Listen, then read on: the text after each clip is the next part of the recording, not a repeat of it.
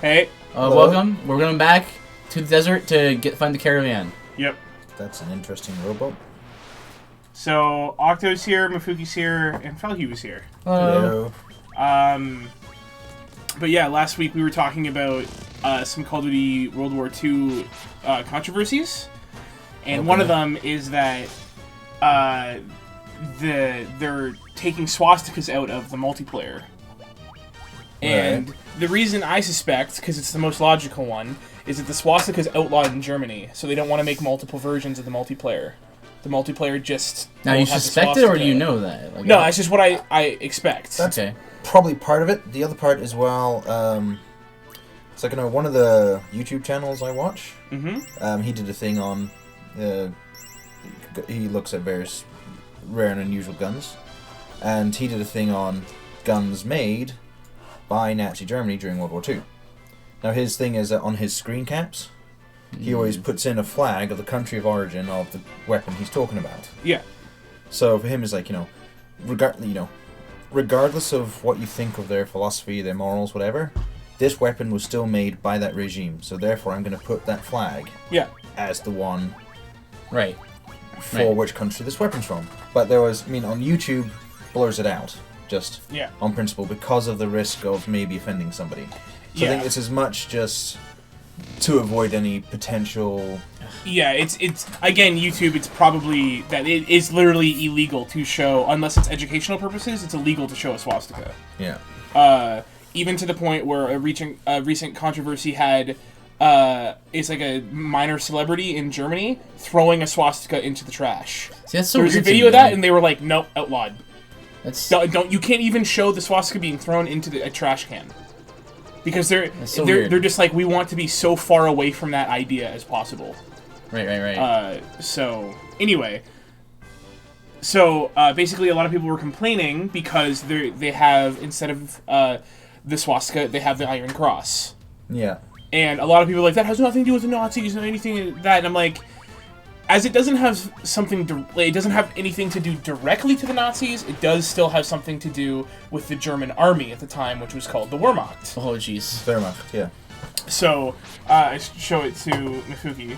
That's what I was talking about. And I was talking about the Nazi eagle standing on top of the swastika. Yeah, I've seen that before. And the Luftwaffe on their planes, some of the... No, and that's the Iron Cross I was talking about here. Yeah, the Luftwaffe had that cross on their planes as well. Yeah. That was still used as an identifier mark. Yeah. So, where it doesn't necessarily make sense that they would have it in certain German towns in the multiplayer maps where they have banners with the Wehrmacht, red banners with the Wehrmacht symbol instead of the swastika. At that point, I'm like, we're splitting hairs at this point. If they don't want to make multiple versions, they don't have to make multiple versions. There's not always a conspiracy with it. Mm-hmm. Also, we also don't know if that town that we saw was a town in Germany or a town in France. Where I believe a town in France would be more likely to have Wehrmacht banners than swastika banners. If I'm remembering correctly. They're kind of both... Like, I'm not expecting banners to be anywhere in any French towns. Yeah. But... I don't think the Wehrmacht had banners as such. Especially not red banners. If anything, they would have had gray banners, right? No, I'm not too familiar with this kind of aspect. That's a big tent. That's bigger than most cities. Look up the Kriegsmarine banner. So that was the German Navy. Because I know their banner was red. I can't remember if it had the swastika on it. Or... Hey, a bottle of ferry for 50k. Okay. What does that do? Well, remember that ferry that got captured? Oh yeah, and sold by the caravan? This is what we need the money for, by the way. Alright, so that was the standard banner. Wehrmacht Outpost would have had to have had that banner. Yeah. Or something similar. There you go. As well as their unit colors, because that was the national flag at the time. Yeah. Whether they would have had them displayed overtly or not, I don't know. If there's a war zone, I would have thought not, because that's a bit of a giveaway of where your headquarters is. If anything, it would have been on a flagpole at a headquarters. It wouldn't be draped over buildings like we've completely occupied here, especially where there was still a firm resistance. But I mean, it depends. I mean, the thing is, ultimately it's a game. Yeah. There's going to be artistic license one way or the other. Yeah. Right. And what's up, Dogestone? Says way to participate in the slave trade, guys. No, that's just like the ferry. Yeah. Oh, I see. Okay. Look, I had no other options. I just talked. I could either talk to him or leave. So I bought the dumb ferry anyway. Sorry, we were just talking. If you don't know, we were just talking about Call of Duty World War II. There's a controversy of swastikas not being in the multiplayer. I thought the Desert Beretta would have been a little bit smaller. I know, right? Also wielded by Chris Redfield. It's dead. Also, 1 gil. Yep. But there's swastikas in the campaign, so I'm like, they just don't want to make multiple versions of the multiplayer maps. Because then they're also running on their own servers at that point. I assume. I don't know how that works. But whatever, it doesn't matter. Yeah.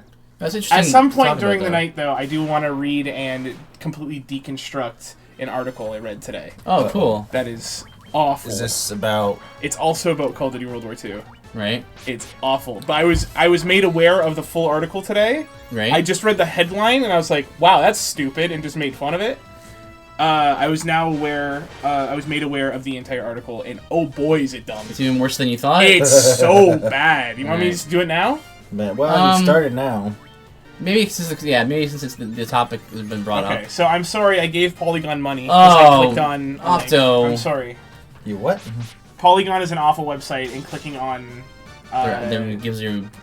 Yeah, clicking on the website gives them money. Gives them, so like, a little bit of money, the right? title of this article is Call of Duty World War II's diversity, quote unquote, is nothing more than marketing. Okay, alright, okay. Well, that's interesting. Since American pop culture took control of World War II as a narrative, it's always been presented as a white man's war. Okay. That's because... that's called editorializing, by the way. You shouldn't do it. From Sands of Iwo Jima, The Great Escape, The Thin Red Line, Saving Private Ryan. That's the perspective you get. Call of Duty World War II isn't changing this, but sure wants credit for trying. Now, do we need to talk about this at any point? Firstly, I would say Red Tails. Yeah. A Hollywood movie about a fighter squadron formed in World War II. That was an all-black squadron. Now, the thing is that at this time period... Hey, Sonia. At this time period... segregation was still a thing, officially or not. Mm-hmm. So, in general, generally, white Americans would have been the ones sent to frontline units because there was a general feeling of, we'll use the colored guys and reserve regiments to send our best to the front. That was just a cultural thing. Yeah. Wrong or right, it's the wrong way to think, but it's the way they thought. So right. Chances are most American soldiers, I'm not saying all. Why are we using Heal 2 and not the gauntlets? Because I'm gonna go to town soon, so figure we'd rest at the end. I'm not saying all, but the majority of American troops were probably white. The majority of all troops in World War II were white. If we're looking at the complete number of... It depends on the theater. In the European theater, yes. Yeah. Well, I guess the Pacific theater, I mean... Well, I'm thinking in India, probably a lot of those troops fighting in the Commonwealth forces were Indian. Yeah. Doing... fighting well. We're good, Sonia. How are you? Doing a quick Google search today, yes. Because I knew that was refutable, but I just wanted to make sure. Double check. Out of the 8-point-something confirmed deaths in World War II, 6 million of them were white people. Right. Well, so the whole thing, though... That would be most of the troops fighting overall. Right. So that's fine. Sure, whatever. Here's the thing here. Is like, as you said, like, whatever. Like, whatever. It's like... You know what I mean? To break it down to, like, oh, no... more white people died than black people? Racism, right? Like... It's not about race. Basically, what Polygon is saying, because it's Polygon and they're the worst, right? Is World War II is. I can't believe that there's no women and no multicultural diversity in pop culture. And I'm like, well, you're wrong. But if it's a movie of the Eastern Front, which, by the way, Enemy at the Gates, just straight off the top of my head. Yeah. Right. Yes, women fought a lot in the Soviet army, and Enemy at the Gates, Hollywood movie. Mm-hmm. I'm not sure if it was in theaters or not. It was. It was? Yep. Anyway, Enemy at the Gates, and it specifically shows women and men, just bunking together. Here's the thing. Also, barracks together, fighting together. Yeah. Also, if we're talking resistance, also there's a movie called Defiance. Mm-hmm. That's about the Jews living in the forest. Women fought there. Women in the French resistance were also there. Sonia also says, tonight's payday, so I'm excited to go shopping. Nice. Nice. Now, here's the thing for me, is that's all well and good, and that's accurate enough. But for me, it's more like, what if all the war movies were all about white people? Let's just say that. Is that because of racism, like people claim, or is it just because all these people decide, I want to tell a story about these people who happen to be white? Like, what comes first? And this is the problem, especially with Polygon. These are this similar ilk to the people that are like, Witcher 3 is racist, right? Because there's no black people. What's all these white Polish people in the Witcher? Polish-made game featuring based off a Polish book, right? Based of Polish mythology, right? What's with all these Asian-looking people in Final Fantasy? It's just so it's Japanese. It's Japanese fine. Game. Like it's and there is black people in Witcher 3 DLC, and the same thing in Final Fantasy, but they're underrepresented. Like, so what's the point? So right? Why you have to jump at shadows? Why you have to make something a big deal when it isn't? Okay, so here we go. Now we've already thrown some shade at Polygon. They suck. They're the worst. Right. Let's continue because this gets pretty bad.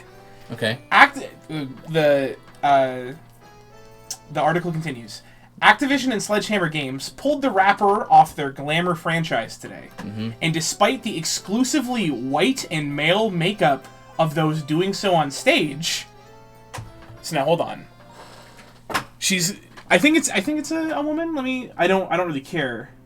I can't tell. It's Allegra Frank. Is that a lady's name? I don't know. I think it doesn't matter. But it doesn't really matter. It really doesn't matter. I was just gonna say what she's saying or what he's saying. What the author is now saying is like it's a white man's war, and even though they're saying there's a diversity, the entire reveal cast was white. I'm like, why does that matter? Why does that matter? What does that? It's the people presenting it. Why does that matter? Okay. Oh wait. So he's saying why was all the people? Why were all the people presenting white? Come on. That's They want you to think that it's more of an inclusive tale of World War II. It may yet be. We won't know until November 3rd. So that entire paragraph is not needed. As they're saying, it could be that. We don't know. Right. So there was no point. But here's the thing: is this article? This is why everyone hates Polygon, because it's such editorializing. Editorializing basically is when you pose as news, but then you write in your own opinion as part of the news. So instead of saying like, today, this game was unveiled today, and they did this. They unveiled this game. By the way, here's my opinion on it, and I'm gonna layer my opinion all throughout the news story. Yeah, that's editorializing, and you shouldn't do it if you're a journalist. Now, here's the next paragraph. For now, the tone-deaf manner in which this all-white production checked all the diversity boxes, quote-unquote, women, an African-American unit, and even a child, reduced everyone else to a bullet point on the back of a box. Yet another feature. We've got private multiplayer beta, we've got zombies, we've got black people, we've got women, and we've got a Jew. So that's what she or he is saying. Right.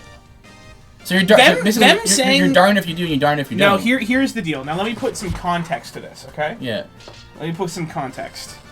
At this reveal event, yes, they were talking about the campaign. Right. The campaign has to do with this one American squad story. Mm-hmm. This squad of the five main characters essentially. Right. Their story going through Europe. They meet an African American unit, sure. They meet up with French Resistance, which has a woman in it and a child. Right. So what they're saying is that we're explaining to you things that you can expect from this campaign. You're going to meet up with the Resistance. Right. And stuff like that. Yes, there was women and children in the Resistance. Mm-hmm. That's all they were saying. Right. So just expect to see some Resistance members. Right. So I hate that this author is now saying that they're just checking off boxes. Right. They were just telling you what's coming in the campaign. Right.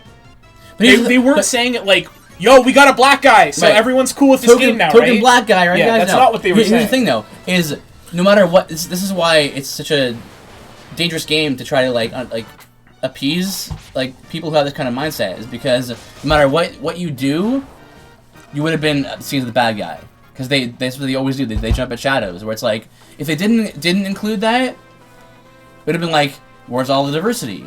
And then now that they're hey, diversity, they're just trying to placate us, huh? Yeah, that's the deal. It's they ask, we just have this, and then you give them that, they're oh, the token black guy. Token black guy, woman. Huh? You're we can't win. Token Asian guy, huh? You said you wanted a more diverse story, so we gave you a more diverse story, and you're complaining. So, I hate that so much, that they're just you got what you wanted, and it wasn't even for you. We wanted to tell a very intimate story, which is very odd for Call of Duty. Call of Duty usually has a grandiose story. Right. This one is supposed to be intimate over the course of half a year. And back more along the lines of the original Call of Duties, just rather than several different individual stories, it's just focusing on one. Yeah. Right. Because that's what I liked with the early Call of Duty games. It was one or two instead of a whole bunch. Well, but the fact is more the fact that it was very much not a grand overarching story. It was play this person for this through this aspect of war. Yeah. You're gonna play through 3 small campaigns if we're talking about Call of Duty 2. I think it was 3. Call of Duty 3. Yeah, Call of Duty 3 did it too because you did. Yeah, Call of Duty 3. Yeah, you played through an American squad, a Polish tank crew, a French Canadian squad. There's also Soviet tank crew. And was it Soviet tank crew in Call of Duty 2? Or am I? Polish was in Call of Duty 3. Almost positive. Soviet tank crew was. No, it wasn't. Oh yeah, no. Soviet tank crew was Call of Duty Finest Hour. Yeah. That's the one I played first. Yeah. Because with that one, though, I did find it really amusing. And funnily enough, I was thinking about it earlier, just how, and again, since Hollywood mainly has got their hands on World War II stuff, just the amount of cliche things that they kind of shoehorn nationalities into. Yeah. Right. Call of Duty Finest Hour, for instance, you start off playing as a Soviet soldier who becomes a sniper. Basically, identical starting out to the start Vasily Zaitsev. Yes. Which is enemy of you're base. even to the point that you're in a fountain, you pick up a rifle. Yep. So, which was another moment recreated in Call of Duty World at War. Yeah, but Soviet sniper in Stalingrad. Yep. And that first section was Stalingrad. Yeah. Then the next section was British troops. It was a British small special forces op. Mm-hmm. The small special forces group. So the parachuting in with Sten's stealth mission. Yeah, and then you get to the US segment where you are. It was probably the 101st or something like that. It was the 101st. On Finest Hour, was it? I'm pretty sure it was. 101st or the 81st. Was it one of the airborne units? Yep. Doing your, fighting through France, the main infantry war, as it were. Yeah. And then you go back to the Soviets as T-34 tank crew. Yep. It was just...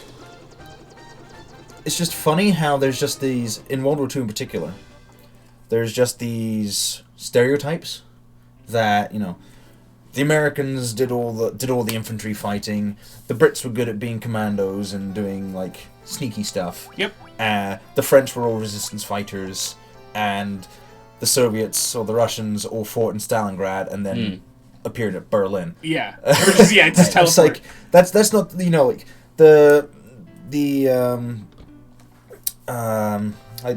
British Armed Forces. They had standard standard infantry. That was what. Well, standard armed forces. You're lying. You're lying. They're only commandos. That was what most of the fighting in like the desert or through Italy was. No, they never fought in the desert or in Italy. Yes, they did. They were just commandos. No. That's all they did. Here you see the effects of Hollywood indoctrination.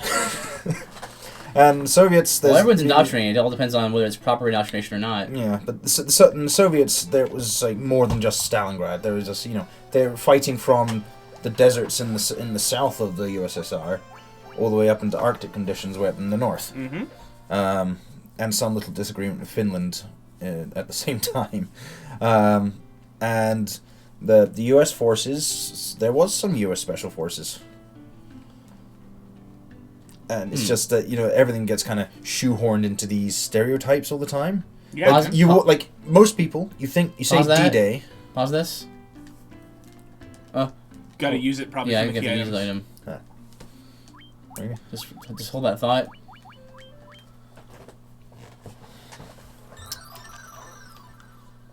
Hey, listen. Wait, here comes. Yay. Okay. I was trapped inside the bottle you bought. How horrifying that was. To repay your kindness, I will retrieve some ox ale for you from the bottom of the spring. What's that? Alcohol-infused oxygen? Oh, I never thought of that. Yeah, I read that as one word, so I didn't think of the portmanteau. You obtain ox ale. Oxy ale, maybe. It's what fish get drunk on. From that water flows an endless supply of air. Oh, okay. Forget the ale part. Yes. So that's probably what will that help us with? I guess the water temple. Getting to the sunken temple. Yeah. Yeah. So now we can go there. Alright, you can continue now, I think. We're gonna do dungeon now. Don't die. We're gonna see. Have you saved recently? Where have I got to? I'll stop by the place here, maybe. D-Day, you mentioned. Oh yeah. So you say to most people in this day and age D-Day, chances are they're going to say Omaha Beach. Yep. Which is fair. I mean, I think that was the highest amount of casualties on D-Day. However, that is also forgetting there's at least one other U.S. beach. What was it called? Is it Utah? I think so. Yeah, I think Utah Beach. You also never think of the... Well, then you have Sword Beach, Gold Beach, Juno Beach. I think Gold was Canadian troops. Yep. Sword and Juno were a mixture of British and Australian. Yep. No, maybe not Australian. I think the Australians were all fighting through Italy and fighting in India and Burma. But yeah, assorted Commonwealth troops. Sword, Gold, and Juno. But, you rarely hear about those in video games because, well, I mean, when they first made World War II shooters with that in it, it was around about the same time as Saving Private Ryan. Yep. Right. So everyone recreates Saving Private Ryan. Yeah, and it's popularized North American companies thinking primarily to sell mainly to North American audiences, and the rest of the world is bonus. Right. Yep. See, this is the thing. As soon as we get talking about this kind of thing, we knew that you had a lot to say about it. This is why it was such a good time that you want us to come by today. Well, there's also not even just that. No one, when you think D-Day, no one thinks about the British and the American and I believe the Polish, maybe it was the French, giving misinformation to the Nazis that they were hitting all these other beaches at the same time. Yeah. And the two main American beaches were the ones that were going to have the least amount of attackers. Right. So it was to throw them off of everywhere else. No, you never learn about that. You just learn about Omaha Beach. You ever heard of Operation Mincemeat? Yes. Yeah. You know this one? No. So this was basically a disinformation operation where to hide where they were wanting to... which beaches they were actually going to attack, where they're going to invade from. They wrote up false... I believe this was mainly British intelligence, but it was definitely a plan that was known, at least, to the US. Because by that point in the war, intelligence information was shared pretty nicely. As nicely as you can ever get. But so they've got a random body. I think it's someone who had been found. Pause again. Warriors with Oxyale, we have been waiting for you. Please save the mermaids. Will do. Just levitate on over. Oh, she Why should you don't see if there's a submarine right there? Red barrel. Because it doesn't have a top. It just protects you from pressure, but you can't breathe. I don't know. Makes no sense. It's Final Fantasy. Well, we get outside. If there's water inside it... Cutscene. Crazy. If there's water inside it, then it's not going to protect from pressure because it's going to equalize pressure. No, because we're going to leave the barrel, and we're going to walk around the cave. Yeah, see? It's fine. Sunken Shrine. Oh, we're okay. Wait, why do we need to breathe? You needed to get water it to get there. Here. But there's no water here. Maybe also there's enemies, but no water. Maybe the magical barrier could only keep you from the pressure. Also, the freaking water naga is a thing of nightmares. Hi. Okay. Why is there an underwater tornado? It's called an aquos. I think it's an elemental. It's an elemental. Duh. It's a tornado. Oh, sorry. Oh! Water spout. Magic! Yep, there you go. Nah, you're fine. No, it's not good. We should run from fights. What do you mean? What do you mean what I mean? Look how much damage that did. Like half-shot Sonya. You've already killed someone.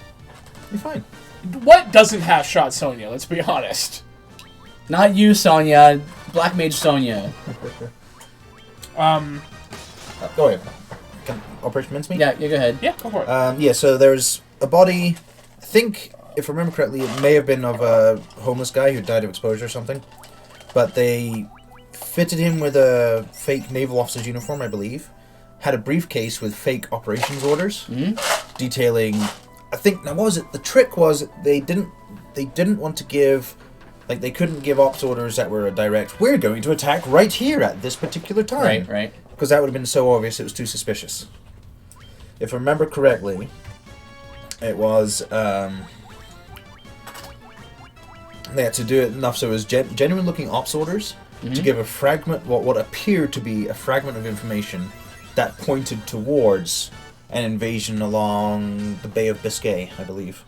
So western France rather than Normandy.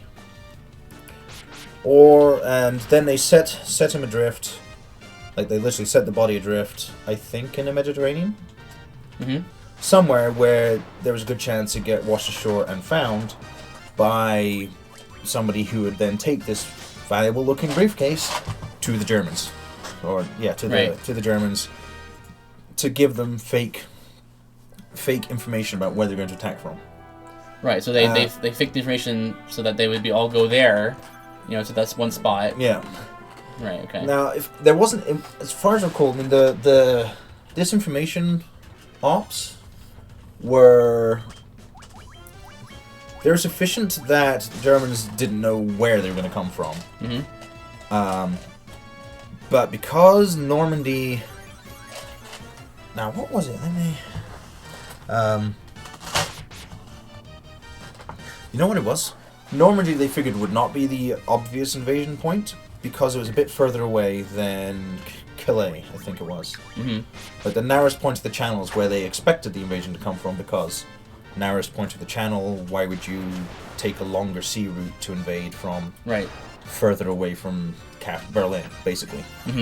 So that played a big part as well. And yeah, they had a lot of disinformation operations going at the same time.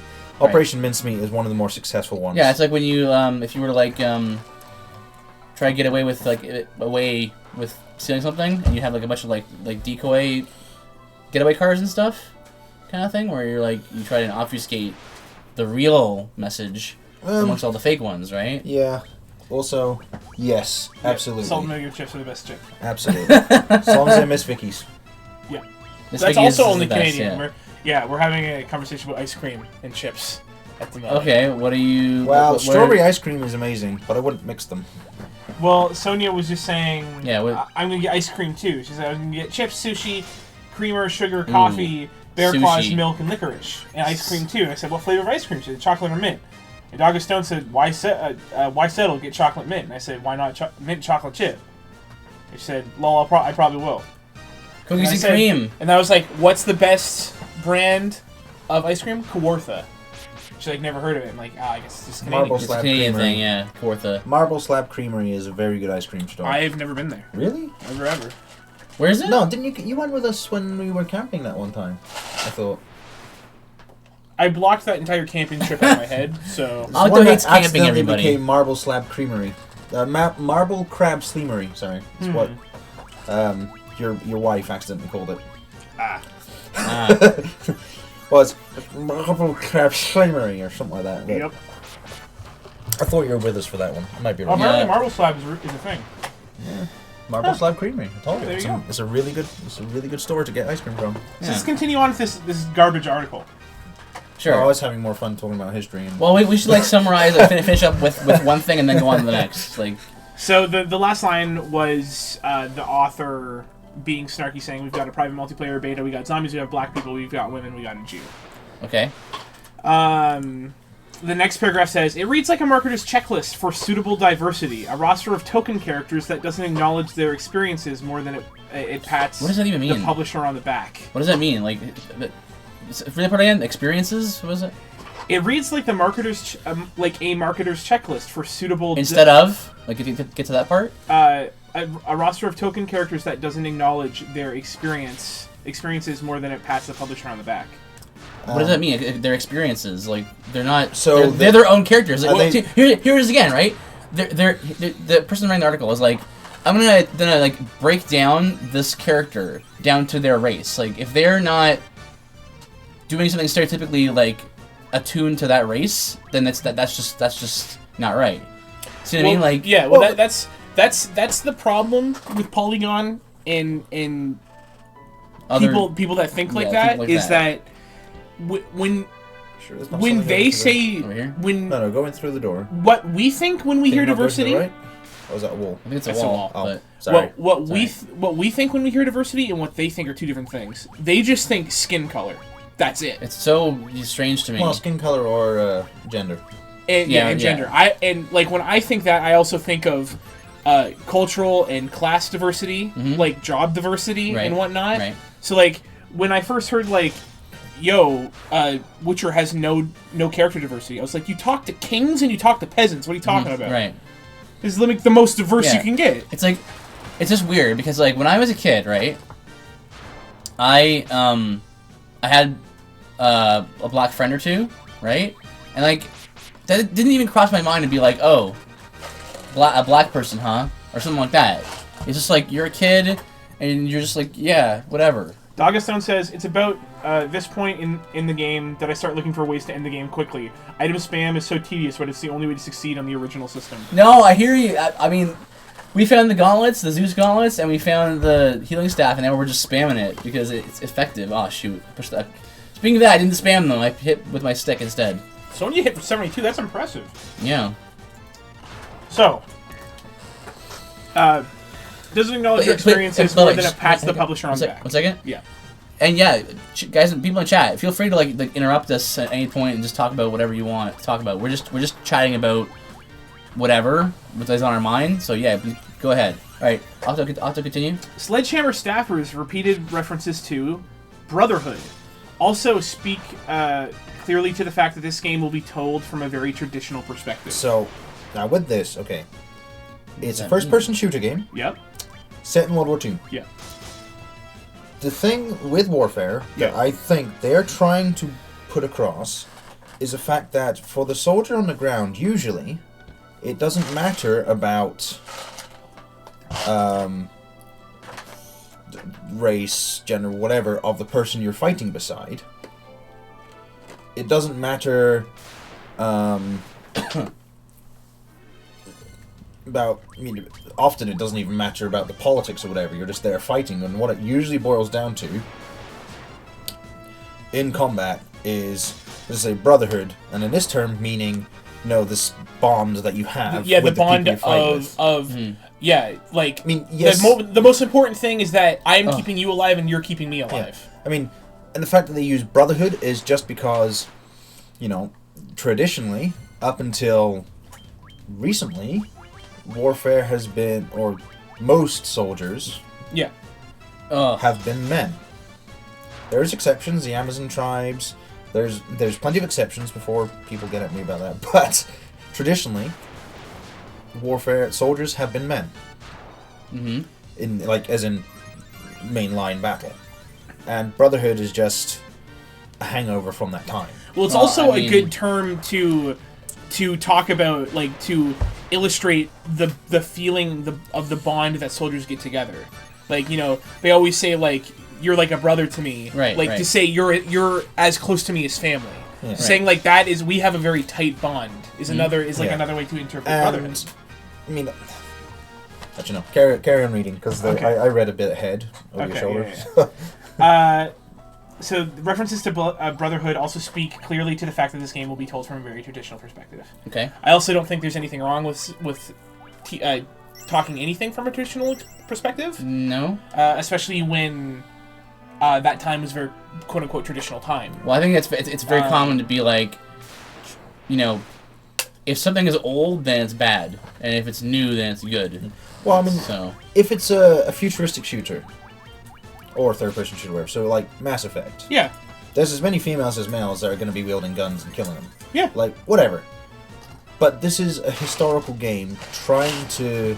Yes, it's a game, so they want it to be fun, but at the same time, they want to have some level of... Oh my gosh, historical... accuracy. Yeah, historical accuracy. Well, again, this is... Because, on the one hand, if it's not historically accurate, you're going to have people complaining about that. Ugh. On the other hand, if they do the route that they've done and make it more historically accurate, you have other people going, "Oh, that's not inclusive." It's like, well, they're making a historical game. But see, yeah, and well, the thing also is that if you couldn't win again, even if you wanted to, because then they'd be like, how they want diversity, right? People they say they want diversity, but they don't explain like what does that mean. Even like what do you mean by diversity? How diverse does something have to be, and what does it mean to be diverse? It's just a very confusing position. Okay, I'm just gonna say trigger warning for Mifuki. For me. For this next line. Okay. It was at this point where like I already wasn't taking the article seriously, but at this point I was like, you just don't know what you're talking about. From what we saw and heard about this game today, that tradition doesn't genuinely include brothers of other races, or brothers who don't identify as male.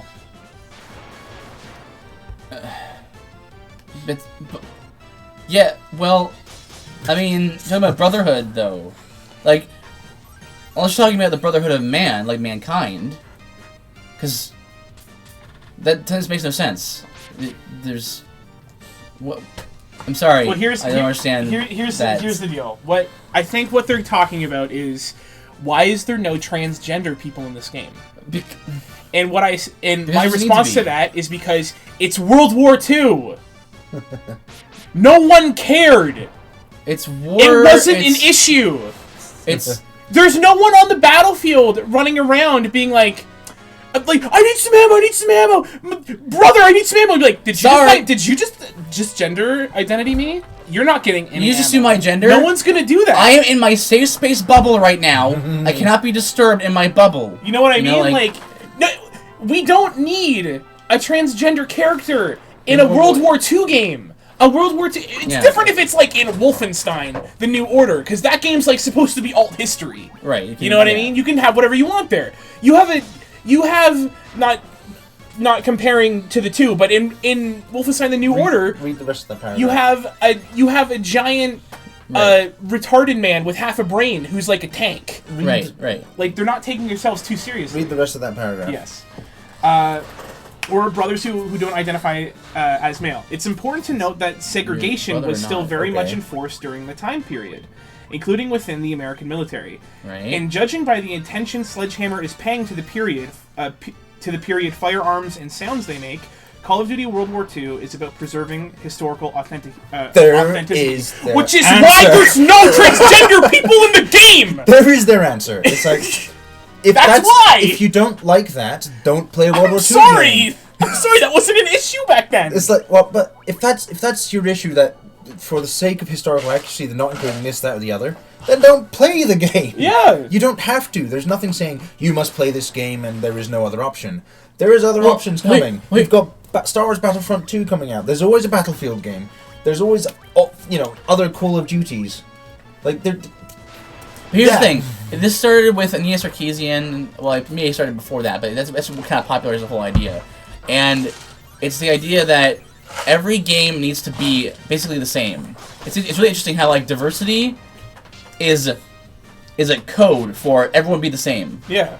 So, like, it's like the opposite of what they actually want, where it's like, hey, we want diversity because everyone can be different, but we also want every game to be equally different.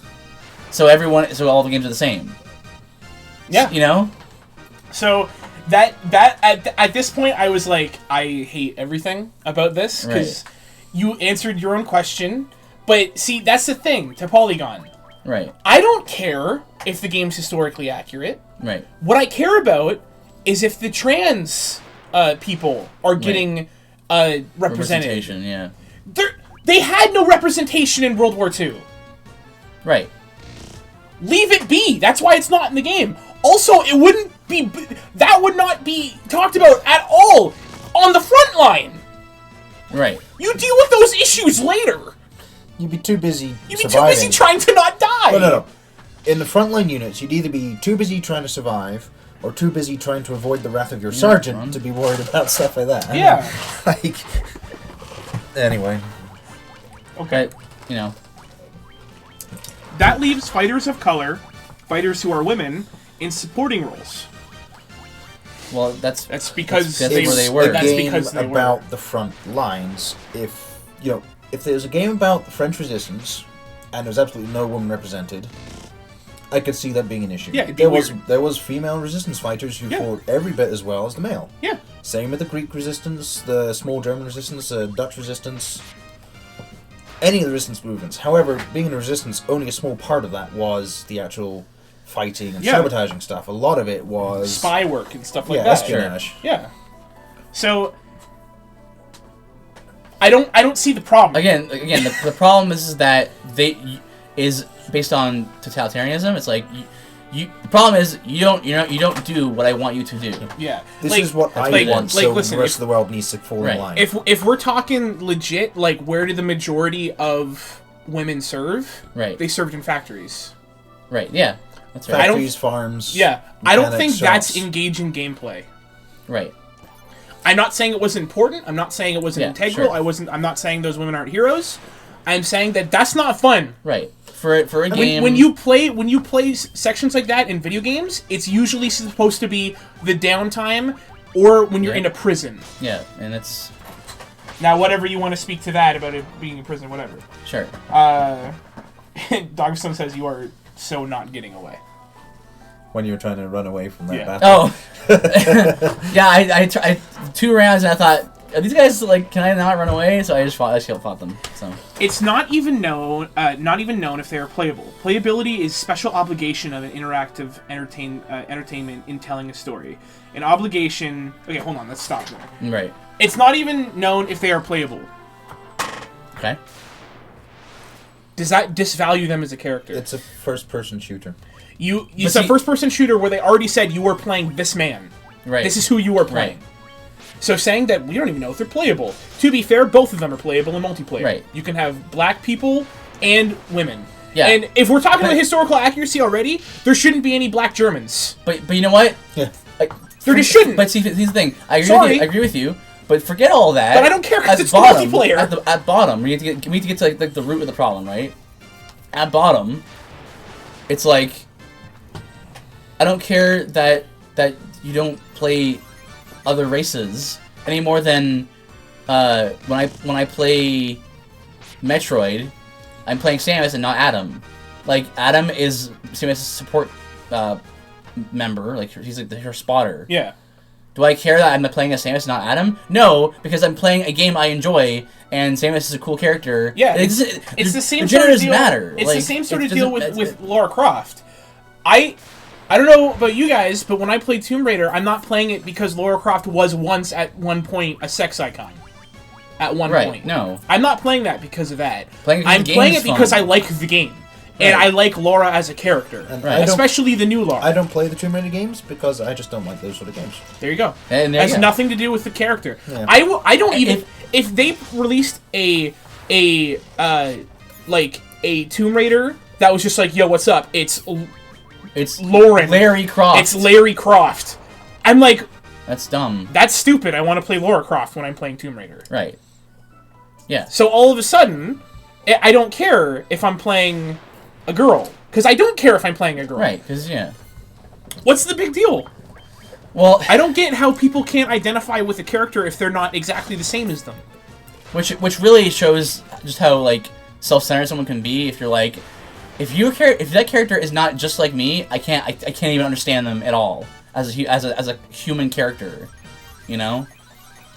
Like when I'm playing Doom guy in Doom, I'm not like I can't identify with this ultra BA Marine because he's running into hell and killing demons. That's not me. Right. I'd be like, well, someone's got to deal with these guys, or I guess I'm gonna die. That's who I'd identify with. The dead dude in the corner. That's who I identify with. But I don't care. I can sit there and appreciate what's going on with the Doom guy. And Sony says I was never huge on the Lara Croft games. Is that because Lara is that because is that because she's the main character? Is it because the main character is a girl? No, of course not. Is that why? No, it's because you're not into that type of game. Right. And that's done. Perfectly fine, right? Here's the thing. It's so much of it is about imputing motive. Like, I'm gonna tell you why you don't play the game. Oh, it's because you're racist. It's because you're sexist. That's why you don't play the game. You're like, no. Same thing with when you talk to creators of games. They're like, hey, we're gonna make these characters and tell these kinds of stories. The flack that Tanaka or Kenny, what's his name? Tanaka got for 15. How it's like there's all male cast. And it's like, oh, I see. All-male cast, huh? And you're imputing this, like, motive on the so maybe he just wanted to tell the story He wanted to tell a story about brotherhood. About the prince and his bodyguards. That's what he wanted. He wanted to tell a story about how, like brotherhood and a road trip and picking your brother up in the middle of hardship and that's like, for me, like... That's fine. If you're wanting diversity, then it should be okay for, like, having a game where it's, all men just on a road trip. Right. Or, well, I mean, you had, was it Final Fantasy X-2, which was all women? Yes. Was it? Mostly. Mostly, okay. I haven't played it full, I know all of the... Not the best example, but I totally understand what you're trying to get at. From what I saw, I never played it, but from what I saw of all the surrounding stuff, it's... it seemed to be they're going for a girls' day out. It's very odd to me that people harped on Final Fantasy 15 for having an all-male cast. I'm like, if you're gonna harp on any game for female representation, why would it be Final Fantasy? Why not? Females are integral to every story. Almost every story. Even 15. Why would you not harp on the Dead or Alive series? There you go. Harp on Dead or Alive. Harp on Mortal Kombat. Harp on all the objectification. People like Polygon articles and like Kotaku articles. They never do. Why? Because it's too easy. It's like just in Dead or Alive 2 is really sexist, and they're like, okay, well, I'm not gonna click that. They want clickbait articles, so it's like you know who's sexist? Zelda. It's like Zelda's sexist. I'm like, get out of here. It's like from what I've seen of Breath of the Wild. The biggest amount of characterization is Princess Zelda. Yeah. Well, no, because when the game came out, Anita Sarkeesian, trying to stay relevant, she was like, "Here we go again, Zelda captured again," and everyone on Twitter just lambasted her because she's like, "You haven't played the game, have you? Have you even read anything about the game? Because Zelda is in eternal conflict right now. Zelda is keeping the only one holding game for 100 years. Yeah. And honestly, you're playing someone who's going to help her, not rescue her. Well, that's the really cool thing about Zelda. The story in Zelda, it's always about how you need each other. Zelda can't beat Ganon on her own, but neither can Link. Neither can you. Yeah. That's cool. And together they're like, that's the thing about Breath of the Wild. It's like when Link tried to do it on his own, he got freaking rocked. Right. And he almost died. And who saved him? Zelda. Right. But Zelda also needs the help of Link. Because that's a beautiful thing. So good. That resonates with a very a part of us that we were designed to need each other. Yeah, it's like the same people like this chair to try and get me, didn't you? Yep. it's also people that are like, objectification of women in video games, and they're like, look at all these sexist games. I'm like, right. I can name you a lot of games right away that are representing women in a positive way. Yeah. And then the situation, Tomb Raider, right? Freaking Final Fantasy, Resident Evil. Yeah, I was gonna say Resident Evil. Yeah. Has almost always had two campaigns, one with a man, one with a woman. If not, I'm pretty sure there is more main character women in those games than men. Because when you think about it, who's been the main character? It's been Leon, Chris, and if you count 6, Wesker's son. Where you have Claire, Jill, what's her face? What's the little girl? I can't remember her name. Yeah, I don't remember. Well, see, now I'm looking bad because I can't remember her name. But, it's fine. I wouldn't worry about it. It's, the big dude with the arm eyeball. What's his name? Nemesis? No. It's the guy from the first game. Remember, he has, like, a giant eyeball arm? He does, like, an experiment on himself? Yeah, I see him, but... Birkin? William Birkin? Yeah. His daughter is the main character.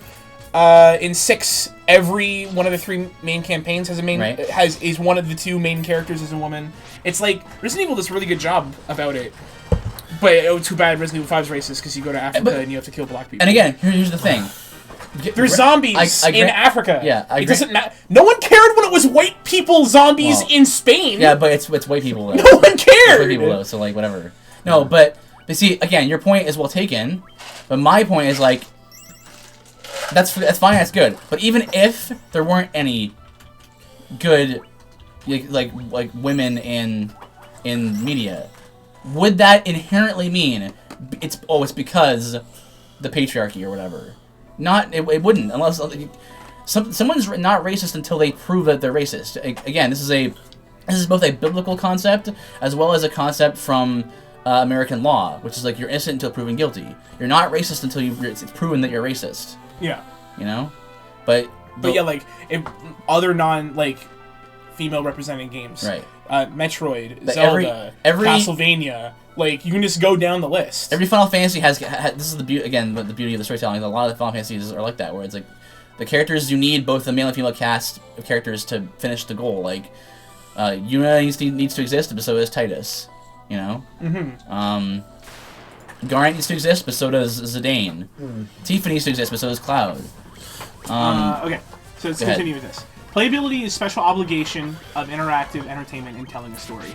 An obligation that movies like Guns of Navarone or The Longest Day don't face.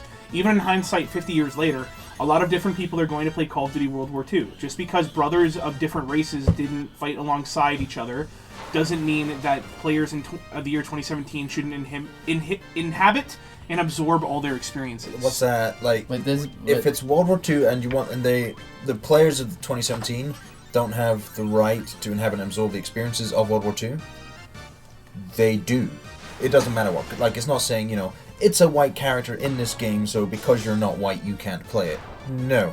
I mean, your average gamer, like, for first-person shooters particularly, your average player is going to be, I don't care. Like, I don't care. I don't see him. I'm looking through his or her eyes. Yeah. I don't care. Tell me what the next my gun's weapon drop off is. Yeah.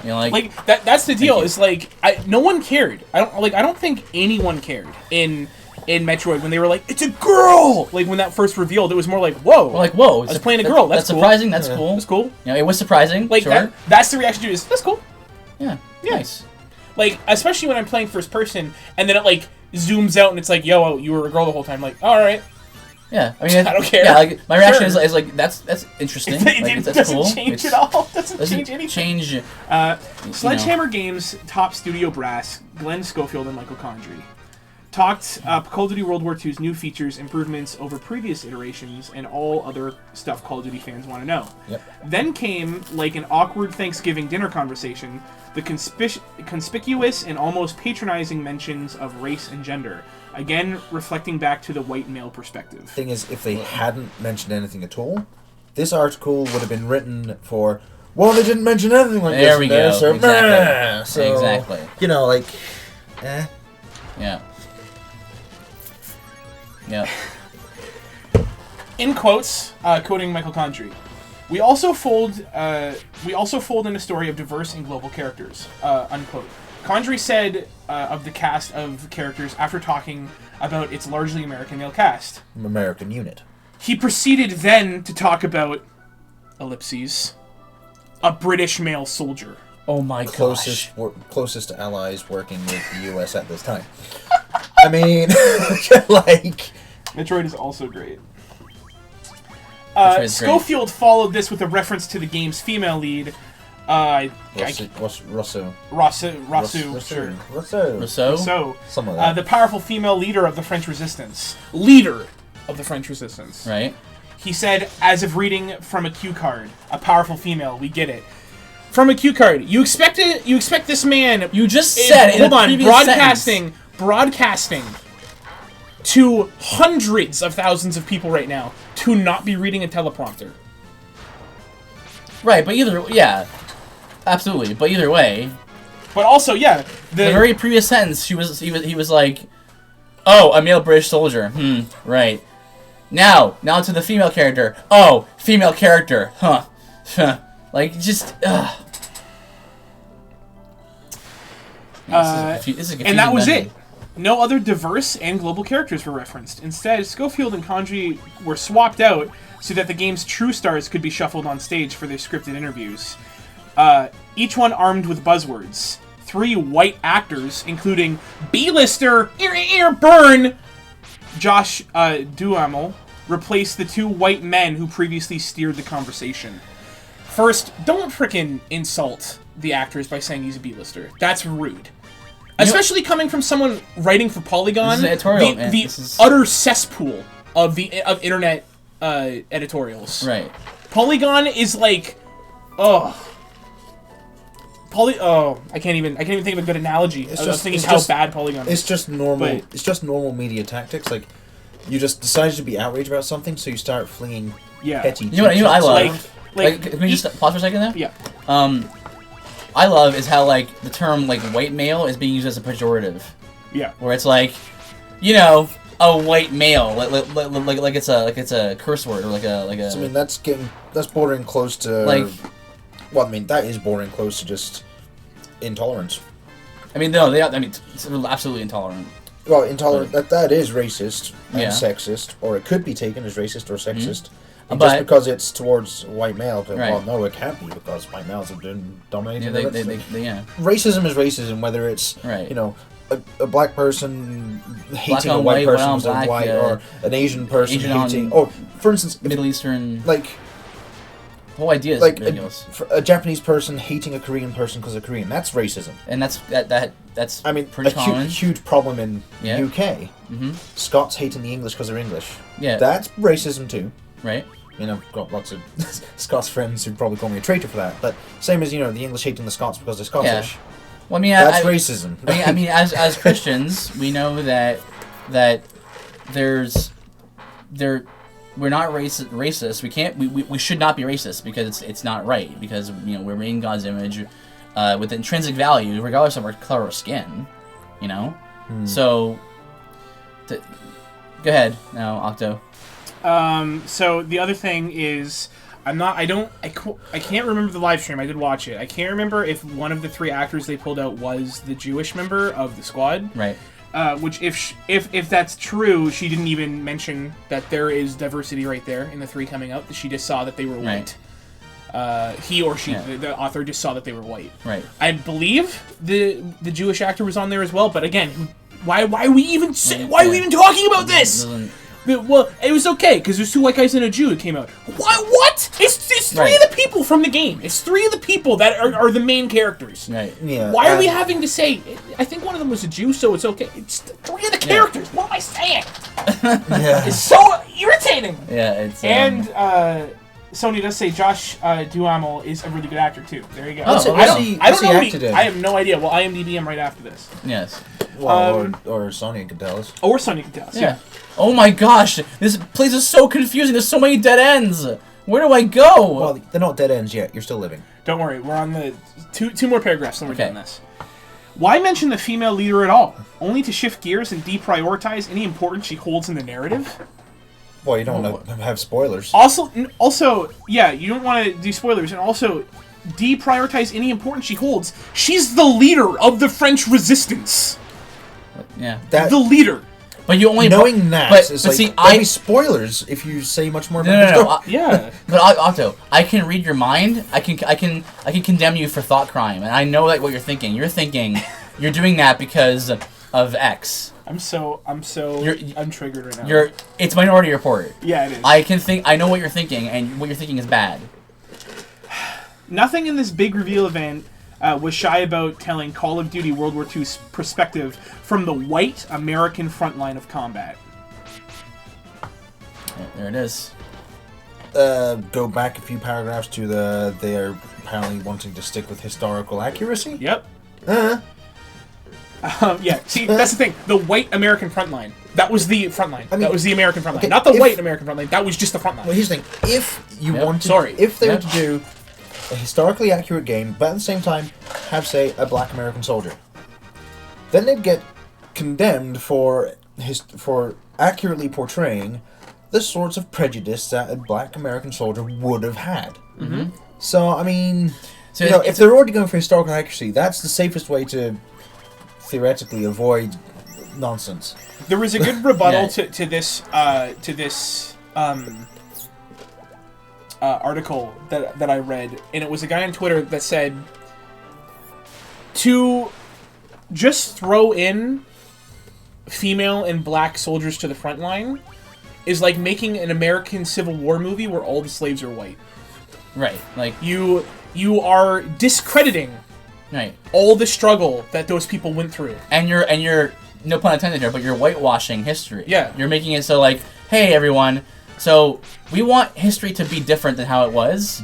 So we're gonna proliferate a narrative that says this is what happened during World War II, or this is what happened during the Civil War, et cetera, et cetera. Well, it's like no. That's also the fact of it doesn't help anything. If we had been doing World War II, this is what we would have done. It's like, so what you're doing is that you're wanting to kill. I don't know. You're missing the point that it's war. War is terrible in of itself, and like you're complaining about the fact that that other races, genders, whatever, sure, weren't being represented, being horribly slaughtered. I mean, that's what it comes down to. How racist! You weren't killing women.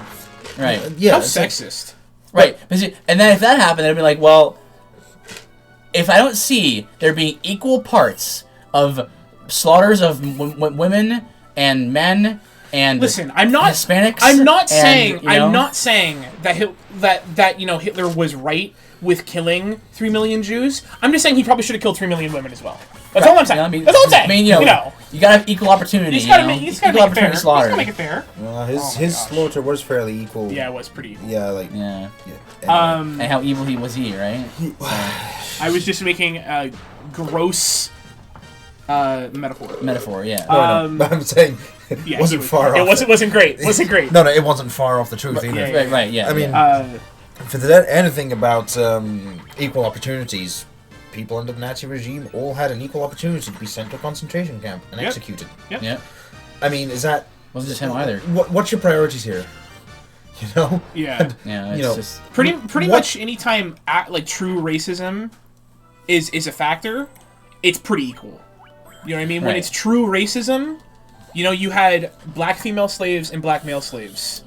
You know what I mean? You had male and female Jews dying in the Holocaust. Yeah. And when there's true racism, and you had homosexuals. Yep. Mm-hmm, yeah. Anyone who's homosexual sent to a concentration camp. When there is true racism, it is always completely fair. I don't care who I kill and who I enslave. You are beneath me. That's how true racists think. And that makes perfect sense.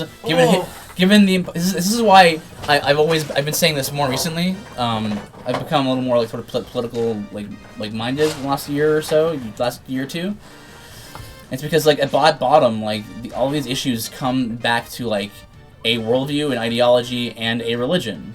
Your religious view and your worldview will color how you interpret the world around you and how to understand things. Your your epistemology, which is like how you know what you know.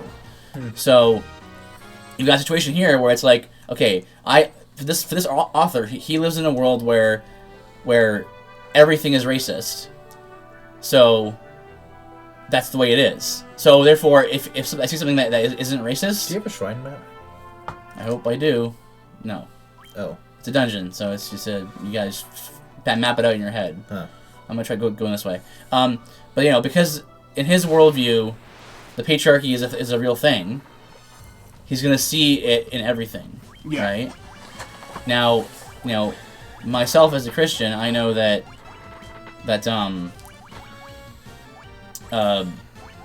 race is not really a category. We are all of one blood. We are all have intrinsic value and worth because we're human beings, not for any other reason. We're not valuable because of what we can do or not. It's just being human makes us valuable. And so with that stance in mind, when you look at the color of someone's skin or where they're from, and you go, well, that doesn't matter, right? And with that perspective, you can sort of do away with racism, like the Christianity and the gospel formulates the worldview in that way. But in his perspective, in the author's perspective, it's like, well, there is no moral framework to go on except for everyone's racist, so everyone is. Yeah. I think it's kind of a weird way to put it, but yeah, it's like everyone's racist, so everyone is. Yeah, well, I mean, you could...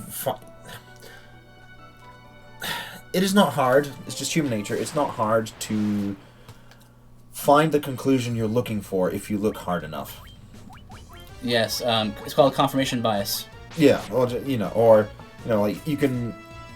If you've already predetermined in your head this is what the reason is for something, and then you won't be looking for evidence one way or the other. Right. You'll just be looking for evidence that confirms your theory. Right. Rather than, Yeah. Here's this, and this. What does it point towards? It's no, this is what they must be thinking, so I'm going to look for evidence to back that up. That's right. And that's, Again, and that's contrary to biblical law, which would have us go, no, you're innocent until proven guilty. Not, you're guilty until proven innocent. That's not godly or biblical from my perspective. So, the article had to get one more paragraph, right? Yeah, we're not even done this paragraph. Okay, go ahead. It came across as a gross attempt to... I don't know how to say this word. A gross attempt to assuage. I thought it was going to be like gauge, but I wasn't sure. Assuage any concerns about Call of Duty's overwhelming whiteness, something that last year's entry, Call of Duty Infinite Warfare, set in a futuristic, actually addressed, but probably because it wasn't burdened on a conflict grounded by segregated history. Modern Warfare. Call of Duty Modern Warfare. Briggs. When you're playing as the Rangers. Yep. Briggs. And then Modern Warfare 2, most of your sergeants... Yeah, the general is black. Yeah. Griggs, one of the best characters in Modern Warfare, is black. Mm-hmm. In Modern Warfare 3, I think they have there's a few ladies in it. There was more ladies in Black Ops 2 and Black Ops 3, where women played a huge role, and the overwhelming whiteness of Call of Duty Infinite Warfare. No. Or is the overwhelming actually whiteness addressed? Oh, it's actually addressed. Okay, yeah, you're right. But it's like it's all the Call of Duties that are not about World War II have been very diverse. At least with skin color. Right. Whatever. You know what I mean? Skin color and gender. References to the... and the thing, first-person shooter, it would be completely out of place in a first-person shooter for there to be anything addressing sexuality. Yeah, because we're not there to discuss combat. That. Yeah, we're not there to discuss that. We're there to kill the bad guys. Yeah. I mean, discussions like that may well happen in off-duty, but you're not going to be playing the off-duty segments. Yeah. Apart from when you go to the training thing, to the firing range, in which case you're going to be focused on doing your practice. Yeah. Okay. Maybe they're telling a story about... Oh, gross. Oh, please. These things can petrify. Oh! Okay, I think we're okay now. Yeah. Okay. Okay. If you're telling a story about a white guy and three of his white friends and a Jewish guy, who is also white, you know, and you want to tell that specific story, that's the story that you've felt conviction in writing and stuff like that. Sure, yeah. There's two ways to look at it. Everyone writing this is a racist. Or sometimes a cigar is just a cigar, dude. Maybe maybe he just wanted to tell a story from this guy. Cigar, yeah. Dude, it's fine. Well, and you don't know if they've researched... You know, you don't know if they've researched events and stuff that have happened. Because so, there's always say truth is stranger than fiction. And sometimes the best inspiration you can have for storylines is to look at records, historical records and reports and things that happened. So, I mean, they're assuming that they've just made it up as they go along when they may have actually been... looked up a whole bunch of different soldiers' experiences. Yeah. So... Oh my gosh. What? Giant's gloves gives you a saber effect. What does that do? Accuracy boost and attack boost. Now, does that actually give it to us if it's on, or do we have to we have to use it. Yeah. Still, defense is good. References to the experience of persons of color and women in the Second World War are well and good. But when white men get the solemn treatment of brotherhood, and black men and women are black men and women get the we've got to get them too marketing cadence. It all reeks of insincerity. Sincerity. I can see why you're so upset. Well, not upset, but like annoyed at this article. Then the references to the experiences of persons in color and women in the Second World War are all well and good. That's where you should have left it. Because that's... If you're not telling a story about those specific people groups in World War II, and I'm sorry, World War II was mostly white men. I'm sorry, it was. I mean, I'm sorry that mostly white men died for your country. Is that upset you? Yeah, I'm sorry. I'm sorry. You know what? I'm sorry that men back then saw the value of women. And we're like, no, you're not going to the front lines. I'm going to go in your place. The front lines. I'm very sorry that men now see women as less as they did then. Right. So we can apologize. We can apologize for that. To want to protect them. Yes. It all reeks of insincerity, especially when not a single woman or person of color was presented on stage. Which would have given some weight to the important roles that they are said to play in Call of Duty World War II. They weren't on stage, but in a video behind the scenes with the heads of art and heads of programming, I think, was an Asian guy and a black guy and a lady. In the video, so they weren't on stage, was because they're working on the game, and the guys that came were the actors and the two heads of Sledgehammer. Who are the presenters to be white. Who happen to be white? Do you want them to not be white? Well, sorry, but they are. Like, what do you What do you want? Anyway, that's the end of that. Yeah. That's the end of that. One more thing I want to say, and that going into it's like we heard this a lot over the last 5 years or so. Again, mostly popularized by Anita Sarkeesian, and it was the idea. It was there aren't enough of women in games. It's generally that's because people who want to work in games are men. They have a certain brains to want to do certain things as a career.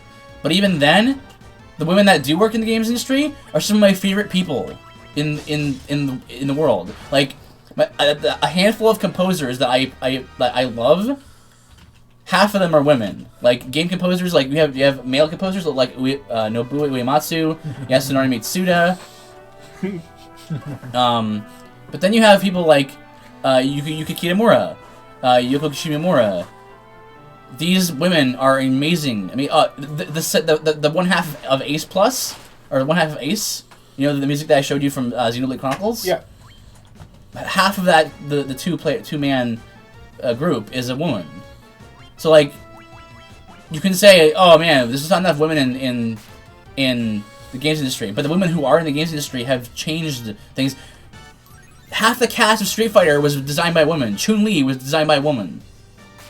Yuki Kitamura did all the music for the later Dark Souls games, and they're amazing pieces of music. They're exquisite. Yoko Shimomura made Guile's theme. She wrote Guile's theme. But this whole idea is like, oh, but is that like good enough? Is that like good enough? Like, what is good enough for you then? Like, well, and then the other thing is like you're trying to enforce. It belittles their work. But you're also, but they're also trying to enforce. Well, I mean, it's like the whole, if everyone down the road of every company must have X amount of men, X amount of women, and X amount of races, and it's like, yes, but what if having to do that then means they don't get the best team possible? Right, exactly. I mean, trouble is, no matter what you do, like, to my mind, if I was running a company, I would want the best qualified people. Sure. Wouldn't matter if they're male, female, color, to me, even religion. Mm-hmm. It doesn't matter. If they're the best person for the job... It depends on what the job is. Yes. Right? But, I mean, I'm just saying an ordinary business, like running a store or something. Right. Where I work, which is like a Christian like organization, it might not work so well if a different religion were to. Yeah, but that's what you say. This is what we are. This is what we do. And in a capitalistic system, you should have the freedom to be like, do you want to work here or not? And like, no, because I might we might not get along so well. So there you go, and you just move on. Yeah. Right? But and the thing is, it doesn't matter. I mean, if I end up with a store where, I end up with more women than guys, fine. If they're doing the job work great, sure. Yeah, exactly. If I'm in a store where I end up with like all guys because they're the best qualified, whatever. Then there you go. It's just this idea that it's not equal representation, so it must be racist. Like, no. Yeah. Okay. I mean, there is some things like sports, for instance, right? Now, it's a generalization, but sports in general, like there are some sports where there might be rumblings of, such and such a race is not adequately represented in this sport. Sure. Thing is, there are some sports that are just not culturally played. Sure. By swimming, for instance. Mm-hmm. There is a lot more. Well, how to say? Actually, no. Let's go sailing. There is a lot more, I believe, white people who do competitive sailing. That's because most of the nations that do well at it are island nations, which New Zealand's an exception, but where they have, until recent years, they have a larger proportion of their population is white. And sailing was, for various reasons, but sailing was a lot more, like sports sailing was just a lot more attractive to that culture. Mm-hmm. Like, ultimately, sports sailing originally was more upper middle class sport, which until recent years, in most of the Western nations, the upper middle class were white because of various other problems. Right. But that means that now, like, you're more likely to find white people competing in sailing. That's not to say that it's like black people can't sail. Sure. It just, they don't often. Yeah. And it's not a thing. Oh, you can't because anyone can buy a boat and learn to sail. Right. And I think it's a lot because culturally, like you have a lot, like so many soccer players. Mm-hmm. There'll be Spanish, Brazilian, Portuguese. Like, because culturally, that's the sport they all play. That's the sport they've played well and learned to play well. Right. You don't get very many Brazilians playing rugby, for instance. Right. Rugby, you get a lot more Australians, New Zealanders, and again, French. Those things aren't because of racism. It's because they happen to play a sport in certain cultures, and there you go. Culture. Okay, yes, the culture that bred these sports may have been racist at the start. Sure. It's like rugby has, until, again, second half of the 20th century, really, rugby has mainly been the preserve of upper-class private school boys. Right. The culture that made that how it was not necessarily right, but now that's why. However, that's changing dramatically. Right. Rugby is actually one that's fairly well represented. I don't know. It's hard. I don't know because I know what I'm trying to say. Right. Sometimes also being cognizant of the fact that if you say it slightly wrong, someone could get upset at you and make a huge stink about it, and it's not what I'm trying to do. Whoa! Sorry, I hit a lever on my seat. Almost went flying.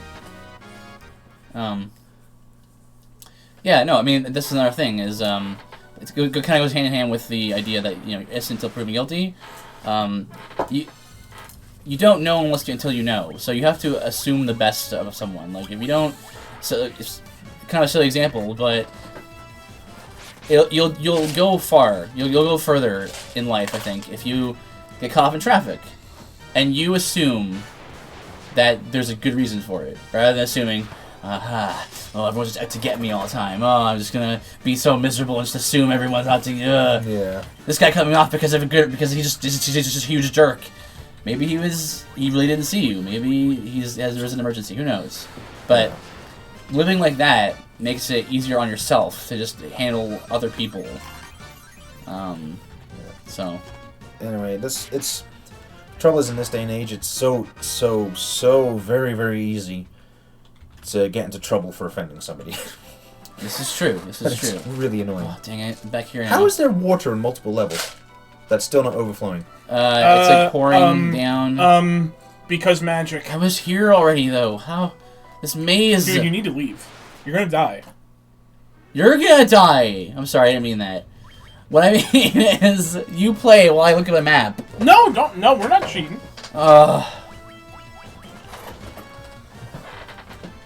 I feel so bad for Sonia. What's up?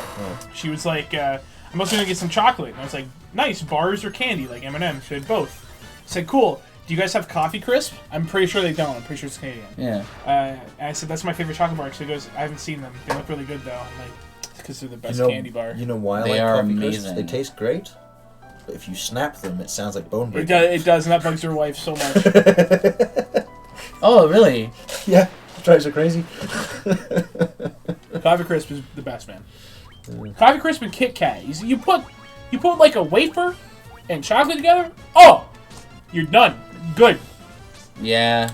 Well, I like Coffee Crisp, but sometimes I like other things. See, I'm not a big fan of coffee, but I love coffee-flavored things. That like a coffee-flavored ice cream is delicious and stuff like that. So Dairy milk with caramel. That's always good. Or dairy milk with pieces. Do you have Crunchy bars here? Oh yeah. Yeah, so you can get dairy milk with pieces of the inside of a Crunchy bar. Yeah, yeah. Just throughout it. Pretty sure this is the way. This is the exit. I think. You sure? Well, it's either this way or to the left or right. At least it's just sawdust. Oh! Yeah, it's fine. I can handle that. There's a good chance to heal. Sahagin. Coffee flavored ice cream is pretty good, but I mean, nothing really stacks up to the old standby. I hope everyone chocolate chip. No, I thought you were going to say the lime sorbet. That's not ice cream. That's a different level. Well, yeah, but still. Man, that's good stuff. Mint chocolate chip ice cream or the lime sorbet? Mint chocolate chip ice cream is good by itself. Which one would you choose? Mint chocolate chip. You sure? Yeah. If they're just both right in front of you right now? Yeah. Okay. Lime sorbet is good right after a meal. Mint chocolate chip is good anytime. See, right after a meal? I think it's good anytime. Yep. Lime sorbet. Really? Yep. Okay. It'll melt. Just line your intestines. Yep. Dude, if that lime sorbet had chocolate chips in it, though, that'd be rad. You think so? Yeah. Chocolate and lime is really good together. There was what are they called? Back in Britain, you could get these chocolates, like they're wrapped, chocolate shell, lime flavoring in the inside. Oh, that sounds amazing. They were. I love lime flavored things as well. Yeah, my favorite ice cream is it's not Neapolitan. I was trying to remember how to pronounce the name. Napoleon. I used to call it Napoleon. Yeah. No, Neapolitan. Neapolitan. But instead of chocolate, vanilla, strawberry, it's like lime, orange, and like strawberry or raspberry. That's good. Sonia says mint chocolate chip ice cream with a piece of chocolate cake. So good. Dang it. Yep. There's never too much chocolate. You can just stack chocolate on chocolate. No. That's my only weakness. Like when it I don't really Miss eat. Vicky's salt vinegar crisps. Well, this is what I mean. Like when it comes to sweets, I don't really have a weakness. But crisps. See, he's from not here. If you throw some I speak proper English in my way, it's man, chocolate just gets devoured. I'm surprised these Smarties right here have survived this long. Yeah. Because I told. Can you hear them crying your name? Yeah. They're calling your name. That's fine. You know you want I some. got ice. You know you want some. Yeah, ice. That's a comparable bad thing. influence at times. You know you want some chocolate. Please kill them. Please. Kill him. You trying to kill me with this chair? Just lock it off, man. How do you do that? We not just push it in. Oh, okay. I don't work in offices. I don't know how to work an office chair. Those ghosts can wreck your face really hard. Need to get out of here. And luckily, I've been able to manage alright because I've been using the healing staff a lot. But I need to find the way out. The way out, so I can. Spumoni is what Mafuki's talking about. Oh, the. Is it? Oh, that's cool. I have a name. I thought you entered the place from a little thingy on the south. I did, and I went up, but I. Oh, then it was staircases. There were stairs, so I have to I think I have to go up from here. What were you talking about? The Napoleon. Oh, okay. the Neapolitan. Neapolitan. The lime, orange, and what's it called? Spumoni? Spumoni. Yeah. That's my mom's favorite ice cream. Oh yes, it's so good. It's so delicious. Because the thing about Neapolitan is it's always you eat one of them and you always leave the vanilla for the end. No, you always leave the strawberry because that's the worst one. It's not the best. Chocolate's what? Best. Leave the strawberry till last because it's amazing. No, the vanilla is what you leave for last. No, chocolate's the best, then vanilla, then strawberry. No, strawberry first, then the vanilla. Don't like the chocolate. You don't like the chocolate, eh? No. This is why it'd be good if we got Neapolitan ice cream. We'd all work out. We'd just leave the vanilla for him. And then he'd be sad because he'd just get vanilla. Who? Me? No, Mafuki. We would eat strawberry and chocolate. I mean, vanilla's a fine flavor. It's just it's kind of meh for me. This looks familiar. Yeah. I think But it all looks familiar. Oh, it's so hard. This is a hard dungeon, man. I think it's probably because you were just talking. No, I've been paying attention. Well, we've been here for an hour and 20 minutes. I know. Well, more like an hour, but still. And 10 minutes. Dungeons aren't supposed to take that long. What is this? The water temple from Ocarina? It is! It sucks too! Do you think there's a water temple? Is there an unwritten rule in Japanese game making that the hardest temple always has to have a water theme? It does. Is there some sort of cultural is there some sort of cultural thing that water is incredibly water themed stuff is harder than anything else? In sword fighting, I think Bushido, certain forms of Bushido, I think there's when it's not even really, it's not an elemental thing because we're talking about real life here, but there's actually called a water cut because when you're really fluid, it can be the water, right? Mm-hmm. So maybe they took that dungeon design and be what does it mean to be water dungeon, right? A fluid dungeon. I know. It's really confusing, kind of wavy and who knows what's going on. When you said it's something in Bushido, you didn't have to say it's not elemental because it's real life. I just assumed it was real life. I know. I was making a joke there. Sure you were. I'm glad you caught the joke there, at least. Sure. Feel embarrassed right now. What? No, I won't because I'm making a joke. Nope. No. What do you mean no? Nope. Are you imputing? Are you assuming my comedy? Yeah. Are you assuming that? How dare you, sir? Sorry. How dare you, human? Sorry. How dare you? How dare you assume my? How dare you assume I have a being? Just because I have a consciousness and. How dare you, lump of cells? There you go. Very respectful. No. Yeah. I'm just really offended. Calling him a prison. Yeah. Lump of cells. Mm-hmm. I just refuse. I just refuse to laugh at it. I'm offended that in Ultra Sun and Ultra Moon that the decision is still boy and girl. Where's my Apache attack helicopter? Apache attack helicopter. Right. That's what I self-identify as. No, I want a Cromwell tank. That's fine. You can identify as that. If you want me to call you Cromwell from now on, I will. Actually, no, Centurion. Okay. I like Centurion better. There's another reason why in Canada, in Ontario, this is also another reason why this topic is kind of fresh in our minds, because there's a new law going into place that's like, hey, if as a parent, if your child comes to you and is like, hey, I want to be X, if you say, well, no, honey, you can't be X because you're not X, that the new law in Ontario that they're trying to pass would make it child abuse to say that to them. Same thing if you try to give them a timeout, or if you try to, like, if they want to put them in a car seat and they kind of are refusing, it could be interpreted under the new law that that's child abuse, because here in Canada we like to promote mental illness. Yep, because you're restraining them and you're restricting their freedom, you know. So what's the other alternative? You just don't drive anywhere with them? Well, no, you just have to make them comply via other methods that doesn't involve physical touch, like putting them in the seat yourself, you know. I know every parent I've spoken to about this has the same reaction. Oh, like whoever made this rule doesn't have kids. Yeah, well, that's what I think. Or their kids are uncontrollable. Yeah, because I like every single time I talk to someone who isn't a parent, there was like, yeah, there's no way it could be like that hard to get a kid to like be quiet and just to listen to you. Right. And then every parent I talk to is like, no, absolute timeouts are needed. Stuff is needed. It's hard. You know, it's just the thing. It depends on the kid. Like, I was the kind of kid who all I needed was a stern look and a, hey, stop that. And I was like, okay, that's cool, right? Other kids are more headstrong. They're gonna need a little more correction of the physical variety. You say that's headstrong. Fun. I say, smart. No, like me. But okay. No, it's more like clever. I should have said clever. This is too easy. I'm not gonna. I can't skip this. It's fine. It's like a 5-second thing. Okay.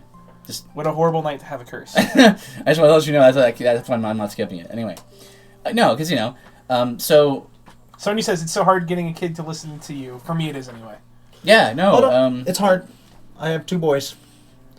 Well, one is too small to be arguing right now. He's only a few days old. But my one son, who's almost 2. Yeah, sometimes he's a really good kid, but he's great. He's a great kid. But there's times where he doesn't listen. Yeah, it's like Judah, and depending. Judah. I love his new like, I'm so smart. I'm gonna pull it over on my parents. I'm gonna fake cry, and it's like so obvious that he's fake crying. Like, because his face doesn't. Because like his eyes don't change. Like, and you're like, I can tell the emotion from your eyes, buddy. That's how you tell when someone fake smiles, man. Nice try, buddy. Yeah. Or his. He is too smart for his own good. But some of his even when he was first sitting and first having solid food. Mm-hmm. The amount of times where you'd be trying to... Why is she walking at the counter? Sorry, this is behind a counter. When you're inside all day... Is she on a treadmill? Yeah, it's when you're inside all day. Good. It's a standing desk, and then it's, It's bad for your back to be sitting down for a really long time. She's just greeting guests going, so, would you like some rooms? That's right. Just doing jumping jacks and stuff. Jogging in place. No, she's... I need to get my 10,000 steps in today. That's right. Anyway, go ahead. Yeah, so, and he'd be eating. I don't know about getting out of bed and spinning around like that. You just make your... Anyway. He'd be eating, but when he'd think that he's been clever, he'd turn his head slightly and then put the stuff down the side of his cheek. Like, not into his mouth, just push it down the side of his cheek so it would drop. As like... So you don't see it? Yes. But you're supposed to not see it. Buddy, I had 2 younger brothers. I did this trick well before you were even thought of. Yeah. Try again. Yeah, exactly. So then, of course, he goes to Grandma's house and feeds it to the dog. Yep. Which... Yeah, so that's the thing, right? So you gotta know, your child to know how to respond to them in a certain way, because you might, if you try to physically correct a child like me, you'll just make them really bitter and stuff, right? But if you try to do oh, I needed to be spanked. Yeah, that was you, and that's fine. Or I needed to, or even like things like, don't touch that iron, it's hot. Right. Really, I needed to actually touch it and burn my finger and go, oh, yes, it is. Okay. Right. Yeah, I needed to not only be caught, but I needed to be spanked too, and I could just talk my way out of it, because I was awful. I was awful. I was able to talk my way out of so much stuff. I am awful. Yeah. I am currently still awful. Well, all of us are awful in different ways. Oh, boy. And you're dead. Why does the Naga have horns? Some Nagas have horns. No Nagas have ever had horns. Well, I mean, there's lots of interpretations of this silly creature. It's not true. Maybe they're not horns. Maybe they're ears, elf ears. This Naga, instead of having a human face, has an elf face. No, I'm thinking antenna, but you know. Oh, antenna. That makes a lot more sense than that. That's stupid. Oh, I never said it was sensible. Hurts the ear. Yeah, I keep switching. Huh? Oh, you mean your earbuds? When one is in and not both, your ear gets uncomfortable. I don't. I know because like I hang them underneath my shirt, so they. Because the way it gets uncomfortable because it's constantly like being tugged at. But if you have like something where it rests, I find it doesn't get tired. Yeah, not easily. For me. I hold mine when I'm not playing, so it just gets uncomfortable because like my one ear is like feeling like this is what it feels like to be free, and this one's like something's pushing against it. You know what I mean? I see. It's like when they're both in, there's no problem. Because I never have both in. I always have it in my right ear. Because I usually listen to podcasts and stuff while I'm running around. Like, literally, I'm running through town. Have you done all the stuff over to the right in the main map? On this floor, maybe not. Because this is the way you came down. Where you are. I'm pretty sure where you're going right now is where you came down from. Oh, yeah? So it's just a thought. I haven't been paying too much attention to the layout of the dungeon, but... Sure. I can go over there. Luckily, all the enemies in this area are killable. The last, 2 dungeons we've been in have been, have enemies that, you do not want to fight them. They'll just kill you. The last, not optional, but, mini dungeon we were in just had enemies that could hit you, and there was a small % chance they just cast death when they hit you. So they would do 2 damage, but sometimes be 503 damage. You're like, what? Yeah. And you're just dead. And in this game, you don't have Phoenix Downs like you do in the other ones. Yeah. Have Narcus raise him or drag him on the ground, face on the ground to a priest. Can you raise them? Yeah. Please? Crazy. Please. It's very old school in terms of its design. Just imagine that priest sitting there, just in there. Shh. Then here's the door thud open, and then guy dragging 3 bodies. If you were that person, you saw a guy come wandering in, dragging 3 bodies behind him, you're like... We got to that point. Did you show him the I didn't show him. He told me about it. Yeah. If you were that preacher, nuts. What did you do to them? What are you... Dude, we have 188,000 gil. Yep. So I've been running around here trying to figure out what to do. Alright, so... This game needs repels. This game needs... Looks like his 2 little arms just go wee. I can see that. Woo! This is our setup right now. We've got sword swing, healing staff, Zeus gauntlets. There you go. Blam. So yeah, to cast cantrips in this game, you need to find armor that's infused with the spell, and then use the armor. Not equip it, but use it. As an item. It's really interesting. So, is this using 2nd edition rules? No, this is probably... it's 87, so... It might be 2nd edition? Well, because D&D was first brought out in the 70s. Oh, yeah, 70s? This might be advanced. Sorry, no, it's not 2nd edition. Advanced D&D. Yeah. Because it went, what? Yeah, D&D, Advanced D&D. And then Advanced, then 2nd. Was there a 2nd? Pretty sure. Oh, because I thought it just went D&D, Advanced D&D, 3rd edition. I can look it up. I know, I came to the game at 3.5. I mean, dang it. Is there anything over there? I think I've been over there. Okay. I haven't been paying too much attention. Yeah. Okay. So 1974, original Dungeons & Dragons, Men and Magic, Monsters and Treasure, The Underworld, and Wilderness Adventures. Okay. 1977 was Advanced Dungeons & Dragons with a Monster Manual, and 78 was the Player's Handbook, and 79 was the Dungeon Master's Guide, and that lasted until 85. And that's when Unearthed Arcana, the 4th core rulebook, came out. And then in 1989, Advanced Dungeons & Dragons 2nd Edition came out. And that lasted to 2000. That's when version 3 came out, which lasted until 2003, which is 3.5. Then everyone forgets about 4th Edition because no one cared. From 2000. It only lasted 2 years. It still lasted 6 years. Yeah, but that's probably because they were still selling a lot of 3.5. Yeah. A lot of people didn't like 4th edition too much. They felt that it was too dumbed down, you know? Yeah, in 2014 was... or streamlined, I should say. I remember the glory days of 3.5. 3.5 was the big one. So I wonder when we're going to get Player's Handbook 2. I mean... Is there going to be another one? Some people say a Handbook 2, a Monster Manual 2, and a DMG 2. What's the Handbook 2 going to have? Just more new classes, new races... More weapons. More spells. Weapons. It's always good. I wonder if they're going to have bayonets for... Oh, I mean, could I get away with crafting a bayonet for my rifle? Yeah. I might try that. Go on. Just because I figure the amount of times where I take a shot and then get charged down by somebody. Yeah. It's one of those things where it's like, yeah, you can pay a guy to do it, or you can do it yourself. My character could probably actually do it himself. Yeah, I believe. Let me look right now. Since he managed to work out a way to obliterate an entire encounter. I have. That was great. I have the handbook on here, which actually gives rules for switching over, converting stuff to guns. Yeah. Did I tell you that I made Dorian? Oh yeah. Oh, it might be the DMG. Actually. You're It was a good idea. He looks close enough to how. Yeah. I mean, it's amazing how much customization there is. It's limited. I mean, like, there's 2 types of revolvers: a modern one, or a cowboy one. Yeah. But I mean, the cowboy one works just fine. Though I was thinking more, because there's so many actual revolvers. I was thinking were more suitable for being a dwarf. Mm-hmm. Like, for example. New tab.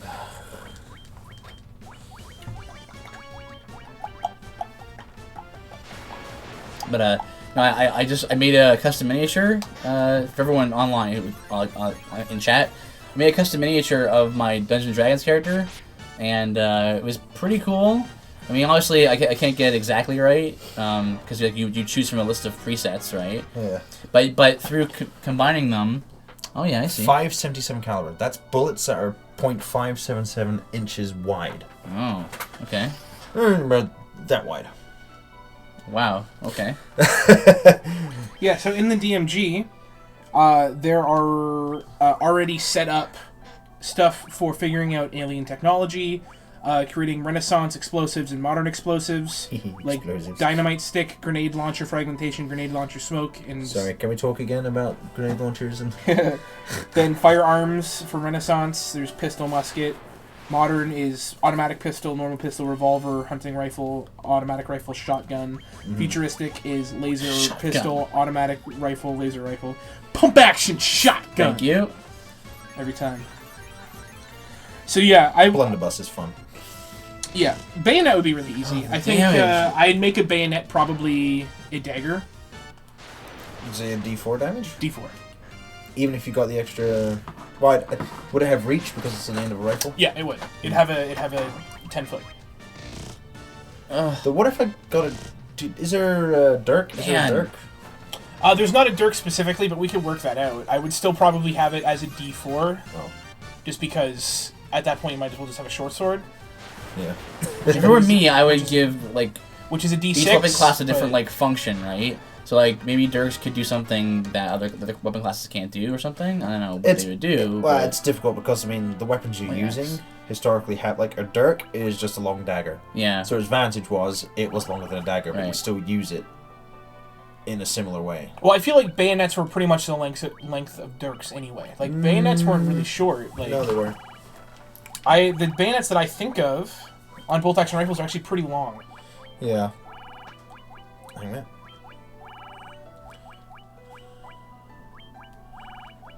Okay. There we go. So, I mean, they varied in size. This is good. This is very good. I mean, modern ones are very short because bayonets are. Yeah, because I don't think of like modern ones like the M7 and stuff. I think about like these. Yeah. These as in what? Remember, it's an audio only thing right now. Yeah, I'm just having a hard time explaining it. It's like it's like just a big knife that you put on the end of like a musket. Well, because you did get, so. Just picture a big toothpick. Right. Very long toothpick. Baker rifle. Yeah. That's the length of the bayonet. Now it's like 20-something inches. Yeah, it's a Dirk. Lengthwise. I think that's close to a short cutlass. Hang a minute. But yeah, damage-wise, I'd make it a D4. Oh, sorry. So the sword bayonet for the Baker rifle, 24-inch. It's very long. It's very long. That's 2 foot. Yeah. That's the same length as Gladius. Yeah. Roman short sword. So that's what Dark Souls need, man. He's a Gladius. We didn't get one in the Valor Heart. No, it's not. Gladius, it's not Gladius. or the longer one. Yeah, isn't it? No. Gladius or Spatha, which was the Roman cavalry version. That was a lot longer. Yeah. I'll show you the difference, Mafuki. Well, yeah, it's got like a curve, like the shape of it is a certain shape, but it's got Gladius shape to me. Gladius is straight blade. Yeah, I was gonna say if you think that's a Gladius, like it's like it's got like a fat end and like a thin. That's a Gladius. Yeah. It's just a straight sword. It's just straight. What am I thinking of then? You're thinking of Sting from Lord of the Rings. No. The leaf blade. No, it's got like a fat like end of the blade, and then but it's got a thinner. You're thinking this.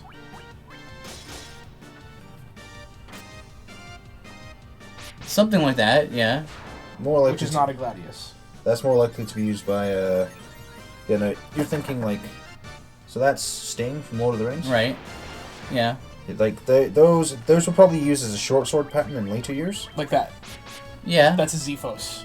That's a Greek one, right? Yeah. The Gladius would have been a lot easier to make, being straight, and because they basically needed to mass produce them for the Roman army.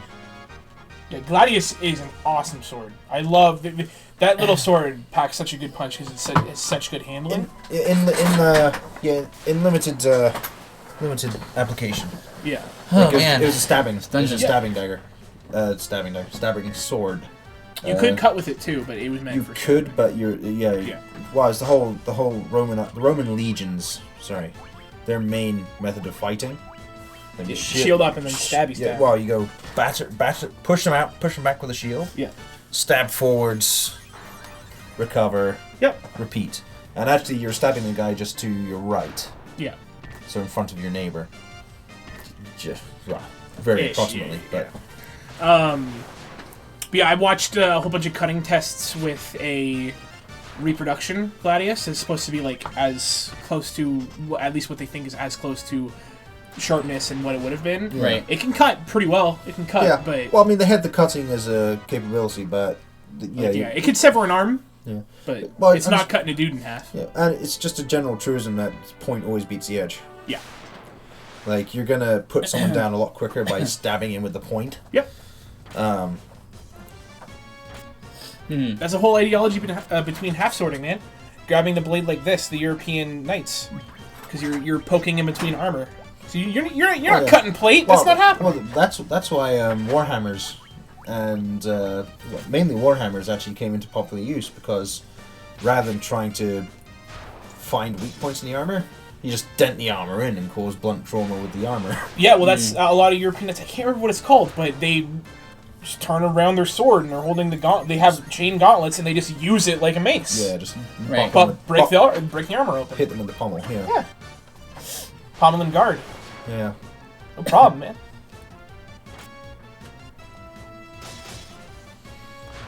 Why, like, I love how, like, in older games, it's just like, yo, albino sharks, way more powerful than normal sharks. Diamond armor? What are we playing, freaking Minecraft? Inside an enclosed room, away from the water. An army of diamond. That's really good. Yes, it is. I'm assuming only he can wear it. Probs, yeah. Yeah. Can the mages wear diamond armor? Could you imagine? Can they wear plates? Nice. And we can sell... What's the other armor? It's flame. Well, we want these, I think, still. Oh, but defense, though. But they have the damage from fire and ice, they have it? For sure? Yes. It's a half? Yeah. That's pretty good. Armor forged from the essence of fire. Must be a hot seller. Oh, you. Will your antics never cease? So anyway, these aquas. I don't know why you and Fiddle just you're so serious-minded when it comes to puns. You're like, I will not laugh at that pun. Like, just enjoy it, man. I don't find them funny. Let it go, man. I don't you don't have to be like. You do. Deep down in your soul. I gotta maintain a deep down in your soul, you like them and you know it, and you hate that fact. I gotta maintain a certain sort of decorum here. I can't be laughing at puns. Just let it go, man. There's fine. Some puns that get me, but most of them I'm not into. There's just that lingering fear. Lingering fear is the word. As soon as I become a dad, though, I'm just gonna be a pun master. That's how it works. Yeah. You gotta have aptitude with dad jokes. Oh, yeah, it's not hard. No. Well, you mean you've been training your whole life, you and your family. Yeah. Dude, are you gonna figure out where to go? I am seriously trying. Okay. We've been here for an hour and a half. There's so many enemies. But this is an old school game.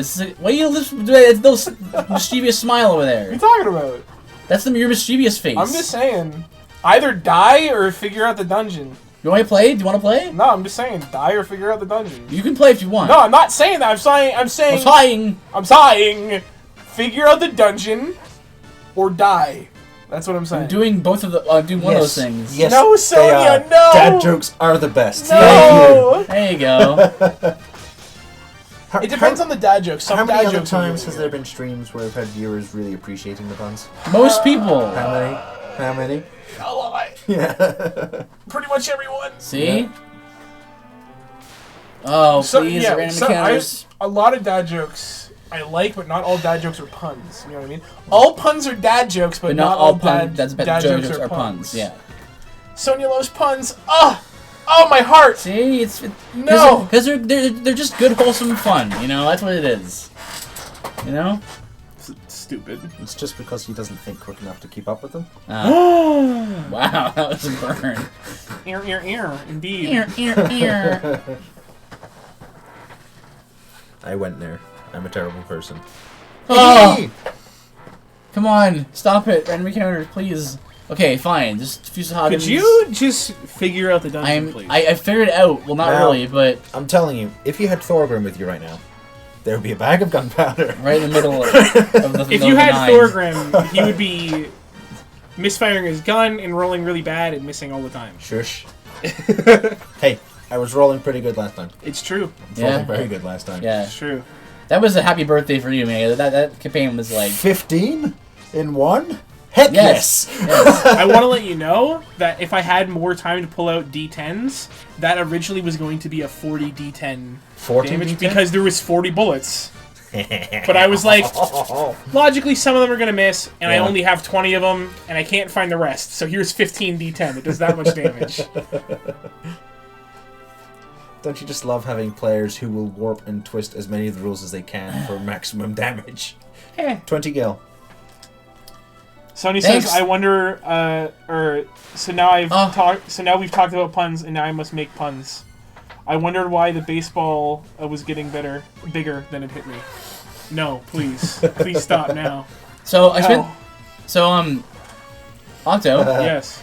I spent this afternoon taking my watches that I own and looking them together. It was a complete waste of time.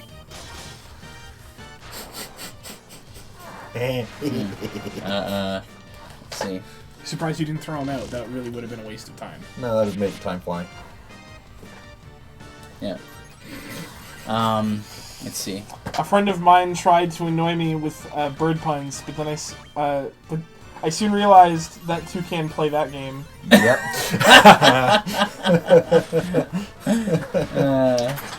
I'll see you guys later. I'm just gonna. It's just because birds of a feather flock together.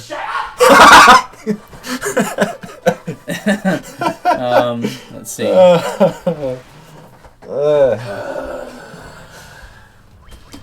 There's so many I know, but I can't. It's like, like when you Well, the ocean's actually really friendly. Really? It's always waving.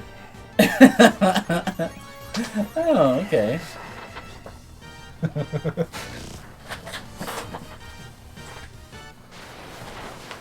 It's just one to tide us over. I think that one was over his head right there. A little bit. I don't know, it just seems a little fishy. Well, you have to weed out some of the worst ones. I wish there was water in this cup so I could drown myself. Are you surviving?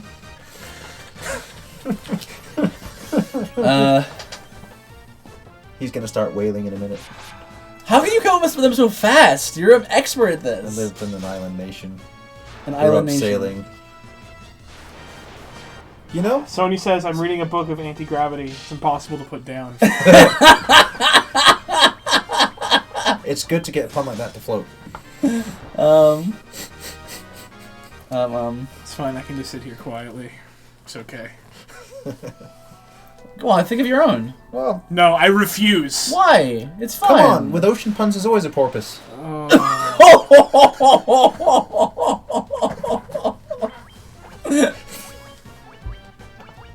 Is this what hell is like? Brilliant. No.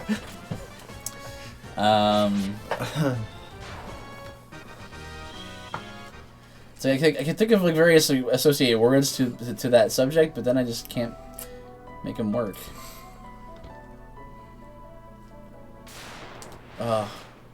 Please. Let me go. No. It's not even a white shark, it's more purple shark. I know. It's just so offensive. Are you assuming? No, I wasn't going in that direction. I was just going like.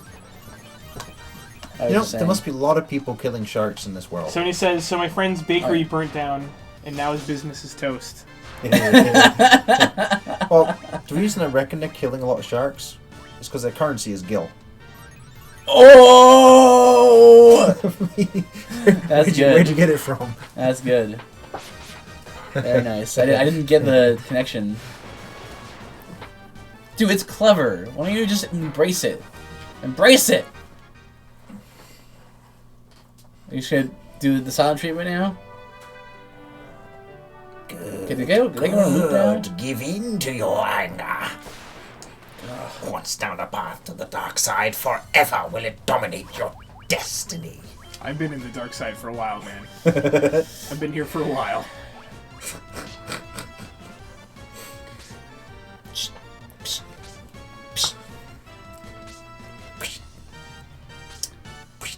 So, how many Sahagin princes are there, dude? Well, a lot less now.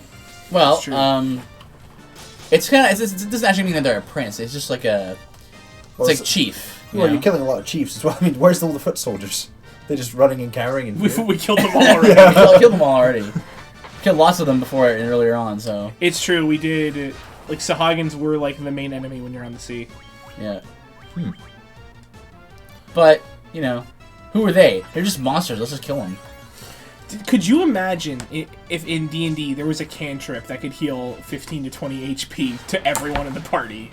Hey, that would be amazing. Yeah. Amazing, how would you ever die? It wouldn't be as very fun to play that. But could you imagine in D&D if everyone was able to have 300 or more HP? It's true. That's near like the end, man. That's why you take tough near the end. Well, no, because you still get the same benefit. Is it not? Isn't it a percentage? Nope. Oh, okay. You double. You double your level. Oh. Okay. Then you get an extra 2 hit points per level. Okay. Yeah. So it's just retroactively applying the effect. Can I look at a map yet? We're in a new area now. This is new, right? Okay. I didn't realize. You just wanted to be like, oh, I just want some sort of trial. I guess we just should cheat. Look it up. It's not quite it. It's more like we've been here for a while, and Well, maybe you should have found the exit. Really don't know where to go. And I keep running into random encounters. I can fight all enemies. I remember the volcano taking this long. Yeah, the volcano was easier than this. It wasn't as open. I feel like the volcano was harder because we couldn't fight anything. Well, yeah, everything that's true. would kill us. So I mean, there's that. But it'd be nice to Aw, done with the puns.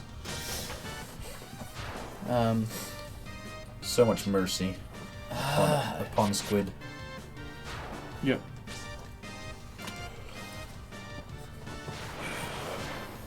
The thing keeps falling on the floor. Yeah, blame Octo.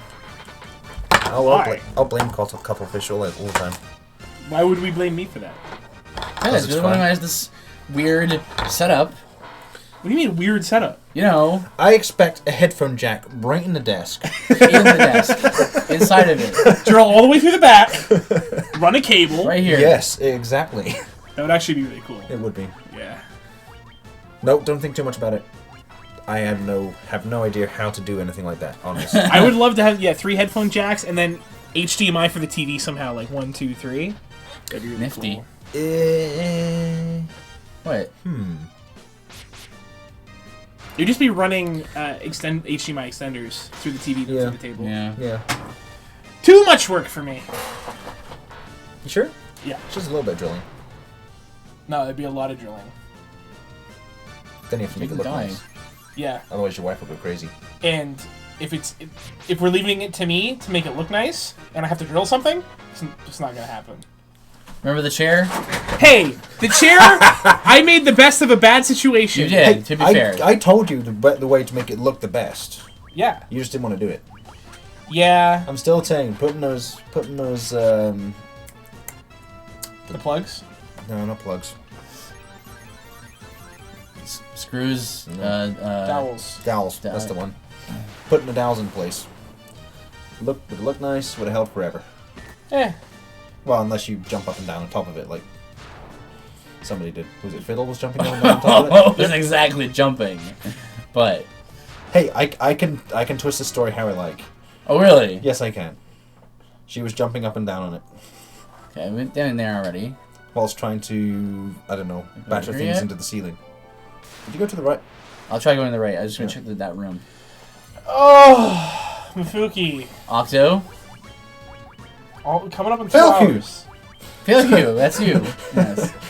Coming up in 2 hours. Did we just spend the entire stream in here, man? I don't know where to go. I'm trying to help. I'm trying to map the area out. This temple is showing it's a bit beyond the stream now. Nah. Yeah. It's just a torrent of confusion, you know? No, it's not. It's very straightforward. Sure? Yes. It might just be a maelstrom of insanity. Yeah. I'm rapidly losing confidence.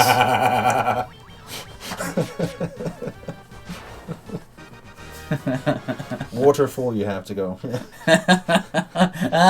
Looks like every stream from now on is going to be a solo stream. Just me.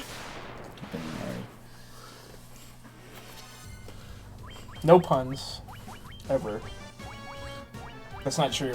Even I make puns sometimes. That's what I figured. Good.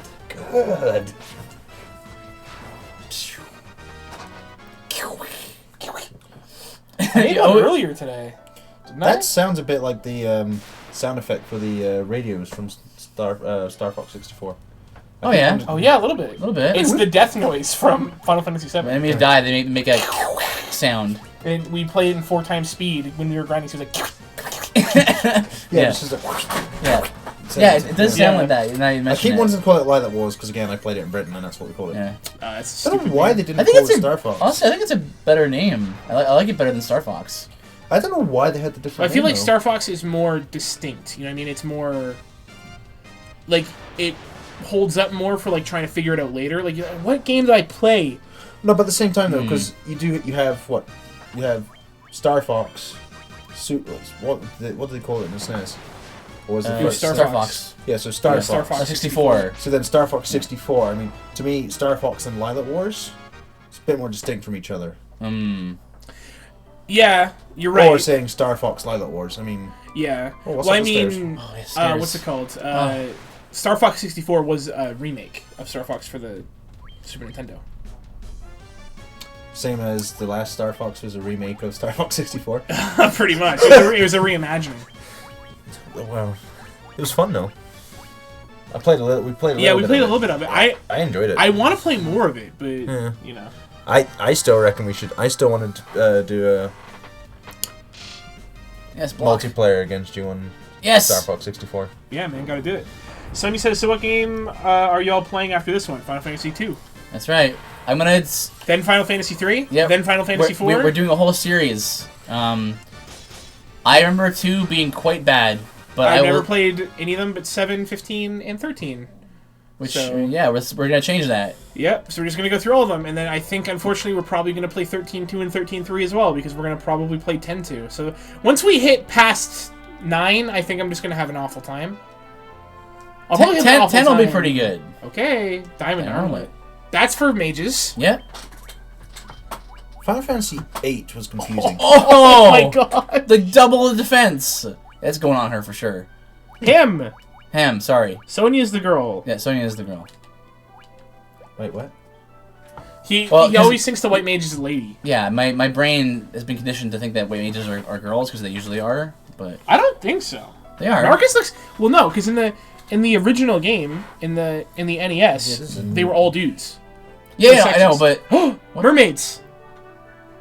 Sirens? Nah, mermaids. See what happens. If the light of the sea is lost, we mermaids will turn into bubbles and vanish. That's weird. That sucks, dude. Okay. You're just gonna die? Your turn. Oh. You must be the answer to my prayers. Wow, that was creepy. Alright, moving on. There's got to be a creepy one somewhere. That was treasure. Up here is another one. Up the stairs we go. Well, my mermaid friend's left for the land, and she has not returned. She's dead. I wonder what became of her. So maybe she grew legs. And maybe she had the voice stolen. Oh yeah, that was probably her. Your turn. You humans can breathe here? Now that's a surprise. Is it all supposed to be underwater right now? I guess. I guess. Oh. Your turn. Found.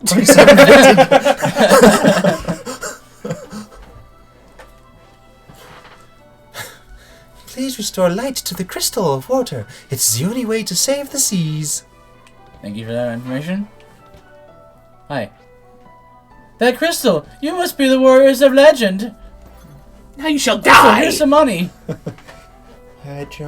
lot of prison cells in here, man. These are not prison cells. Are they not? Are you sure? There's treasure chests. Oh, they're houses, I guess. Yeah. They're rooms. I assume they're... Because we were trying to save them, so I figured they were in prison, but... Hey! Well, maybe they're in house arrest. In the eastern continent's desert, I saw someone enter the Tower of the Mirage! Tower of Mirage. And oh, that bell's wondrous sound! Do you remember when we played Super Paper Mario and we all did voices for like the 100 Samurai? Oh, that was fun. That was amazing. That was good. I really liked that. Very politically incorrect, if I remember correctly. Yeah, it was. Listen to. Oh. The longer the water fiend remains, the weaker the sea's light becomes. My goodness, that is quite the falsetto. I could probably go higher. Treasure. Diamond shield! Diamond everything! Oh man, we're gonna be just shatter. Buff. Nah, Diamond's super strong, dude. Yes, it's so much defense. It's hard, but it shatters. It is hard, but it can shatter. Well, that's why it's crystalline structure. It's a mixture of metal and diamond. Diamond's the hardest material in the world. Yes. Yeah. But it shatters. It's diamond and tungsten. Diamond, yeah. There you go. It is. Diamond is the hardest metal in the world. Yes. But exactly, so it makes good armor. Because it's a crystalline structure, it can shatter easily. Nah. Yes. Nah. Yes. Nah. That's this me? Yeah. I wonder if we can regain the sea's light, or will it become bubbles and disappear? Come here, baby. Let me show you a good time. Tangil, get out of here. Well, at least you're not being attacked right That's true. Like, this is a floor of safety. Are you sure? You need to keep going right. What? Like over here? This way? Go up, sure? Go up and right. Oh no. Well, the only place we haven't been is right. Yeah, it's over there. Go down a few floors. Maybe go like around. Like over here?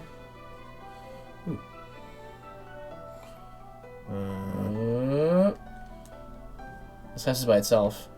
Oh my gosh, the treasure. Diamond gloves! And again, I'm gonna guess that, unless maybe he can wear them. No. Maybe?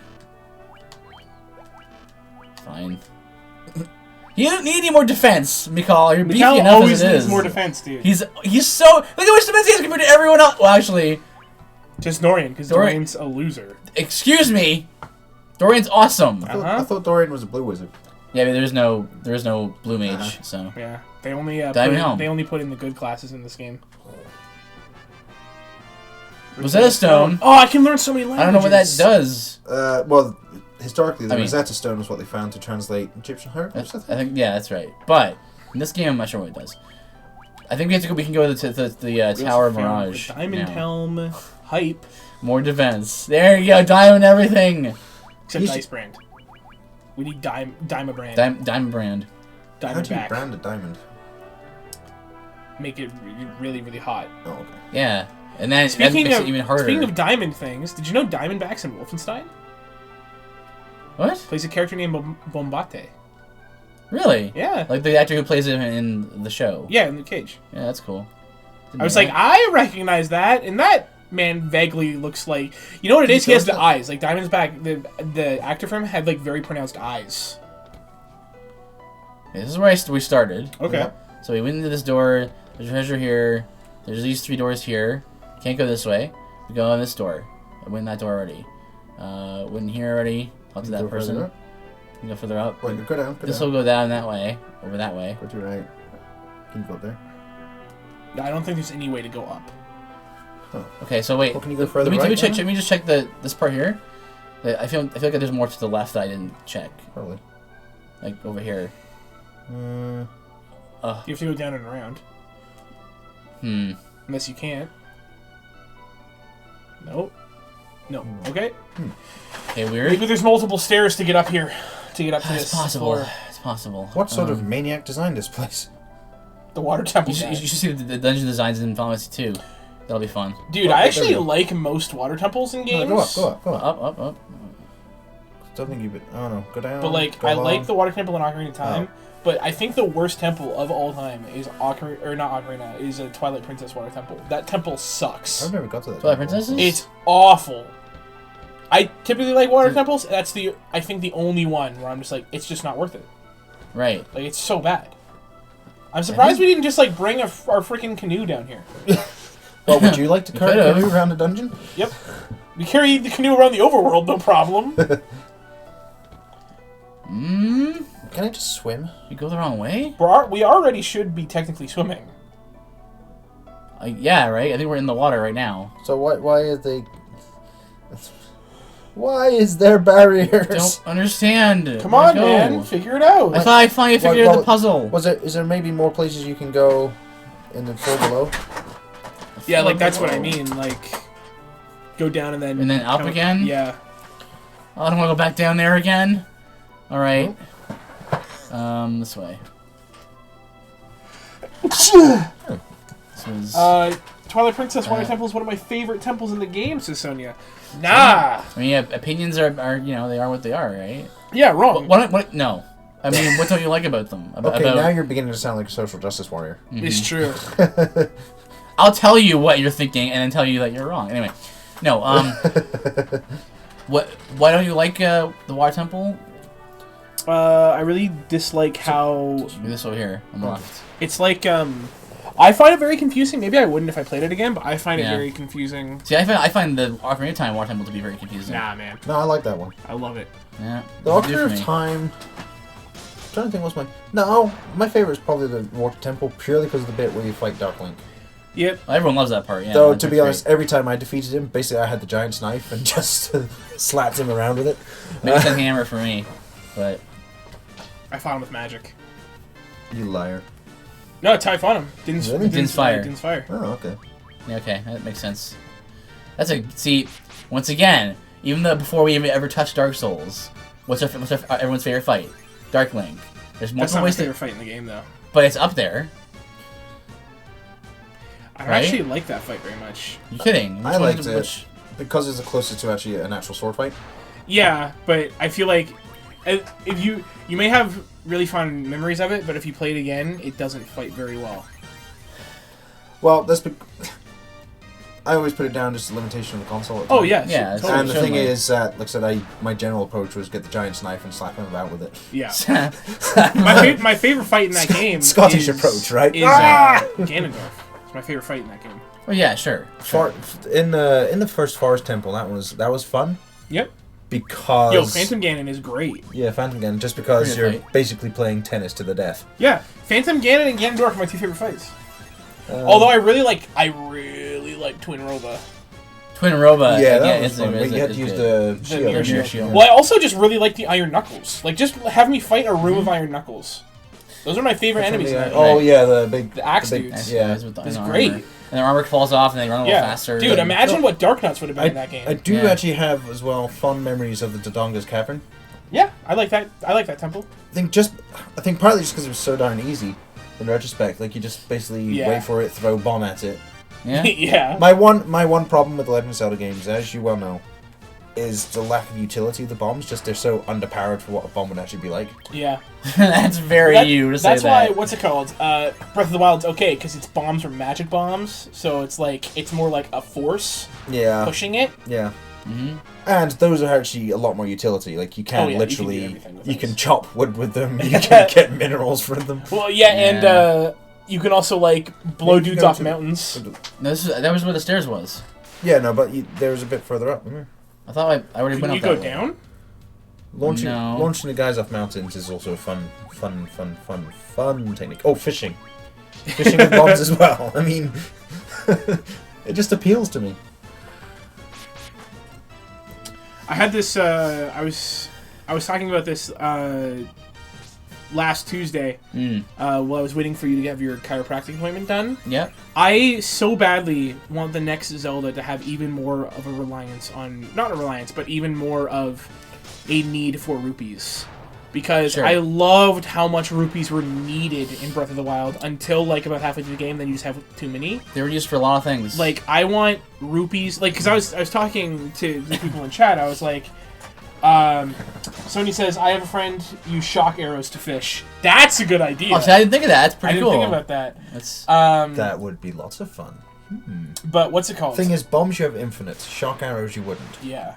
But you can get the final spot where you can farm shock arrows, so... Well, because what happens if you know the shock choo-choos? The yellow choo-choos? What happens if you threw that yellow choo-choo jelly into the water? Is it electrified, or do you have to smack it? I never tried it. But even if you could drop it in the water and shoot it with a bow.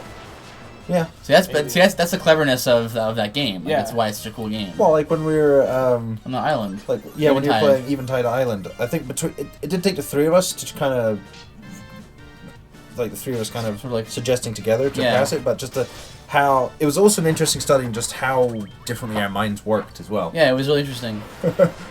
That's always fun. Yeah. That was one of the fun things with Breath of the Wild. Just you can just sit down with your friends and kind of cooperatively work. Yeah. The things out and but I want I like how they're going with the combat in Breath of the Wild. I want the next game to be that combat more in depth though. Don't have weapons break. Yeah, I was gonna say. Or if the weapons break, here's the deal: have a weapon dealer in every town. Or have which Far Cry. I mean, the weapon degrades over time? You have it degrade. Oh, or even Fallout? Fallout, yeah. I mean, but have a meter, but have it run down a little slower, because that was the thing, they burned through so quickly, it's But, have a visible meter and an option to take it somewhere to get fixed. Yeah. Well, it made it so, when you found gear, you were like, oh, okay. When you found armor, you were excited because, oh man, this is going to be a cool thing. It's going to improve my character. And then when you found a weapon, you're like, okay. The first couple of hours, you find a weapon, say, oh, this is awesome. You use it, smash it. Eventually, you just get, eventually you're just like, ugh, a weapon. But I want more stuff to be able, like I was saying during the last stream, you can totally have items like the hook shot in that game and use it for climbing, and it doesn't break the balance.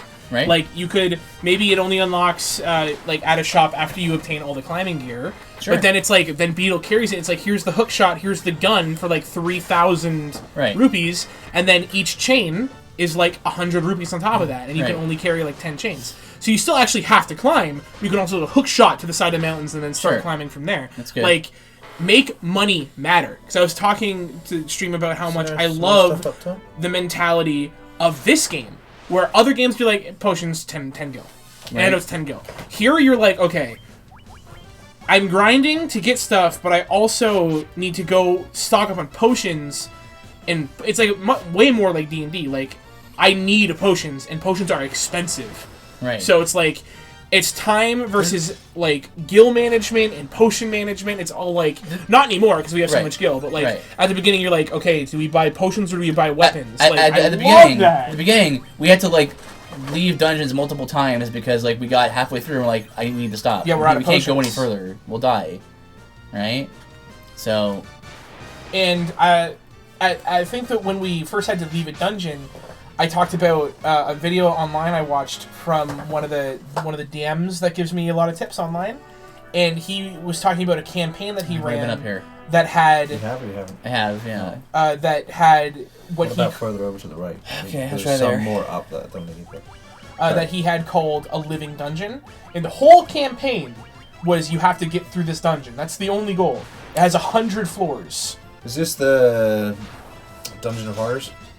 No, this is he pre-made it, but it has 100 floors with like 5 to 10 rooms a floor, and some of them are riddles, some of them are battles, some of them stuff like that. And he's like, what you're supposed to be going into the dungeon, leaving, restocking, and going back in the dungeon. Maybe every now and then stop and deal with something like a threat out in the forest, but like the longer you waited to go back in the dungeon, monsters would come in and eat the dead bodies and then stay there. So it's like, so he was like, we actually had the players go talk to a wizard to spawn a gelatinous cube to then keep inside the dungeon to then lure around to eat the dead bodies so no more goblins and stuff would come and take over the dungeon again. Mm-hmm. Like, that's such a cool idea. Like, the whole campaign is beat this dungeon, and you have a couple years to do it, like in-game years to do it. You beat the dungeon. That's all you gotta do. Right. I really like that idea of just like one central just hall of trials. It's an interesting idea. I like it a lot. And that's what this game felt like. It's like we just have to leave halfway. There's a lot less scope for your players to go off track. Well, he was like, they can do whatever they want, but like the objective is beat the dungeon. Right. Like any game, there's always a major objective and like a minor objective, right? But yeah, the minor objective would be to get gold. Yeah. Precious stones. Get gold, get silver. With their pickaxe. Yeah.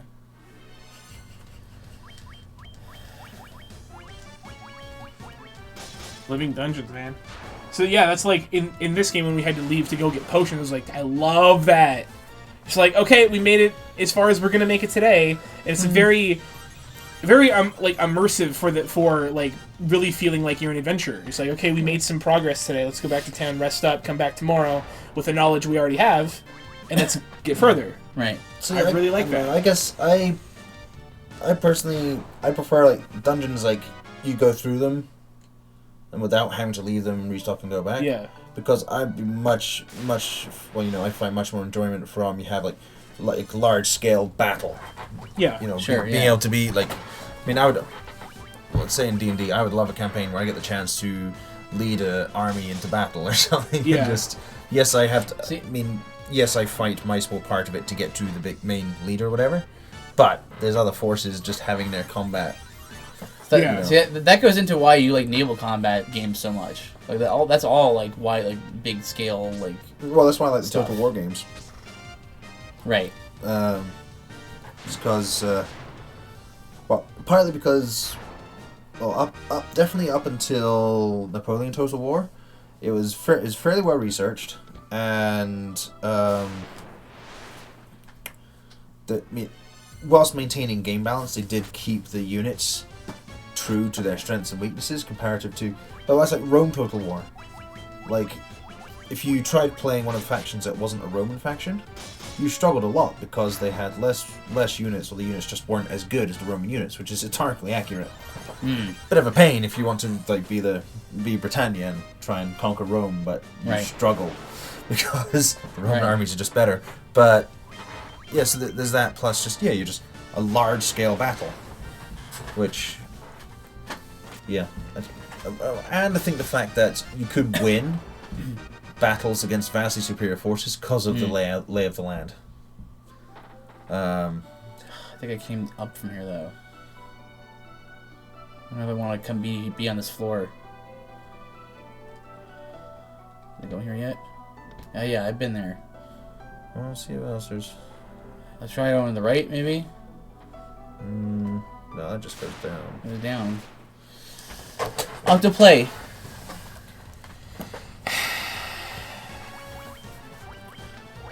Like, some of my fondest memories from Dorian.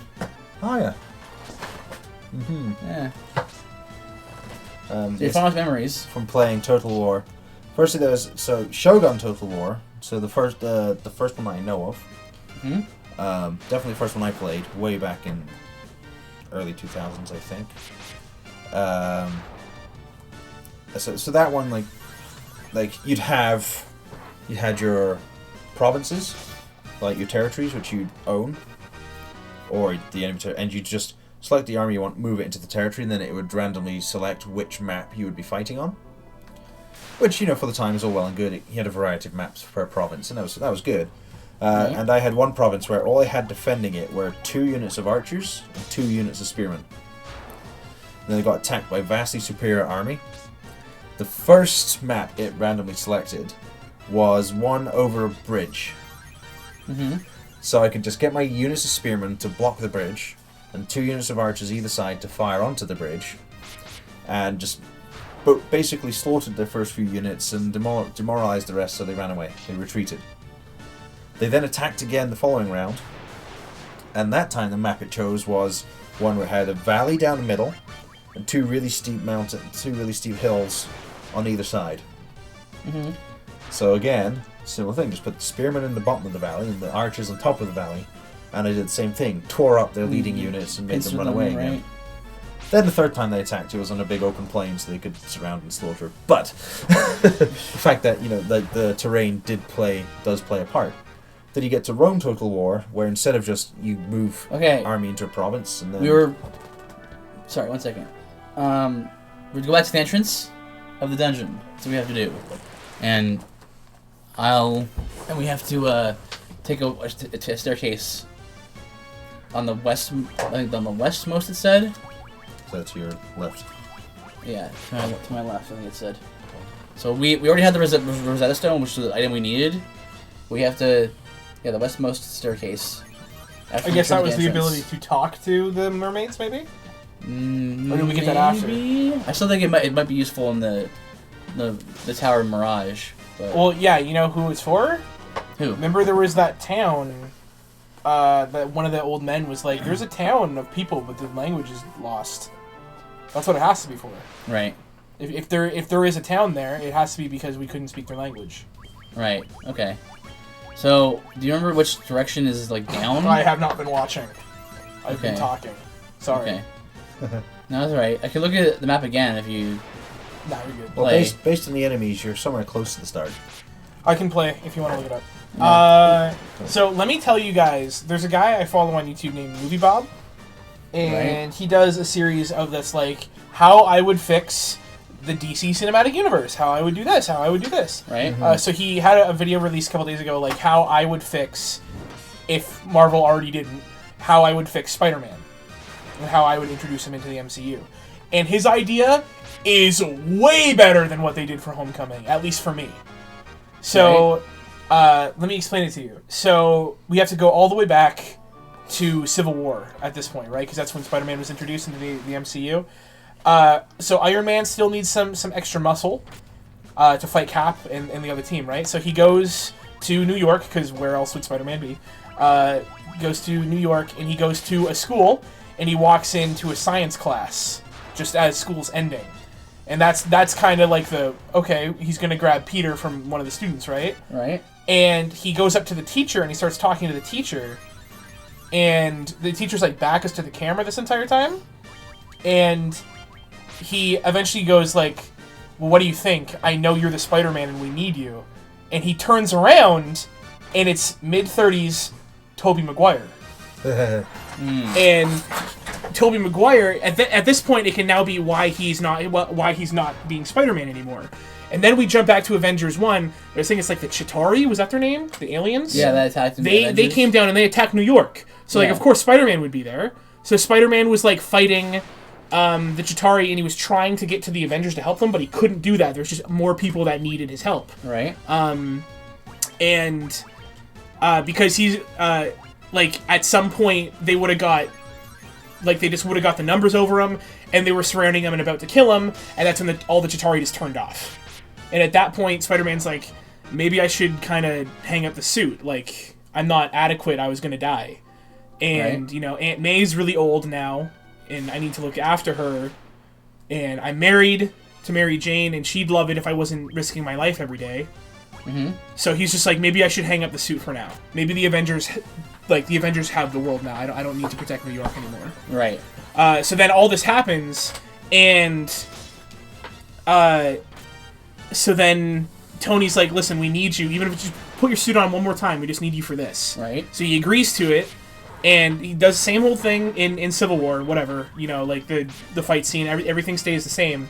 But then and that's the last you see of him in the movie, until the credit, like the post-credit sting. Mm-hmm. And what happens there is Tony is giving him a tour of Stark Tower.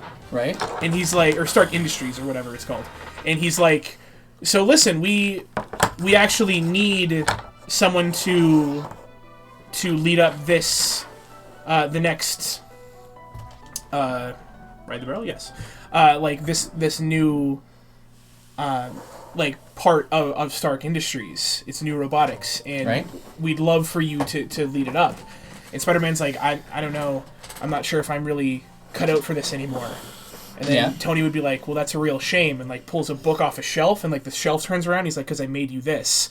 And it just cuts, or it just like shows what's behind it, and it's the Iron Spider armor, which is meant to take out the Hulk, and then it just cuts to black. Oh, cool. And then at that point, the next movie, instead of Homecoming, is Spider-Man putting his suit back on and being like, okay, let's do this again. And at that point, that makes all the Sam Raimi movies be canon, and that already all happened. So we don't need another origin story. Yeah. Everything's already established. That means we can get J.K. Simmons back being J. Jonah Jameson. Yep. Which is awesome. That would be great. Get I can't remember her name, be back to Aunt May, and have Kirsten Dunst be Mary Jane again. And just be like, there you go. We already had this universe all planned out back in 2001. That's right. And there you go. I'm like, that's a way better idea than just doing a Spider-Man origin again. Yeah, that's a good idea. That's so much better. Why has she got green hair?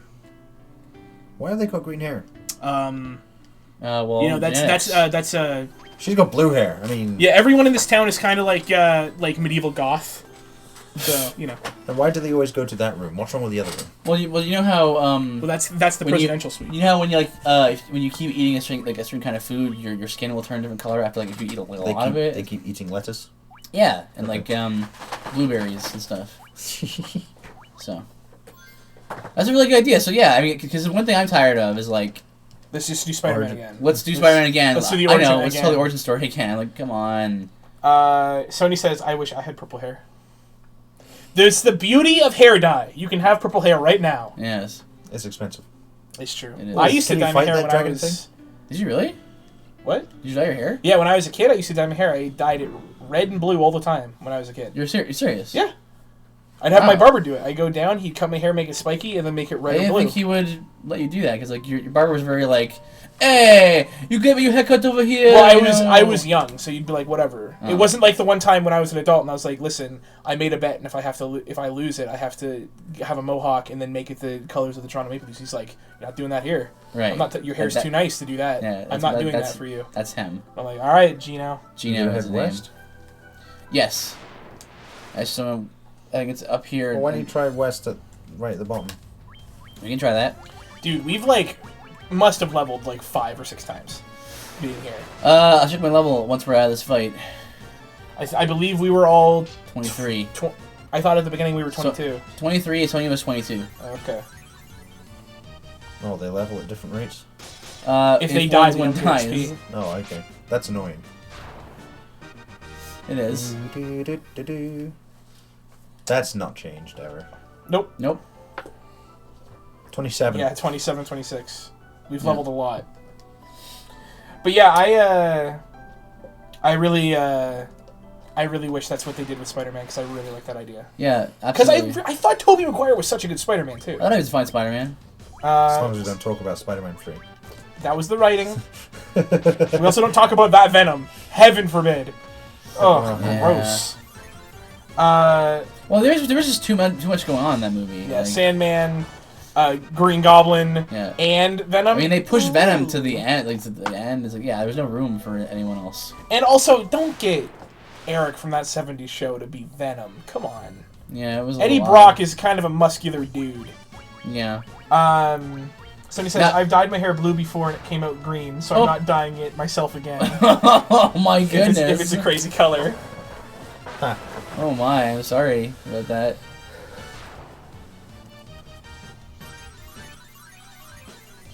Dun, dun, dun, dun, dun, Sea Troll. Dad Troll, more like it. Does that mean that he goes out into the ocean and like pulls off ships' rudders and stuff just to laugh at them? Yep. Well, no, because he trolls for fish, right? That's one way to look at it. Yeah. But I like more like the idea of him just being this aquatic being that, you know, removes ships' rudders or steals one oar or and then cuts their ropes. Sends him a message in a bottle. It just says "You mad, bro?" with a face. Yeah. With his face, troll face. Yeah. Exactly. Yeah. The troll face. Yeah. It's a nice drawn portrait. Yeah. Not of him doing anything particular, just a really nice portrait. Yeah. But yeah, like the regal. Very regal, like hand to his coat. I've dyed my hair burgundy before and it came out great. Well, then there you go. So you have 50% failure and 50% success. I see. You have to have a bigger group than just that, so you might as well do it another time. Yeah. Then if it comes out even like more weird and it's kind of a success, then you have a 33% split, and that's cool. We have a 33.33 repeating, of course. Chance of success. Don't bolt me. Oh, that was just okay. Like no damage. It was doing 100 damage at the start of this dungeon. Well, yeah, we've leveled 5 times since the start of this dungeon. By the time you're done this dungeon, they're just gonna be. The rest of the game is gonna be easy. Yeah, there's gonna be. Yeah, the final boss is gonna like sucker punches for like 2 damage. I guess you can still call it. Can you still call it sucker punch if you does no damage? A sucker punch is just that you're unaware. A surprise attack. Yeah. You just go into a room, then boom, damage. Like, oh, did this game do this to you? It did already. Yeah. Huh. Remember when it sucker punched us with spells and new enemies we haven't seen before, and we instantly died? That was a sucker punch. Yeah, that was a real sucker punch. That was a great reaction. No, that's called longevity of the game. That's NES longevity. Yeah. Fuki, stop getting into fights. I can't help stop it. Picking fights. The game rolls for random encounters. I'm glad you don't do that often. I'm gonna start. I'm gonna start wanting to do random encounters. Shut up. Why? Okay. Because it hasn't happened too much, but I can totally see. I might either do random encounters or sorry, I'll explain why I want to do random encounters and then how, because I'm not just going to do normal random encounters. I don't like, I think this only happened once or twice, but I don't like when you guys would just like clear a room and then like, let's rest. In the middle of this dungeon, let's just rest. 6 hours. Get all our spell slots back. So when you guys rest in like dungeons or something after you cleared a room, that's when I'll start rolling for encounters. Because it's like the other guys are just like, at the end of the other room, they're like, why aren't they coming? Hey, it's psychological warfare. For 8 hours, they're just like, I'm ready. I'm ready. It's psychological. I'm telling you, it's part of the plan. 289,000 gil. I know. 289, 289. Look at that. We used to be strapped for cash before. But yeah, it's strategy. We're just putting the bosses on edge. No. Allowing them to make mistakes, like letting us set fire to all of their... that was going to be a cool boss. You guys made it so easy. It was a cool boss. Yeah, it was a very cool... Well, it was a very hot boss by the time we were done. Up. Hey, you made up for it. That pirate encounter that was supposed to be fairly easy and then almost killed us all. Yeah, that was brutal. Oh, I can't wait to almost kill you guys again. Or just kill you guys. I don't know why you relish that so much. I thought the idea was supposed to be a shared experience, not a I'm going to kill you all. Oh, it's a shared experience. You can make new characters. You really want to unleash the fury of... I'm not sure if I want to unleash that. I'm not sure how I'd be able to cope with a gnome barbarian. Yeah, because then think about what the alternative is, right? We have what's his name? Knack McFeagle. Knack McFeagle. You'd have Chesty McChesterton. You'd have all these other characters who are even more off the wall. It's true. Yeah, I mean, do you want a campaign where everyone goes in their own direction? Is that what you want? Oh, sorry, already happened. Just once. But even worse. We only split into two. You split up the entire continent. Went two different directions. No, just half the continent. It's true. Just half of it. It's true. It could have been worse. It could have been half much of them worse. could have stayed in Esserim. Oh. That's right. And Floki could still have decided to go to the Forest of Awakening by himself. Yep. I was telling Mifuki, I can't wait for you guys to get back to Esserim. I know you're going to do Forest of Awakening first. I can't wait for you guys to get back to Esserim because I really like... If you decide to go to where I want you to go, I really like the area I've built. It's so me. Is it? Yeah. It's so, like, my design philosophy, which should scare you. So, essentially, it's going to split us all up and try and kill us off one by one. Slowly. Yeah. While everyone else watches. Yeah. Yep. You're going to walk into a room, the door's going to be a mimic, the carpet's going to be a mimic, the chandelier's going to be a mimic. Each brick on the wall is going to be a mimic. It's going to be great. Then at the end, the dungeon itself will be a mimic. My party and I were in the tavern when the barkeeper asked us why we always carried our swords with us. I replied, mimics. The barkeeper laughed, the party laughed, the table laughed. We killed the table. It was a good night.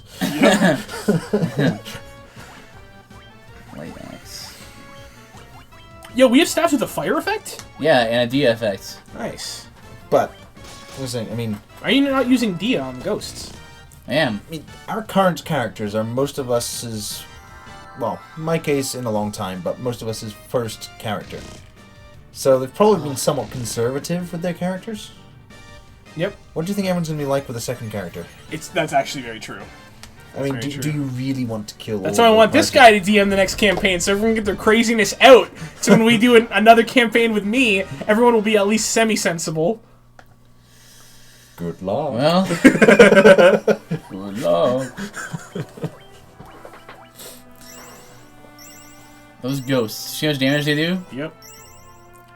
Is it a bad philosophy to design a character based on wanting to show other players what could really be the alternative? That's fine. I mean, because that's part of the whole design behind Knack McFeagle. Is the amount of flack that Thorgrim has got for being... Too by the book? No, for being a loose cannon or prone to violence. I don't understand that. It's the same thing with why everyone hates Richter. Like, Richter's a good guy. Everyone's like, oh, I don't trust him. He's a lawful good character. No one trusts him because I designed him. That's why no one trusts him. Yeah, but everyone you designed Narcus. Narcus is great. I'm surprised people. I also designed Narcus to die in the first. Yeah, that's why he was designed to die, and we saved him. So we think Narcus is a good dude. Yeah. So much so we named our white mage in this game after him. I love how, like, when you guys went back to Blackpool, just no one looked for Zavery. Just like, yeah, okay, he's gone. Well, we found him later. You did find him later, but I was just like, wow. We weren't that attached to him. Here's the thing is, he'd killed off someone else in the party. And from our perspective, like, well, there's no point chasing someone who like that. No, you're absolutely right. I was just expecting you guys to go look for him. At least to go check on him. No one checked on him. He killed a party member. Maybe we just forgot. He was controlled, though. Yes, but he was on his own by that point. It's true. I mean, Floki's case, he just doesn't care. Floki just doesn't care. Thorgrim's case, it's like, at the time, militarily, I mean, there's no point chasing after one person unknown when you have a clear goal. Yeah, especially when he's known to friendly fire. No. Yeah. Sometimes the controller is a little too sensitive and it does things I don't want to do. You noticed that? Yep. But yeah, because I think there's a bit of a perception of Thorgrim just being violent. I don't think Thorgrim is, necessarily violent. I don't think he is. But I think that Anastriana and Xanathia... I mean, okay, Xanathia with good reason, I guess. Yeah. But, they have this... Well, did you see their reaction to To Hildegard? Hildebrand? Yeah, I just like they got so angry at them. Like you just told a military woman that a thief was trying to steal things, was trying to loot. And then she was like, well, you're in the treasury of the palace, so I'm going to have my gun on you. Whilst and then we're just going to walk through it, and then I'm going to put it away. And they're like, excuse me, ma'am, you ain't going to do that. And I'm like, this is actually extremely reasonable on her point. No, well, here's the thing. From their viewpoint, it says, we've already told her we're here to help. So, because video game terms, that's all you need. Yeah. Like, we've already told her we're here to help, and we're carrying this child. That's the quest we need to do to show her. So therefore, why doesn't she trust us? It's just funny, because if the roles were reversed, would they trust her? No, absolutely not. Absolutely not. Absolutely not. Right. But, and I mean, and from my viewpoint, like I said, I mean, one, the reasons you've given is reasonable. Right. Two, their city has been suddenly attacked through tunnels. Yeah. And is under attack and occupation by an enemy force. I mean, Hildebrand is putting it out there to be like. Plus, not even 6 months before, there's an assassination attempt on the king. Yep. With it's entirely reasonable for somebody to not trust strangers at all. Right. But yeah, it's just the kind of coming at it from the. Well, we told her that we're here and we're the good guys, and we told her she can trust us. So therefore, why doesn't she trust us? Right, yeah, but... Well, yeah, just like when we put it in perspective, like, if the tables were turned, would they trust them? No one trusts Richter but you two. Right, which is like... And he hasn't done anything, and all he's done is save the party once. Yeah. And tell us information about what we're supposed to be doing, and I don't understand. Who knows? Maybe I'm setting up Richter to be the big bad. Honestly... That's too obvious. Even if you had done that, here's the thing. Even if you had done that, and that actually is your plan, I wouldn't do it now, because I know everyone would be like, "Yeah, I thought so." Like it wouldn't be surprising at all to have the party for some reason. It would be surprising to me and fail you, but to the rest of the party, they'd be like, "Yeah, I thought so." Like I don't know. I mean, I wouldn't be surprised if that was your original plan. I told Mafuki the two things I designed. The very first things I designed for this campaign was Richter and the final boss. Mm-hmm. Right. Those are the very first two things, and I built everything else around that. I designed Richter, and I thought he was really cool. Then I designed the final boss, and I was like, wow, he's rad. I suspect that, Richter's arc is going to be something like he has to constantly fight off control because of the revelations we've had. But... Maybe. We'll see. Yes, we'll see.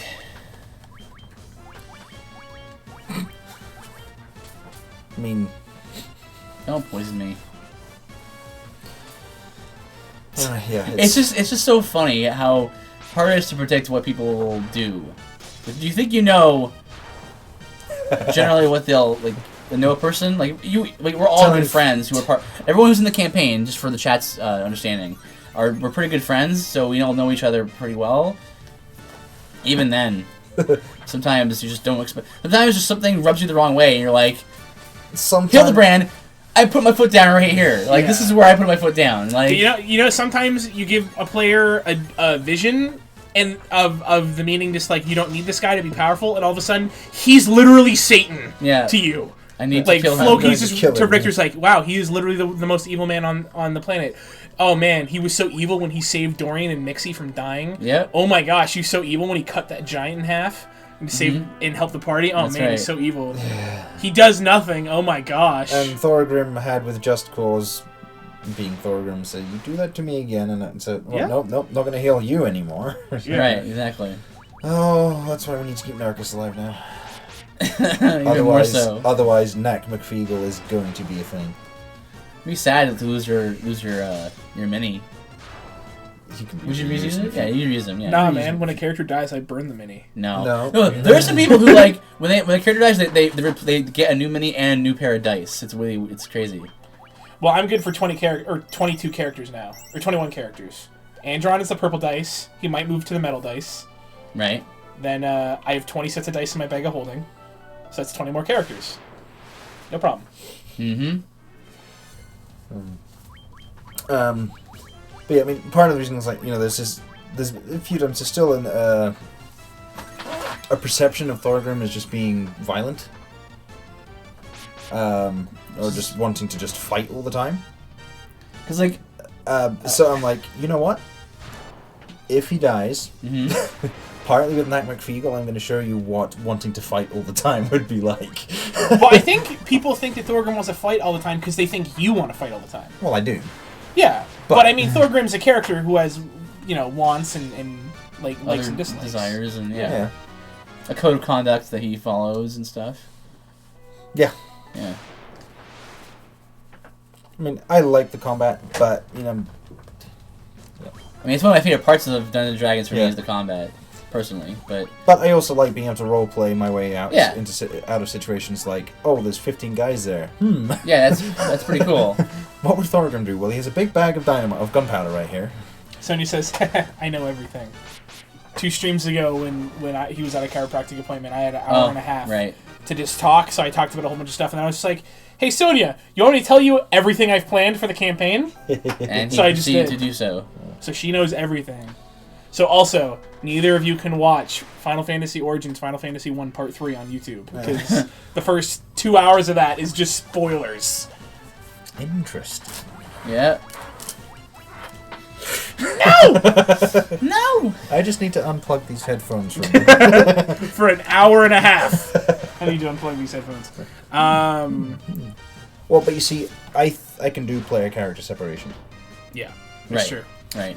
I think that's one of the main sources of conflict between our players, is just the fact that there's some difficulty in player character separation sometimes, like not taking it personally when the character is being beat up upon. Finally. You know what I mean? You made it. Yeah. Yeah, I do know what you mean. Right here. And that's one of the reasons why I've started making a conscious effort to use Thorgrim's voice. Right. I noticed that. When I'm being Thorgrim, because it's like, you know what?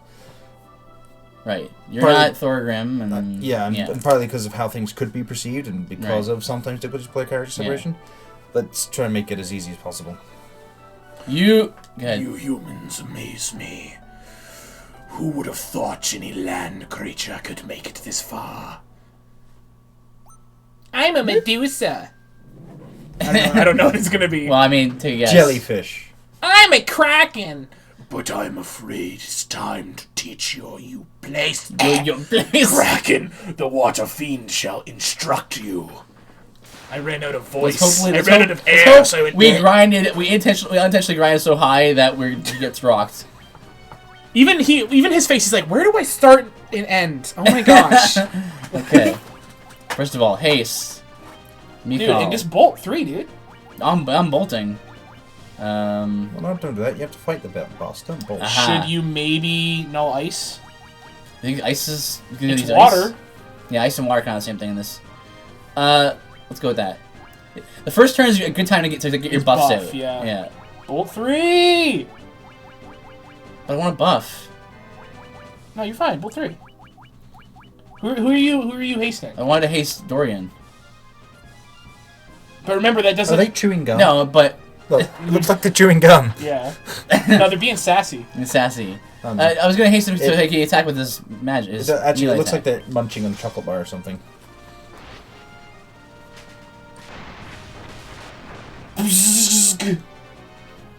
Yeah, that's good. Oh my gosh! No! When was the last time you saved? I had saved before coming back here. Alright, Narcus, get Sonya up. Use your magic. Okay. I believe magic is probably the way to go. Whoa, do you have any bolt? Never mind, you don't have any bolts. Okay, maybe just attack. Is Mikal hasted? Mikal's hasted, yes. Okay. I only have life 1. Yep. This is gonna be good. Oh, 8 hits! Yeah! Octuple attack! Yeah, 50, take that! 55 on Mikal is actually, like, serious. Sonya says, why is it always Sonya? Why? Mage, squishy. Yeah, mage, squishy mage. Mm-hmm. This isn't Dragon Age, so the mages can actually get hit by the bosses. Yep. Ow. Oh, jeez. Okay. Huh?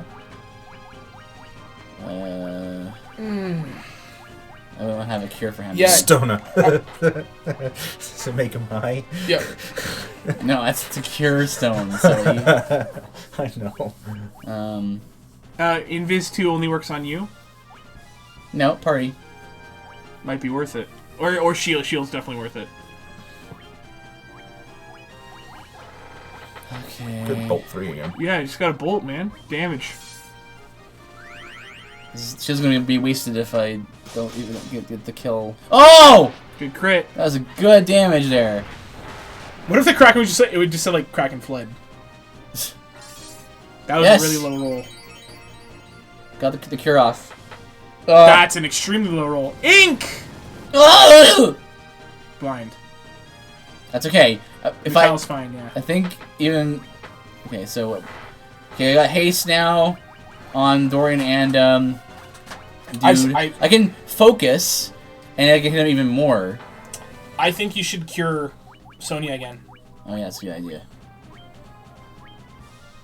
And then heal 3, maybe. Okay. Really stack the healing on Sonya. Yeah. Good. Ugh. Oh! Okay. It's a very heavy sounding attack. It's also 8 hits, that's why. Yeah. That's why I maybe next time do evasion so it hits you less. Yeah, I'll evasion boost if I need to. Focus to lower his evasion to hit him more, and then evasion plus on everybody, and then bolt. Yeah. Ugh. Still so much damage.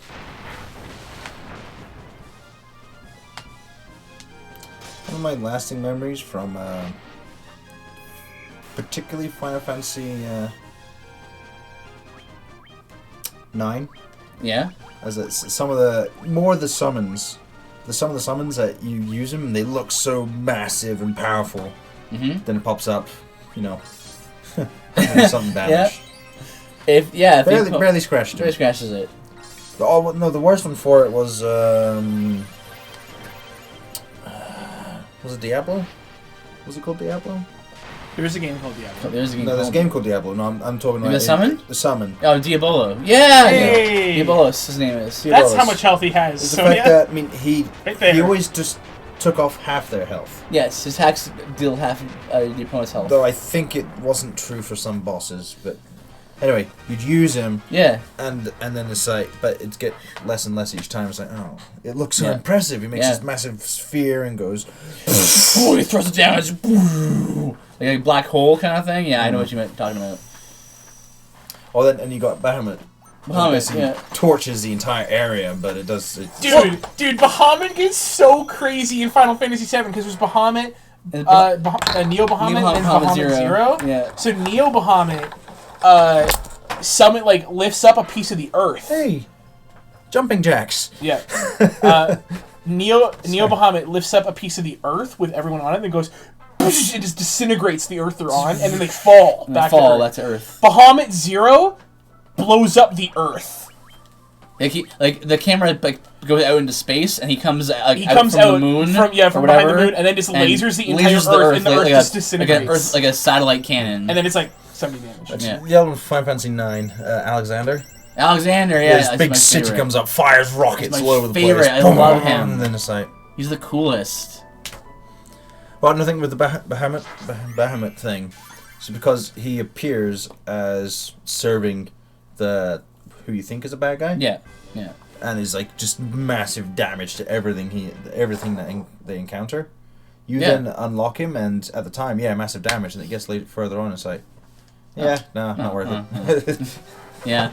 Never mind the summons. Just slap him about with your super weapons. I don't know why I'm laughing at your The way you say stopping them out, it just sounds funny to me. The fact that they're not killing them with these swords and stuff suggests to me that they're just using the flat of the blade, so they're slapping them with the blade. Oh yes, I see.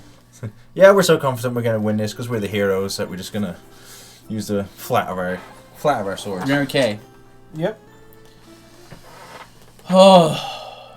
I can just hold that. I'm gonna take a drill to your desk at some point. Hold it like that, no problem. Oh.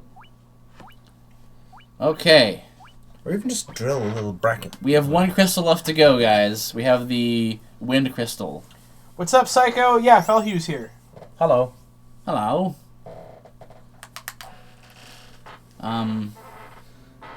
Confuses people when I appear, doesn't it? Yep.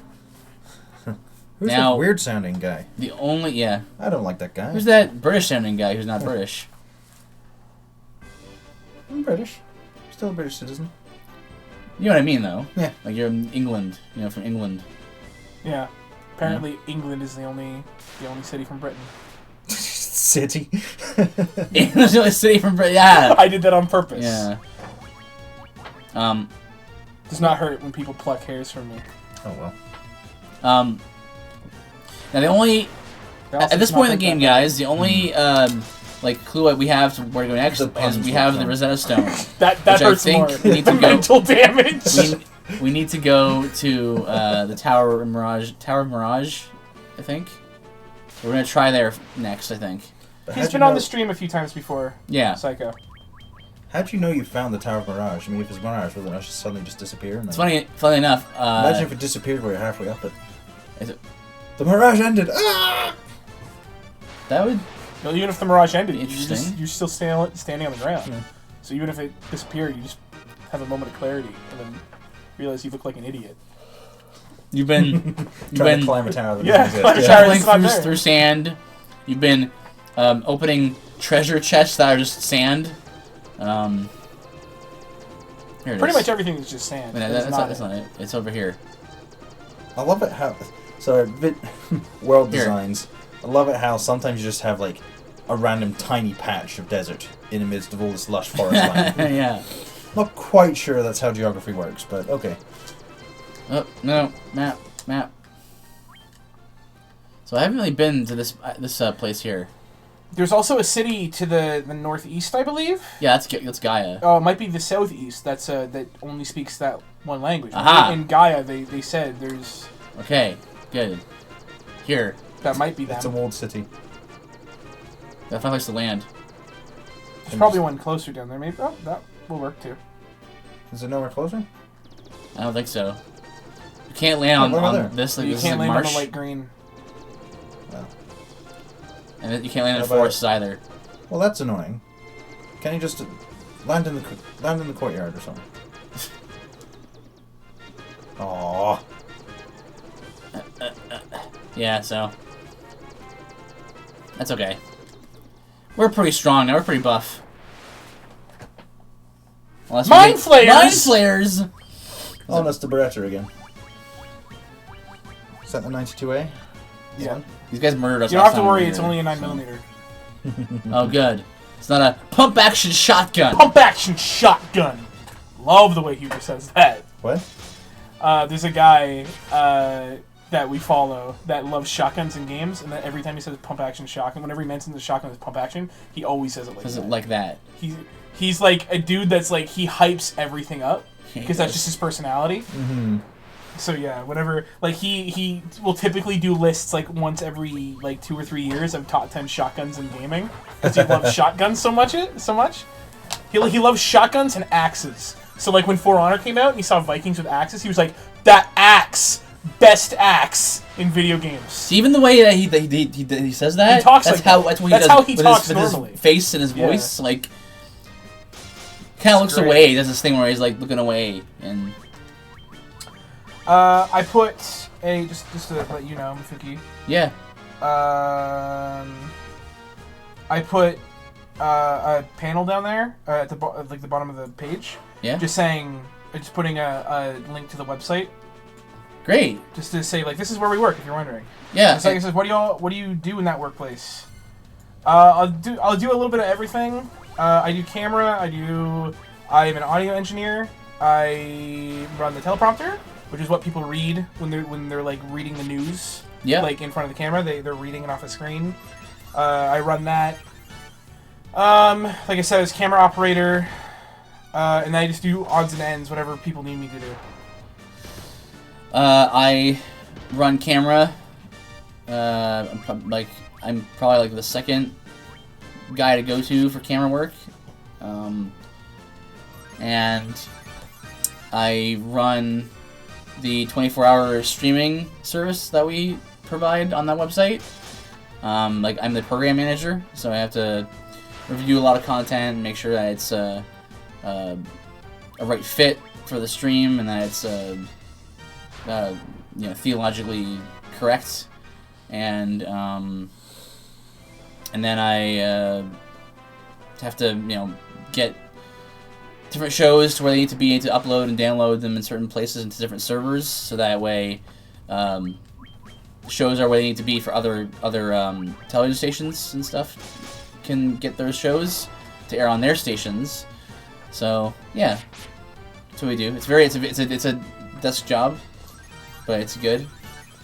We have a few people, like special guests who come in to record with us, who made deals with our company.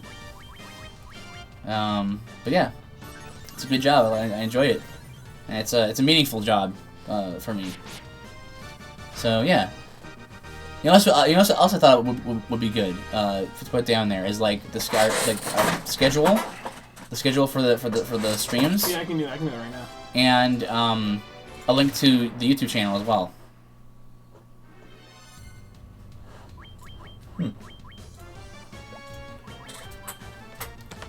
Don't put this here for now. Oh, sorry. How about here for now?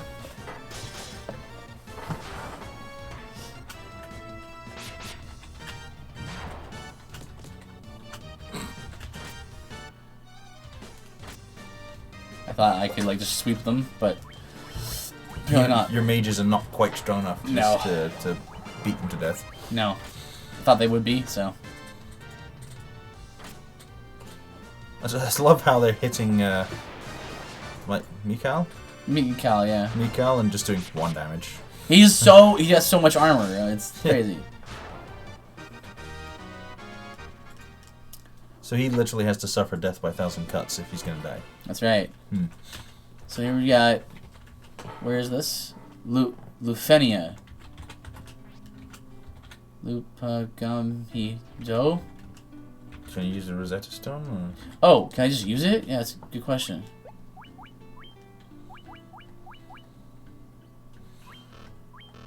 No. Man, I need to take it to someone. Maybe someone in town? I'm not sure if someone in town or... Yep. Now you need to come back. What? Lupagamido. That's what they're saying. Exactly. I hear you. Everyone... No one looks really important, though, to talk to. Yes. This is a weird place. Maybe you have to go to the Tower of Mirages to get it translated. Yeah, that's probably what it is. So I kind of came here for no reason. Oh well. Well. Didn't know that, so. XPs. I mean, you're gonna make everything in the forest terrifying, but you know. Hit the strike too. Extra round.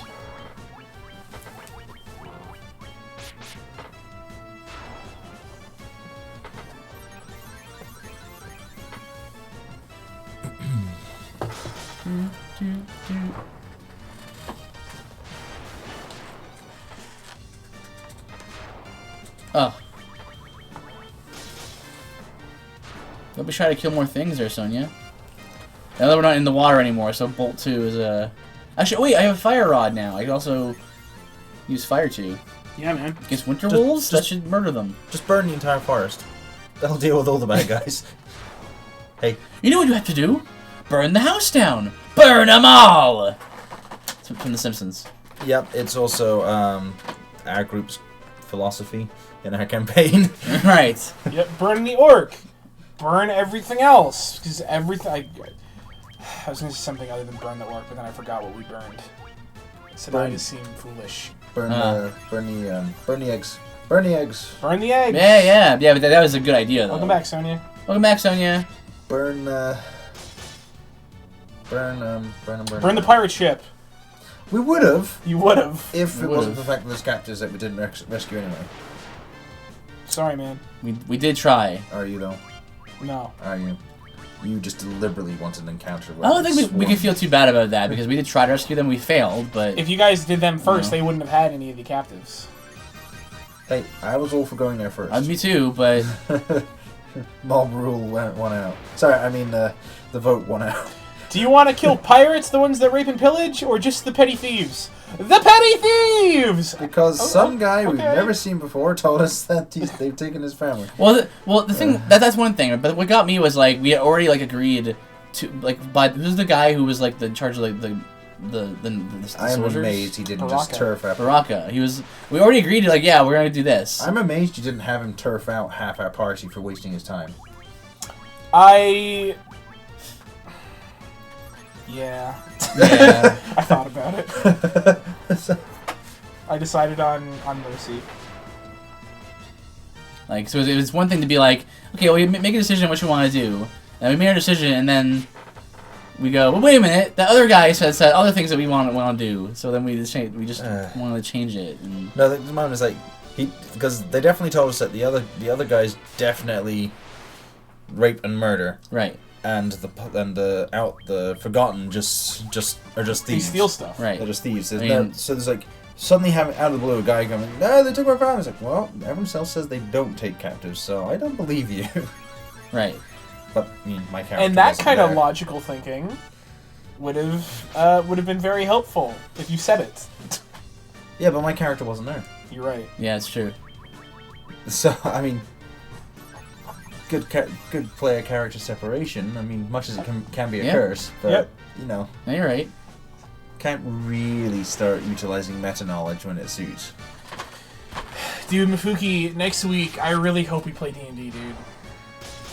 Like our other campaign where I'm playing, I've been starved because we haven't played in like 2 months.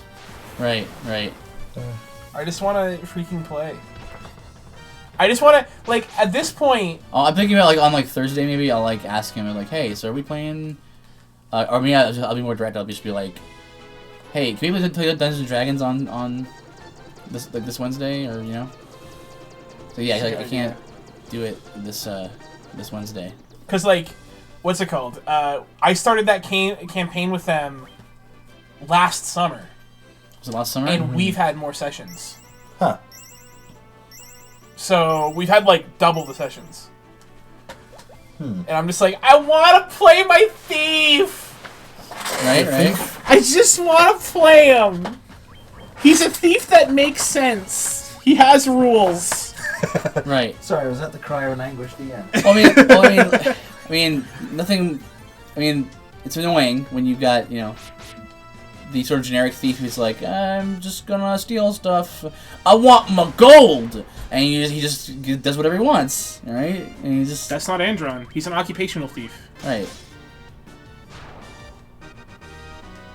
He's like an art thief, you know what I mean? Like there's two types of art thieves. The ones that steal for a collection, and there's ones to steal to sell it. Right. That's what he does. You hire me to steal stuff. I'll go steal it. No. When was the last time you saved? When was the last time you saved? I don't know, like before leaving town. Okay. Sonia says I want to play in Y'all's campaign. I wish you could play with us, Sonia. If you could play in our campaign, what... I assume they could only ever cast it at once, because, I mean, come on. What class would you play? And what race?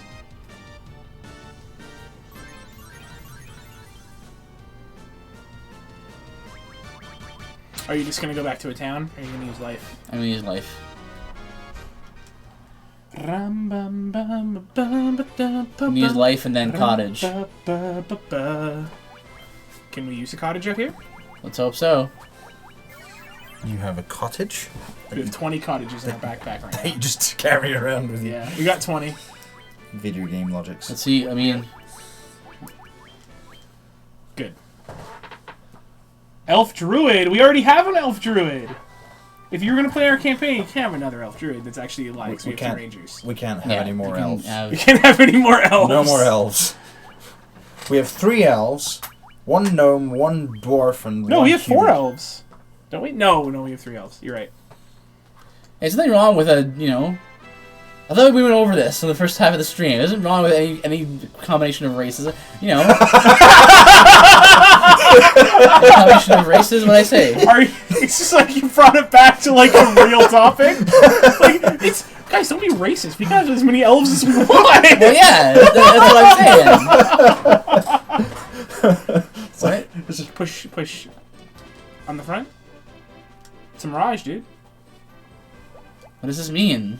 It's a Mirage, Try the dude. Rosetta Stone. Oh. Comprehend languages. Don't know if it does anything, but you can try it. Warp cube. What? Try everything. Canoe. In the middle of the desert. Mystic Key. Oh. No. No! It can't be! Go back to the circle of wizards. Maybe they know what to do. You do that. I'm gonna look up I don't remember where they are. Somewhere. Thank you for the help.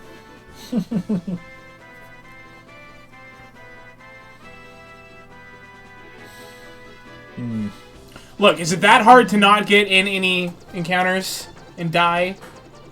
I didn't die, did I? You're just gonna fly. Can you fly around the world endlessly? Yeah, I can. Yeah, it loops. Wraps around. Okay, so where was that place? I don't think it was here. Oh my gosh! You know what we have to do now? But what? If you got both the cube from the waterfall cavern and the Rosetta Stone from the other place, the water shrine, you need to take the Rosetta Stone to Dr. Un. Remember him? No. Yeah, the guy who had like 1 line, and we talked to him. He was like, "Hi, I'm Dr. Un," and then that's all he said. Oh! Is that the dude in the destroyed village? Yes, in Melmond. All right. But it's so random. How did they even figure this out in the first place? Okay, You're just going around in circles. Oh, we know how to figure that out on our own. Yeah, I think you just went right round in circles. You're super right. Do you remember where Melmond it was? I sure do. Okay. Sure. It's right here. You're going around in circles. Shutty. Now you got it. Hey. Let me see that stone slab. Why, if it isn't the Rosetta Stone. My dear know-nothings, the stone is the key to unlocking the mystery of the Lufenian language. Yes, of course. Eureka, I've got it! That was quick. It's an arcane language, but I suppose I can teach it to you. I hope you can appreciate such knowledge. There, taught. Oh, man, there. Now even you can speak the Lufenian tongue. Even you. Even you. Okay. Well. So now we need to go to that other place. Lufenia.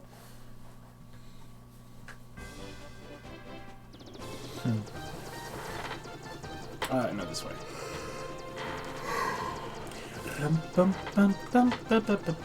It was up here. It was like over here. Now it's down here, right? Yep. Okay, so here, it's still your turn. Okay. This time, As soon as you touch the controller, it just encounters nonstop. Why isn't Desert Beretta in the forest? Why isn't this not a normal Beretta? Oh shoot! It's on holiday. I hit Well, it might be. What about a half-elf druid? Fair play. All right. Yeah.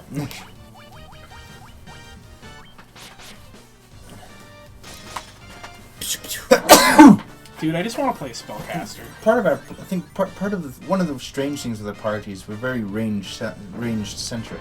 Yep. except for me and you. Well, Josh can play up close. Yeah. It's about half and half. Well, no. Xanathia is up close.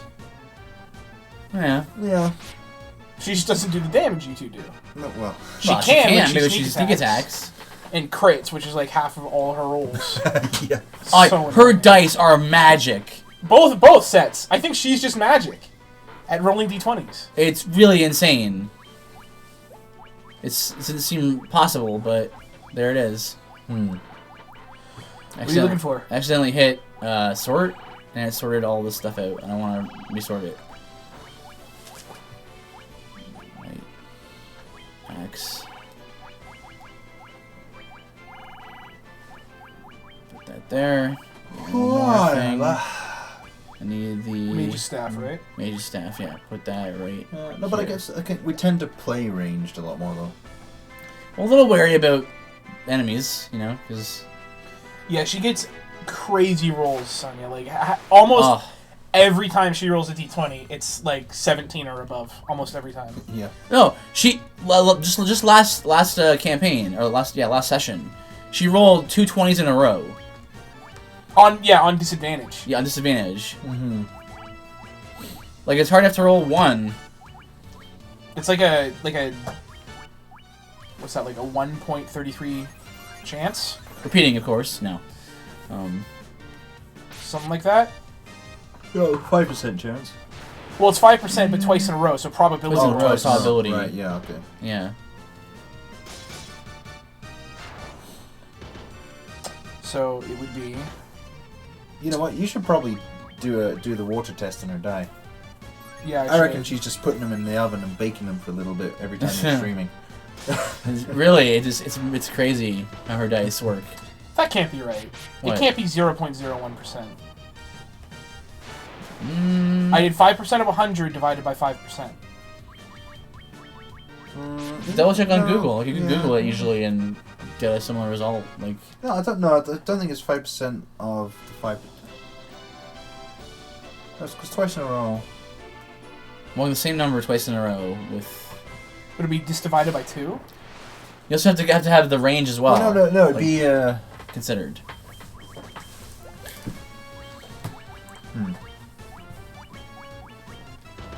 Or would it be 5% to the power of 2? Like yeah. 5 to the power of 2 divided by 100. Yeah, I think so. I don't know how to do that on a calculator. But I don't know how. I just Google it usually. Yeah. Fine. I'm saying.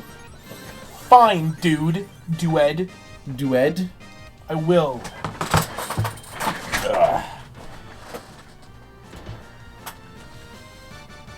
What are the chances of rolling it's a very specific number. 22 times in a row? On a d20?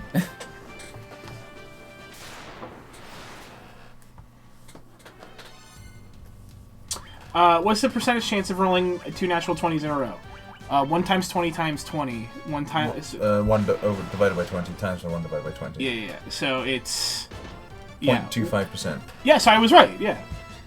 So it's 1 in 400 chances. 1 in 400. And she did it. Lame. Yeah, that's about.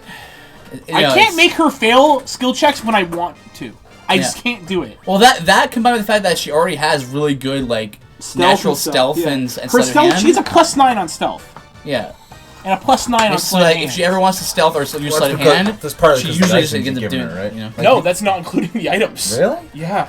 How do you get a plus? You can double your proficiency as a rogue. Yeah. That'll do it. If she ever does a stealth check or sleight of hand check, she pretty much always succeeds. It's a guarantee, pretty much. Short of a nat 1. Short of a natural 1, yeah. Well, yeah,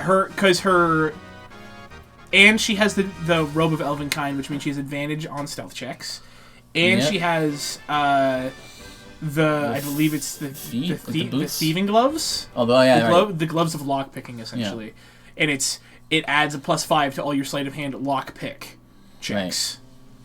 We are the Lufenians. In ancient times, we were known as the Sky People. That vessel of yours is called an airship. Our ancestors built and used it long ago. And it's still airworthy? The Light Warriors. The legend was true. Oh my. We have a legend.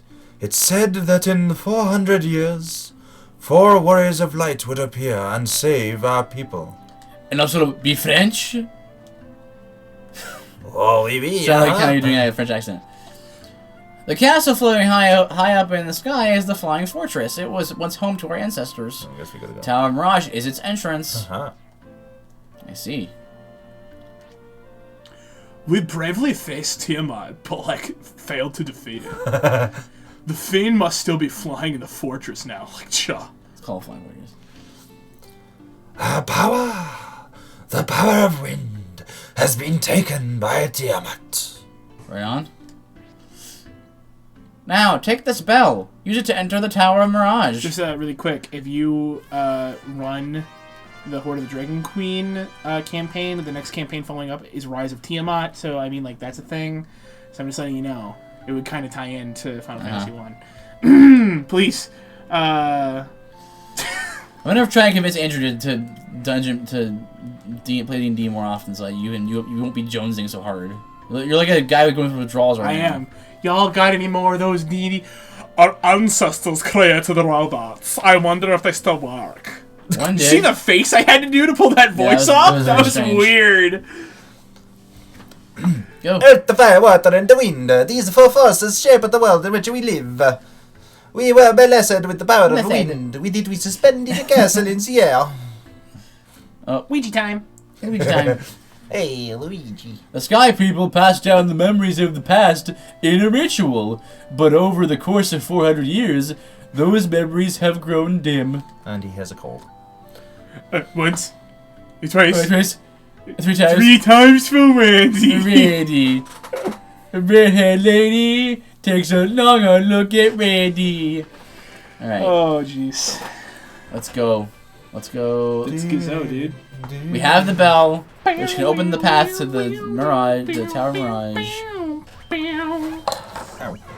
Oh, Hail Gigas.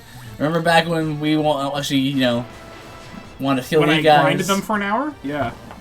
I can't believe you grinded for an hour while I was at the chiropractor. I was just talking about D&D, so it was really easy. I really look forward to being a few levels higher as a fighter. Yeah? I mean, we all look forward to getting my damage output can actually kind of start matching.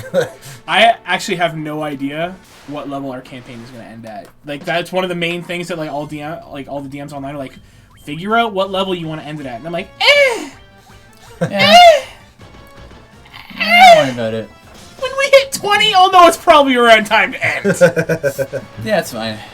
It's just, I think that's the hard thing playing as a fighter. It's just to see all these wondrous things that the magic users can do. It's like, well, I can't do that much in one hit. That's not fair. But they can only do it like 3 times. That's right. You can do and that's why I'm going to introduce the resting random battles. Because it's like, I do it 3 times. JK, I just transfer 4 hours. Get on my level, punk. Yeah, I can't do that. I'm like, no, you transfer 2 hours and you freaking get stabbed in the spine by a goblin. Briarch, son! Briarch. That means I give up in goblin. Oh. At least according to whoever said that in the monster manual. I see. You just can't get in and out of the airstrip without having a fight, can you? Without this, With really dinosaur. doofy-looking T-Rex. It's an Allosaurus. Yeah, whatever. Jurassic period. Yeah, whatever. No. Is it Jurassic, the second one? I don't know. Know nothing about dinosaurs because I don't care. Whatever they said it was supposed to be. I never thought dinosaurs were cool when I was a kid. Yeah, unlike many kids. I did for a while, but then I think airplanes and guns were cool. Yeah. Trust me, you're gonna have you're already having such a heavy influence on your son. He's gonna be so into trains. He loves trains. Trains and don't worry, vehicles. He'll love Call of Duty. Okay. If it's still being made when he's allowed to play them. Right, which will be quite some time from now. We'll be old men by the time. I wasn't ready to go inside yet. Hang on. So get out. Don't let me. Run away! Sick beat. Oh yeah, what was that? Yo, cottage up, son. Cottaging. We just have them in our pocket, so we keep. I love the monster's perspective. Like you just block the door with your Coleman tent. They're like. You always say Coleman tent. That's because Coleman. It's Final Fantasy, dude. Right. It's gotta be Coleman tent. Of course. Why not? Final Fantasy 15 had to deal with a tent company called Coleman. I know Coleman. Yeah. Whenever they rested every night, it's Coleman Tents. So that's how it works. All right. Mafuki, are you gonna build an Ultra PC and then play Final Fantasy 15 VR fishing? Not a fan of VR a bit too much, so as you know. But you could fish in VR with Noctis! It doesn't really appeal to me, though. Okay, this place looks really confusing. You walked 5 steps forward. I know, I'm just, like, anticipating the last dungeon, the sunken shrine. That's the water temple, it's different. You think? Ooh. Vampires. Vampires use the light axe. Good idea. They better be undead, because they should be. They also like gemstones. Also fire. Eyes.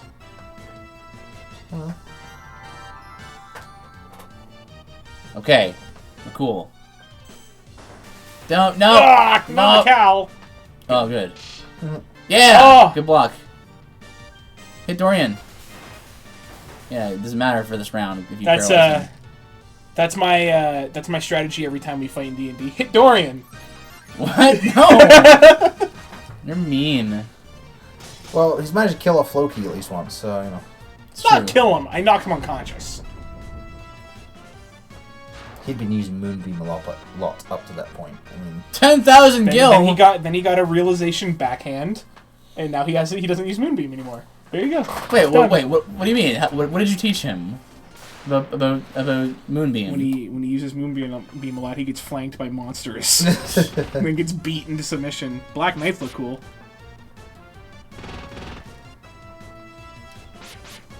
Just keep attacking Mikal. We'll be all right. Have I knocked everyone unconscious now at this point? Yeah. Yeah? Did I knock an Austriana out at some point? Yeah. Because, I mean, yeah, I don't have to think about Dorian or Xanathia. They go down like 3 times every session. I knocked you out twice? The Hill Giants knocked you out. Yeah. Pirates did. And Pirates knocked you out. I think there was another time, wasn't there? I vaguely remember it, but I'm not sure. I know I knocked out Mixie. I knocked her out when I knocked Dorian out the first time. Yeah.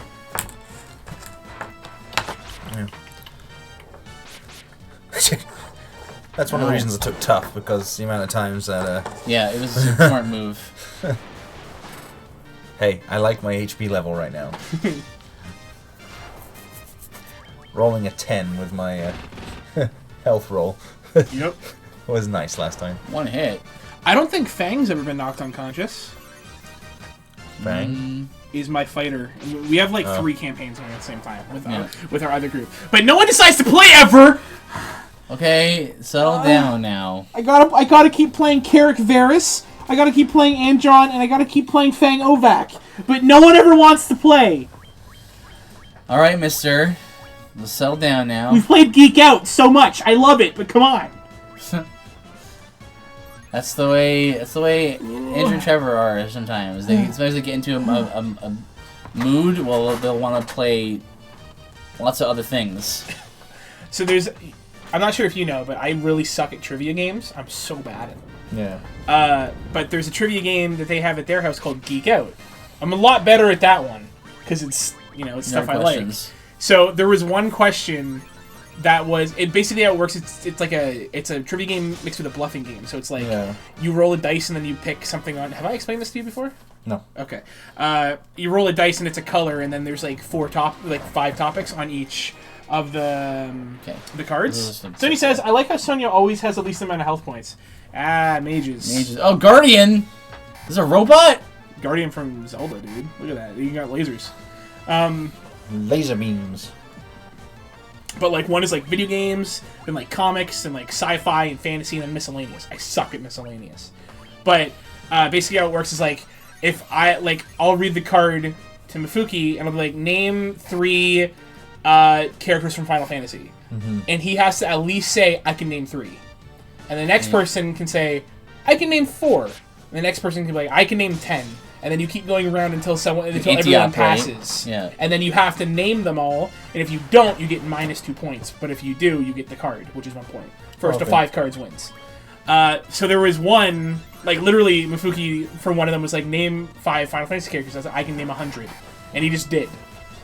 Well, he named 99. I named 99, and I got confused as to which ones I had already said. Sonya loves trivia games. So. I like some. I like some, yeah. I geek out. But, what's it called? There was one that was made for me. Yep. If you were going to make a question for me, what question would it be? Name at least, 2 blanks. Yeah, it has to be a name a certain amount of things. I would either say name X amount of Dark Souls weapons. Yep. Or name Call of Duty characters. The question that was made for me was name 3 Call of Duty titles. Okay, and I just immediately went, I can name them all. Yeah. And the guy next to me was the only other person that really plays Call of Duty. He was like, I haven't kept up for the past 2 years, so I don't know what called. Call of Duty, Call of Duty Finest Hour, Call of Duty 2 Big Red 1, Call of Duty 2, Call of Duty 3. Yep. Call of Duty Modern Warfare. Yep. Call of Duty World at War. Yep. Call of Duty Modern Warfare 2. Call of Duty Black Ops 1. Yep. Or Black Ops, sorry. Call of Duty Modern Warfare 3. Yep. Call of Duty Black Ops 2. Yep. Call of Duty... It's impressive. Advanced Warfare. You missed one. Call of Duty Ghosts. Yep. Call of Duty Advanced Warfare. Yep. Call of Duty Infinite Warfare. Or Infinite... Missed one. Call of Duty Black Ops 3. Yep. Then it's Infinite Warfare. Yep. And now Call of Duty World War 2. Yep, there you go. Is there any? Because I even know the 2. This first floor is just a huge circle. But Okay. So I can name all of them. Yep. Well done. Think about it a bit, but I can do it. Most of us can't name most of the things in that game. Medal of Honor titles. Yeah. Medal of... you got Medal of Honor. Medal of Honor Finest Hour. Yeah. Medal of Honor Allied Assault. Medal of Honor European Assault. It's not in order. Medal of Honor Rising Sun. Yep. No, not Fine. Was it Finest Hour? No, it was... No, it wasn't Finest Hour. That's Call of Duty. No, yeah, that's... Oh, it's, Frontline. Frontline. That game was amazing. Yeah. Medal of Honor Airborne. Then there was Medal of Honor, the newer one, and then there's another Medal new of one. Honor Warfighter. Warfighter. Name 2 underrated weapons from The Legend of Zelda, says Sonya. Oh, I see. I guess you can't really count Breath of the Wild. Yeah. No, I'm gonna say from Ocarina of Time, Giant's Knife. Okay. It's underrated though. Is the question. Like, how would you do? Cause this is another thing about Geek Out. The question is like, the questions are like very specific. So you have to be like, look at each word and be like, what counts as? It's also subjective, I guess. But I mean, I'd say, like, so. Well, I mean, from Ocarina of Time, I'd say the Giant's Knife, not the Unbreakable one, but the ordinary one. Yeah, the breakable one.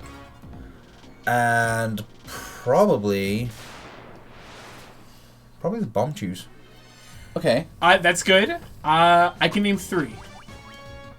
So when we I played can Ocarina of Time, name 4. I can name 5. Pass. Okay. Go ahead.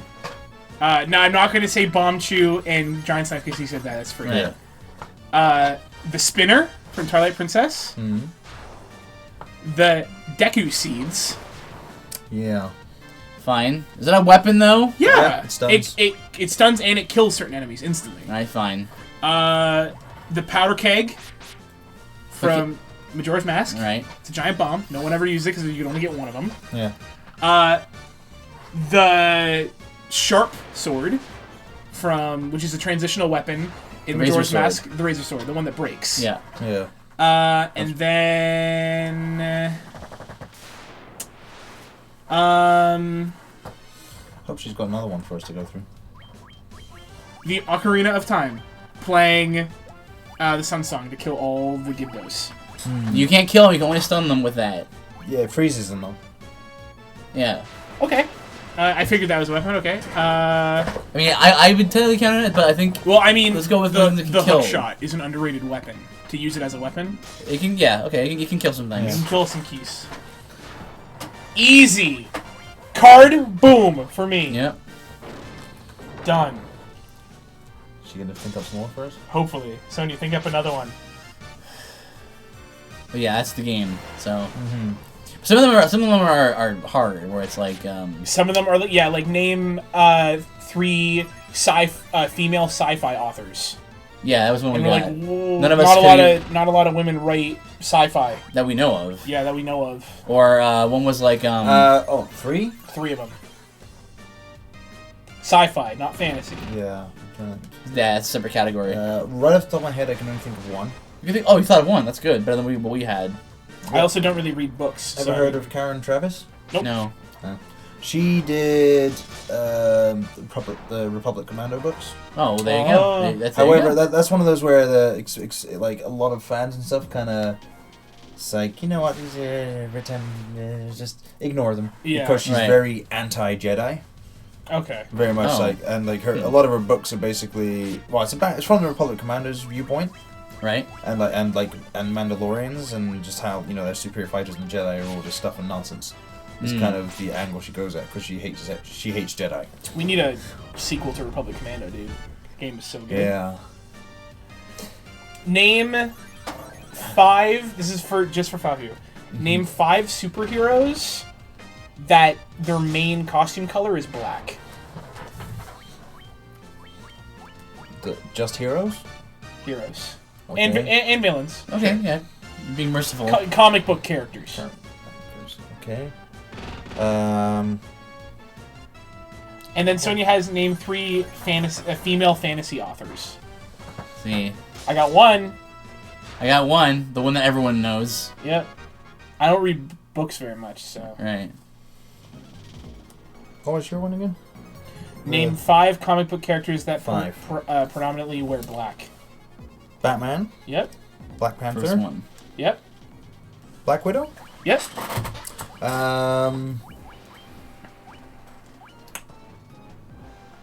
Venom.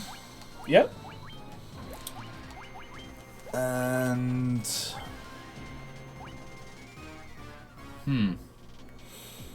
don't know enough about comic book characters.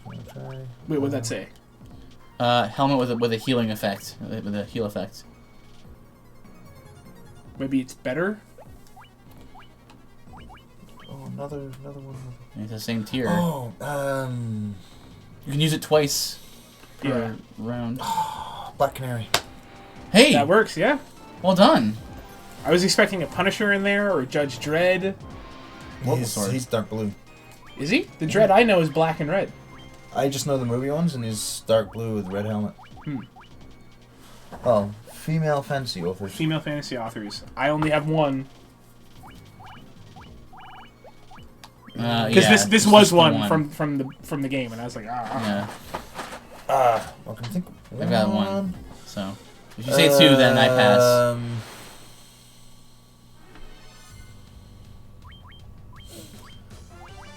Would that count as fantasy? Don't remember. Yeah, you kind of have to like really think about like how the questions are worded because it might be.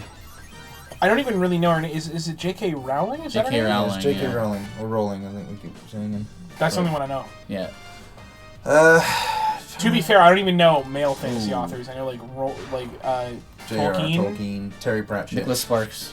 Yeah, I know Tolkien and the guy who writes what's it called? Stephen King. C.S. Lewis. Yeah, C.S. Lewis. C.S. Lewis. Stephen King. Is he fantasy or horror? Both. Yeah, it's kind of both. Okay, that works then. Ian M. Banks, is he fantasy?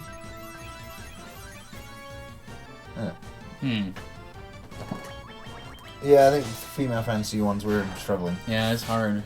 Oh, there was one sure there was one that like. Here's the problem: once you say pass in this game, you can't. Yeah, it's like you're playing poker. So right? Yeah, so once you fold, you're out. So like, there was one that was like, can you name 3 sci-fi spaceships? And I was like, and we have a series rule, so you can't just say like the Enterprise, the Enterprise. Yeah. These are different ships, right? So one from Star Trek. But then we were like, series rule, as long as they have a different name. So you can't just say Enterprise. Like, as long as they have a different name, it's fine. And I was thinking, I got Pillar of Autumn, I have the Truth and Reconciliation, and I got the Enterprise. That's all I had. So I'm like 3. And then... can I just see how far I can go? Well, he was a problem. And then my buddy Trevor was like, I can have like 10. And I was like, whoa. And then he started, he's like, X-Wing, Y-Wing. And I was like, no! Like, because I know the entire Rogue Squadron fleet. You know what? If we do it just named ships, not like a class, but named ships. Millennium Falcon. You have... what's he? Is the Outlander? Sure. Mm-hmm. No, that's from Shadow of the Empire. No, Outrider. Yeah. Outrider. Okay, yeah. And you have Truth and Reconciliation. It's a good name. Forward Unto Dawn. It's from Halo. Yeah, Forward Unto Dawn. I can just name the Halo ones. USS Daedalus from Stargate. Oh, yes. USS Enterprise, USS Voyager. Voyager! Oh, I forgot about that in Deep Space Nine, too! Does that count as a spaceship? It's a space station. Moves. It's a space station. Okay, fair. See, I was like, it moves! It kind of counts, it moves! Everything is space moves. Battlestar Galactica? Yep. Does it have to be... Oh, hang on.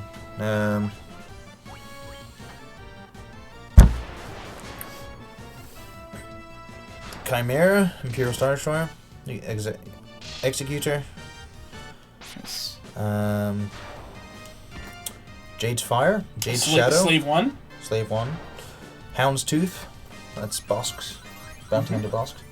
Man, you know your ships. A lot of them are Star Wars. I've read a lot of Star Wars books. Try not to do that. It's just slam the table next to the mic. Sorry.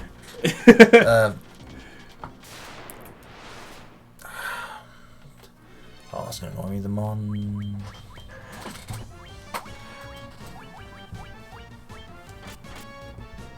Can you name 3 fantasy or female fantasy authors, Sonia? Yeah. Honor without Googling? Yes, without Googling. Honor system. Don't Google. Oh, what else? It's Mon Carin. Normandy? Normandy, yep. Oh, the Tempest? Yep.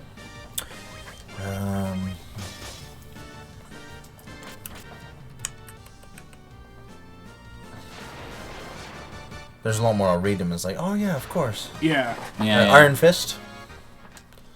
It's another Super Star Destroyer. What's the Star-Lord ship's name? Oh. Oh.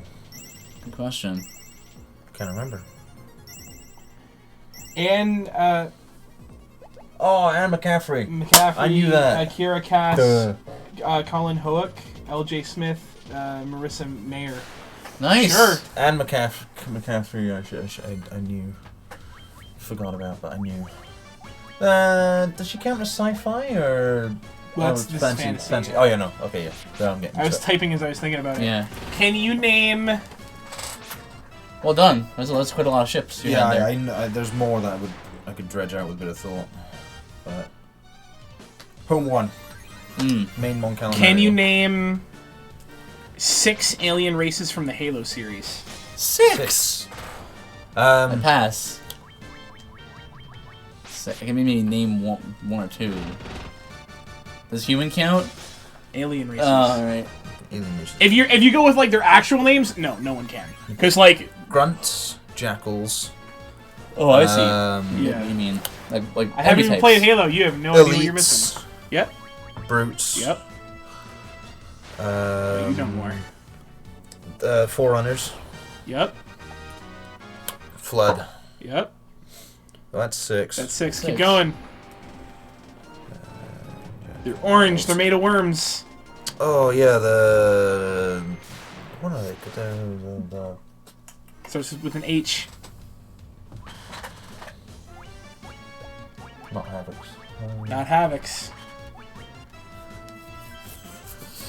Yeah, I know the Hunters. Hunters. Yeah. What are the dudes that spread? There's the gas bag things. The engineers. Yep. What about the dudes that spread the religious propaganda? Prophets. Yeah. I had to guess based on what you on the description. I was like, Can we name? Riders of Pern are good books. Sorry, that's Yeah, that's cool. How many? 5 Star Wars games. 5 Star Wars games? Yeah. Series rule, so I can't go Battlefront 1, Battlefront 2, and Battlefront again. No. Yeah, okay, no. Series Okay, Battlefront, Jedi Knight, Yep. Republic Commando, Yep. Rogue Squadron, Yep. and Shadows of the Empire. Okay. Nicely done. Let's keep going. Jedi Outcast, or is that a Jedi Knight game? That's Jedi Knight 2, Jedi Outcast. Okay. The Flood is it called? The Force Unleashed. Yep. Star Wars TIE Fighter. Yep. Star Wars X-Wing. Yep. There's gotta be more. There's definitely way more. Do we count, like... Oh, it's video games specifically? Yeah. Okay, like Star Wars Monopoly. Video games. Should have spent... Well, video and PC games, but, you know. Right, yeah. That counts. Star Wars Jango Fett for the PS2. It's a good game. Mm-hmm. Yeah. Okay. Is that called Bounty Hunter? It's called Bounty Hunter. There you go. Yeah. I think that's your 9. It's gotta be more than that. That I'm There is. forgetting. That I'm definitely forgetting. I've definitely played. Oh, Super Star Wars for the Super Nintendo? Yep, okay. It's called Super Star Wars? Yeah. Yeah. It's a funny name. It's really good, too. It's really hard.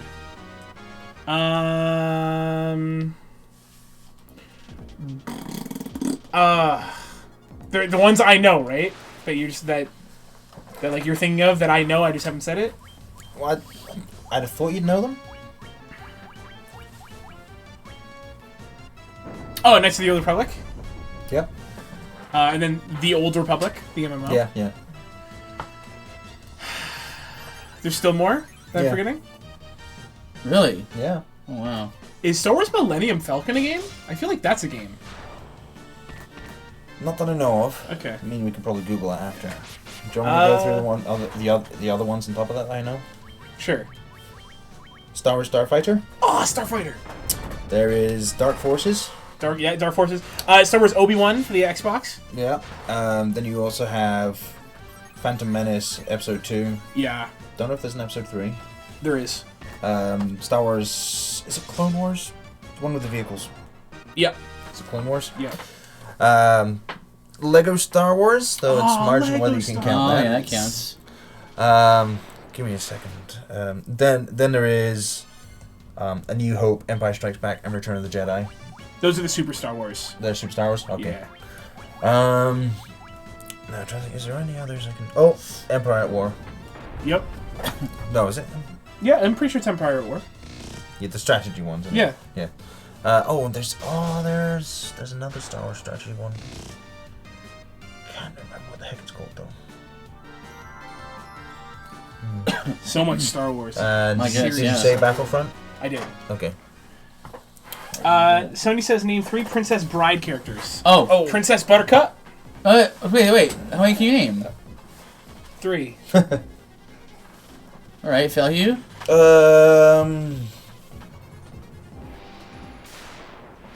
That's what. No, my. No, I'm gonna have to pass. I can't. I can see lots of the characters. I just don't know their names Okay. off the top of my head. I also pass. Dang it, I don't know 3. Aha! Princess Buttercup, Inigo Montoya, Yeah. Inigo Montoya. and the Sicilian? I don't think his he name has is a name. Sicilian. They call him the Sicilian all the time. Oh, what's I'd give that one to me. I'd give that one to me. what's the main character called? That's what I'm trying to remember. I can never remember. I always want to call him Dread Pirate Roberts, but I know that's not his Wheatley. name. Isn't it? Is it Wheatley? Isn't it Dread Pirate? Well, no, he calls himself the Dread Pirate Roberts, but Oh, that's then not I'm his right. name. Dread Pirate Roberts. I think he's Will something, isn't he?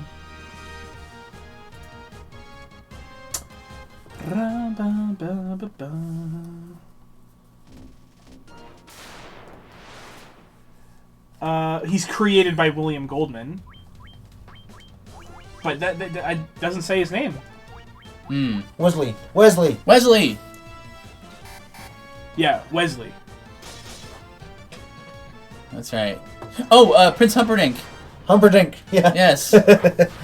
Then there's just the king and queen. I don't think they're named. Yeah. Okay. Can you name... Oh, Miracle Max. Sure, maybe. Oh, yeah. The guy who's like, there's a difference between all dead and mostly dead. That guy. Like Billy What's Crystal. Andre the Giant's character? I don't know his name, but... Yeah. Didn't they just call him the Giant? Not sure. I think so. Apparently that's Sonya's favorite movie. It's a good pick. movie. It's a good pick for favorite movie. Can you name 5 characters from The Emperor's New Groove? Nope. 5 is a little much. I can name like 4. I can name 5. Go for it. Okay. You pass? No. I can name 5. You have to bump me up because I said I can name 5. So Oh, well, I can name 6.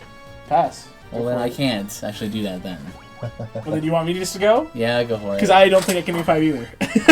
I have Yzma, Kronk, Kuzco, Poncha, which is his wife. Yes. But I can't for the life of me remember his name. Yeah, the name escapes me as well. I've never seen it, so... That's a good movie that you need to see it. Oh, you haven't seen it? It's so funny. Really like it. You'd really like it. Great. Could I just be like... Andre the Giant's character is Fezzik. Or Physique. Yeah, okay. That sounds right. Can I just say, like, the old man? Like... No! No, I don't think he has a name, though. You know the guy I'm talking about, I know what you mean, but... I'm sorry. Know. You've thrown off the Emperor's Groove. Throw him out a window. Sorry! You'd like that movie a lot, Felhir. Yeah, it's a good movie. It's really good. How many 9mm pistols could you name? I could probably name, like... The problem is, like, I'm not sure the caliber of a lot of them. I'd just be like, this one? And you'd have to tell me yes or no. I could probably name, like... I think just these two and their guns. It doesn't have to be 9x19 Parabellum. One time, we were at it was like a dinner party or something, and these two, Octo and Felhue, they about an hour, back and forth, like naming guns that they knew of, and I can name like it's amazing. Wow. 5, maybe 4 or 5. Off the top of my head, like if you gave me a lot of time to think about it. Yeah, well, in that case, I'll say 6. Go for it, man. Luger. Yep. Glicenti, 1910. Okay. Beretta M9. Yep. P38. Yep. And wait a second. Browning High Power. Yep. And random counter rates, please. Beretta 1935, I believe. Yeah, pretty sure. Won't go any further. Glock. Yep. Anyone pick one, they're all the same. Yeah. Okay, now let's see how many 9mm I can think of. There's probably a Colt 1911 variant that's in 9mm. Oh yeah, there has to be. There's a USP 9mm, I know that for sure. Yeah.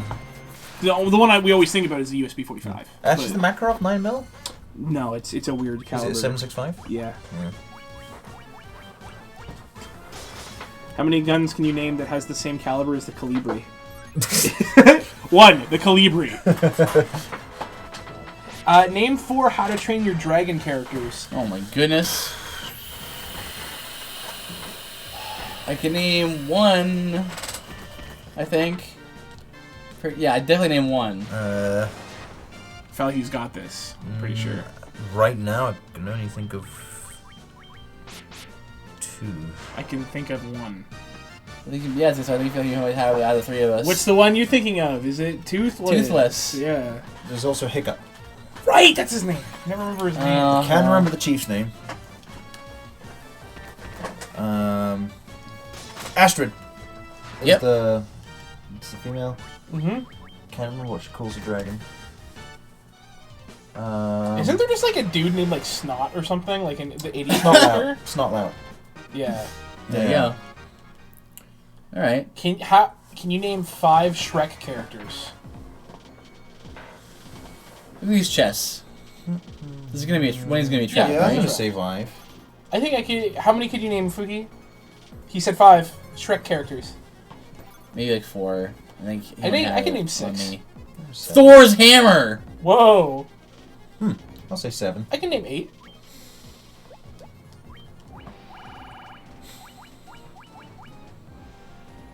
Hold 2 effects. Go with 9. I can name 10. Go for it. Okay.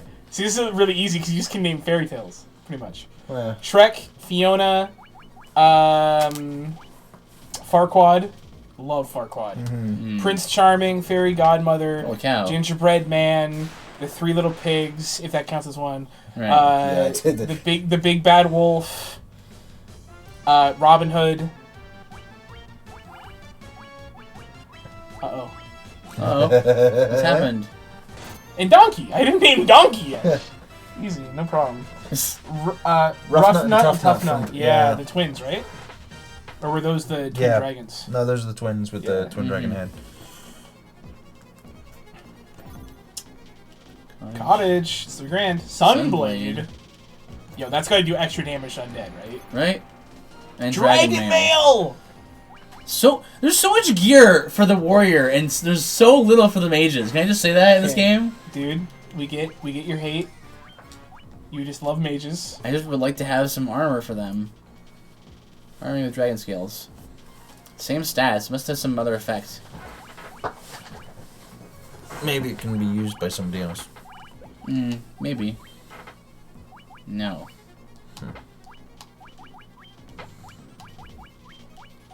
It has no effect? Does it have a better... Well, I can look it up, look at what it does, but like, basically, I mean, this is old next game stuff, so it's like, I didn't say... Well, if it's the same, put it on. Yeah. And we had the Sunblade. Sunblade? Yeah, Sword of Victory gets the undead. And it does more damage just naturally, so... Let me see. You can wear that too. It has worse accuracy for him, though. And only +2 attack. Here it's... +3 and better accuracy, go for it.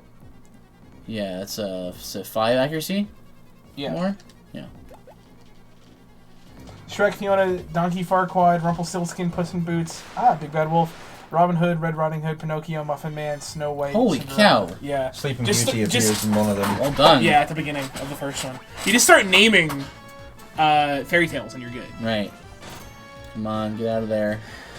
Run away, run away, run away. Stop hitting people. Well, I hope you didn't want to win because these cockatrices are just going to petrify you. Yeah, okay. That was a cockatrice.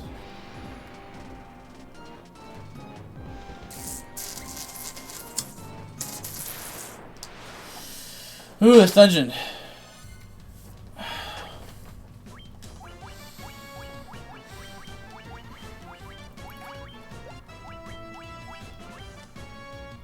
Can you name 5 songs from Guitar Hero 3? I can take a stab at it.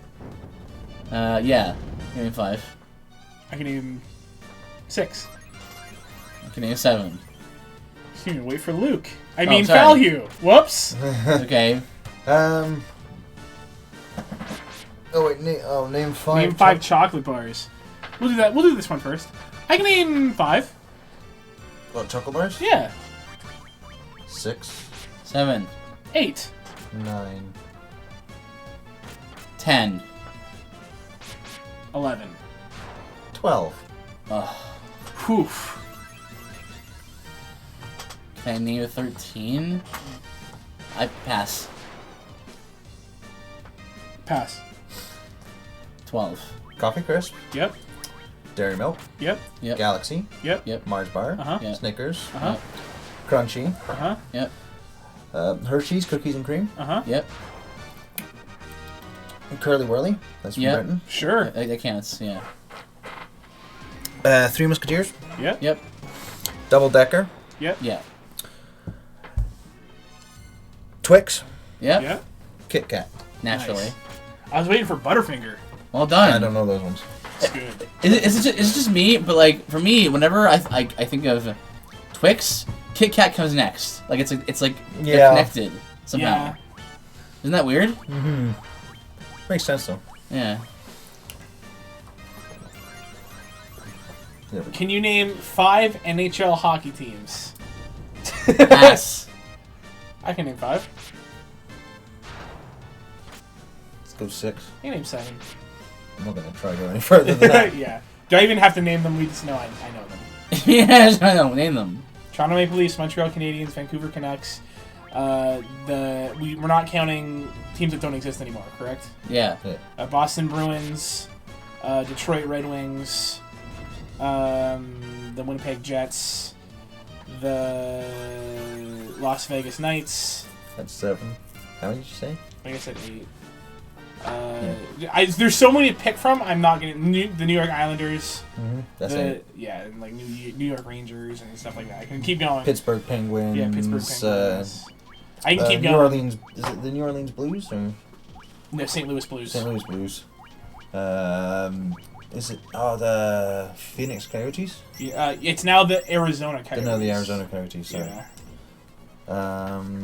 Can you name Florida Panthers? Yep. Can you name 5 Smash Brothers characters? Yeah, I can name 5. I can name 6. 7. 8. 9. 10. 11. 12. You're so confident. 13. 14. 15. 16. Whew. We're now getting up there, boys. Sony can name 14. Can you name 17? 17. 18. 19. Oh, pass. 20.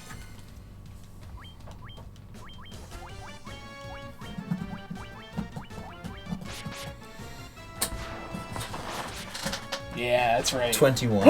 22. No. Get out of here. 23. 24. Please stop. 25. 26. Go for it.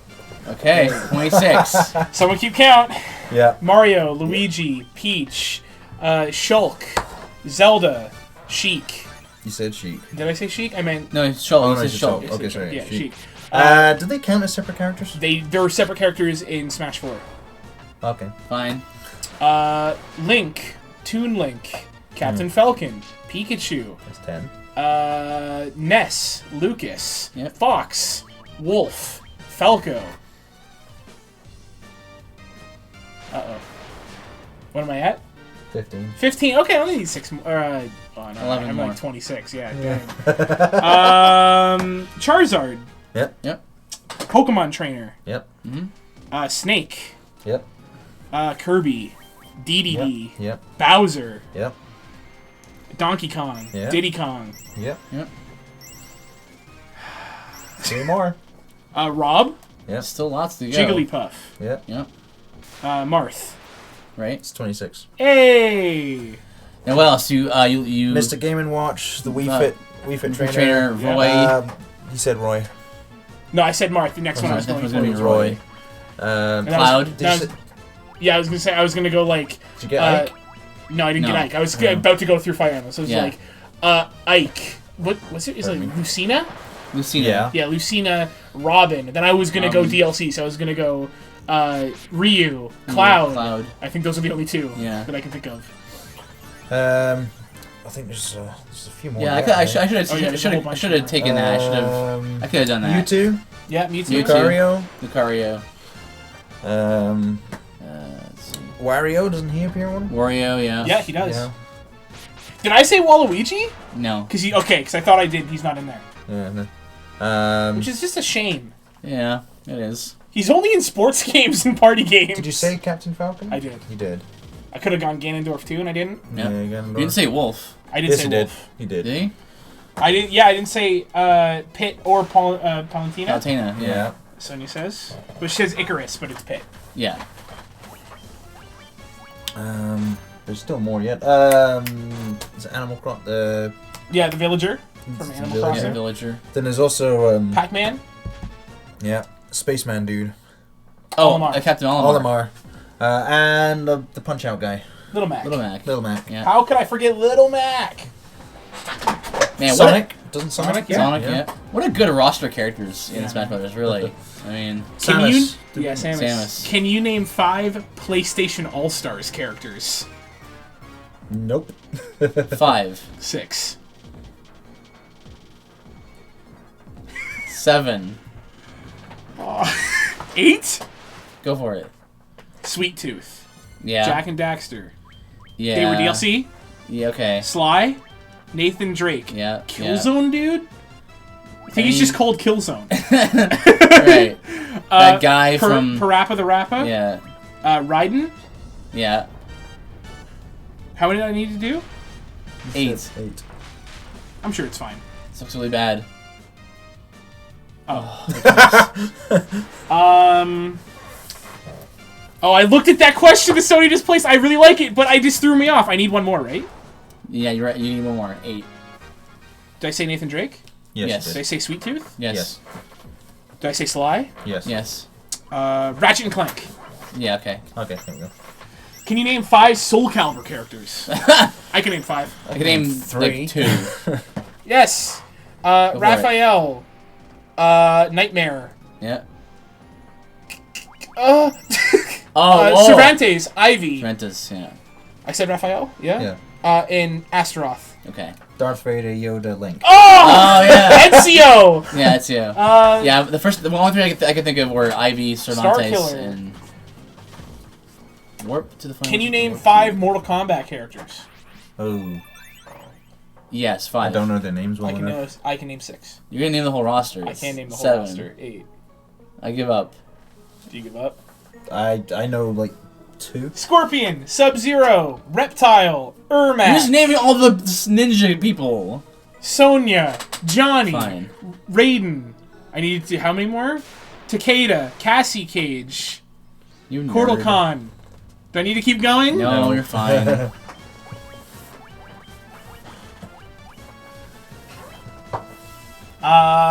Can you name 5 stealth games? Series rule apply? Series rule applies. See, that's the hard one there. Games that are classified as stealth games, not games with stealth, like Skyrim. Okay. Right. That's why they add stealth games. I think maybe 4. I can do 5. Can I do the 4 I know? Yeah. Metal Gear? Yep. Solid? Or Metal Gear Solid series? Yep. Splinter Cell? Yep. Does Assassin's Creed count? Yep. And Styx. Nice. Shadow of Mordor? Well done. Oh, of course, yeah. Splinter Cell? Thing is, I said Splinter Cell. Oh, did you? Okay. Yeah. Thing is, Shadow...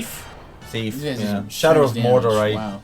You lump in with Assassin's Creed, right? Well, I kind of half play it stealth, half play just raw combat because it's fun doing the it's combat super in that. Are you gonna get Shadow of War? Or borrow it from Josh? I don't know. Maybe in a year or so. Yeah, I really like Shadow of Mordor. Batman, the Arkham Batman, series. yeah, dude. Can you name? You know what? You gotta do one because I keep naming stuff that I can already name. Oh, okay. Can you name 4? You can see he's thinking because he's not doing anything. Sorry. Can you name 4 like classic Final Fantasy enemies? Classic enemies? Yeah, and they can't. And I'm talking about enemies, not summons. So you can't. Enemies? You can't use like Ifrit or Chiba and stuff. Gray slime. No, it's not a classic enemy. I can. I can't give you an example because I'll give it away. I can name 4. Okay.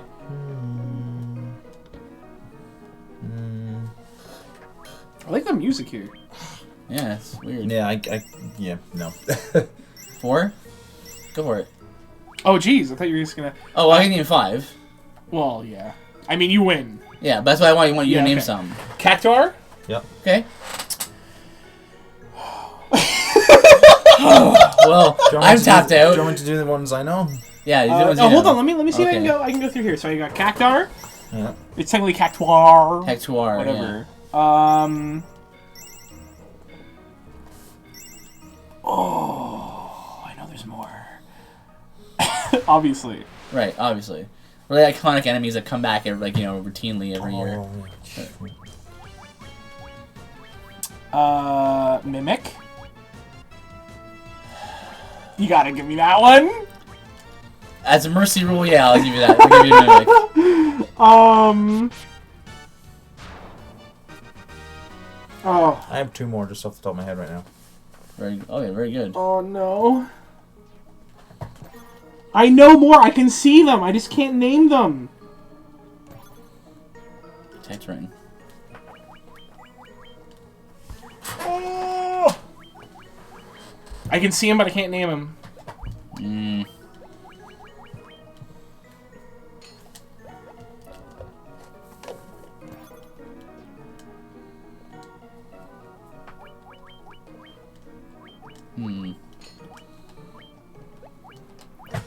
Wolves.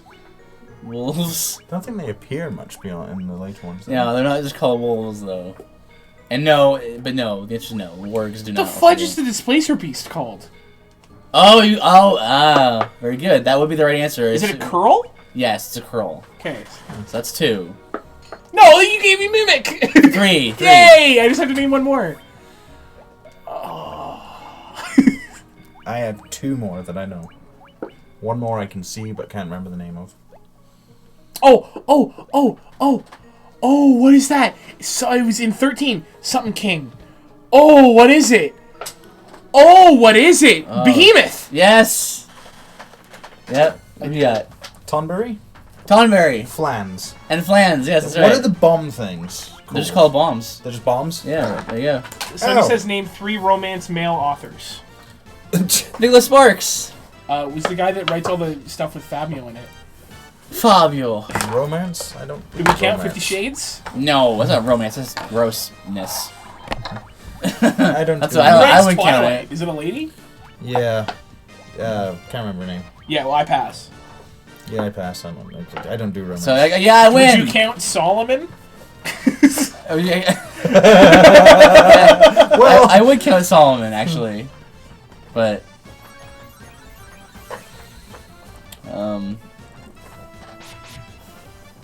So none of us can name 3? I got 1. Name...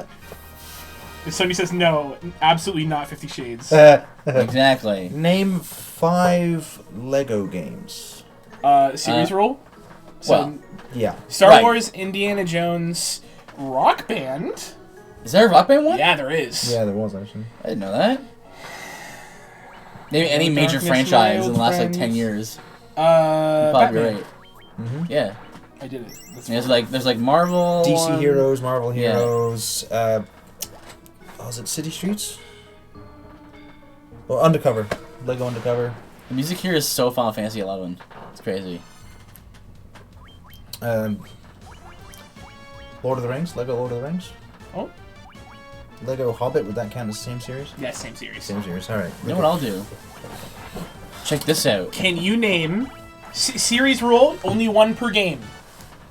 Can you name 5 Zelda bosses? 1 per game. Yes, 5. I didn't play enough games. 6. 1 per game? 1 per game? Nah, I didn't play enough games in the series. 7. Go for it. Nicholas Sparks, John Green, F, and Scott Fitzgerald. Oh, yeah. I don't know who any of those Yeah. Okay. So... I even had a strategy. I was going to go Phantom Ganon from Ocarina so I could keep going. I'm trying to remember the name of it. I want to start from the beginning of the series and then go up like I did with Final Fantasy characters that one time. But I don't know if I could do that. So, Ocarina of Time, Malvasia. One per game you said, right? Yep. Malvasia.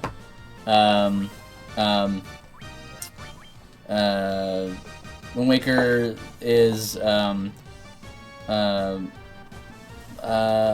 shoot, what's the name of it? Well, you skipped Majora. Yeah. Well, Odolwa, let's say. Okay, you're at 2. You need 5 more. Oracle of Ages as Onyx. is the final boss. And then got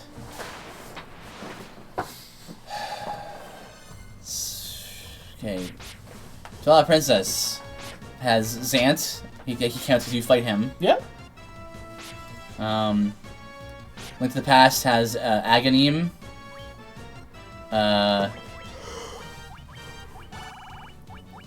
Oh, Sonya. Fugi will kill that one. Let's wait till he's done this one now. And then Skyward Sword has Demise. And what am I at now? That's 5. 5? 2 more. 2 more.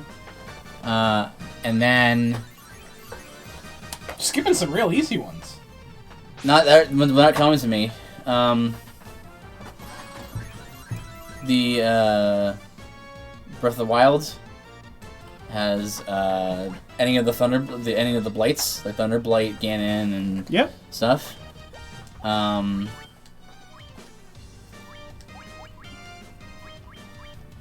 One more, and then you didn't say any from Wind Waker yet. Wind Waker, right? Wind Waker has Dude, give up. You're never gonna get it. No.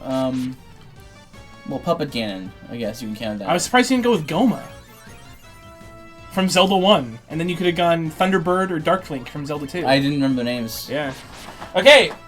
I don't even need to fight on this one because you're just gonna win. Sony says, name 3 fairy-type Pokemon.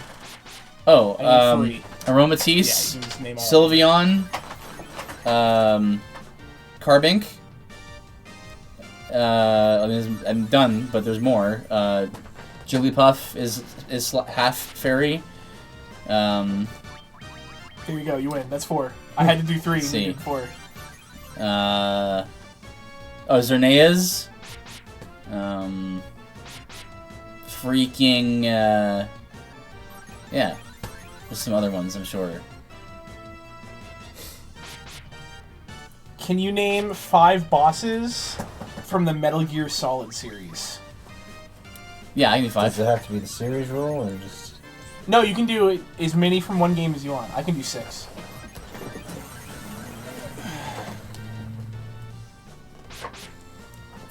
Probably scrape out 7. 8. 9. Yeah, I pass. Scrape out, you know? You're at I 9? haven't played them, Sonya. Oh man, yeah, I'm at 9. Yeah, I've played Metal Gear Solid 1, 2, and 3. I haven't played beyond that, so... 10. 11. Whoops. 12. 13. I pass.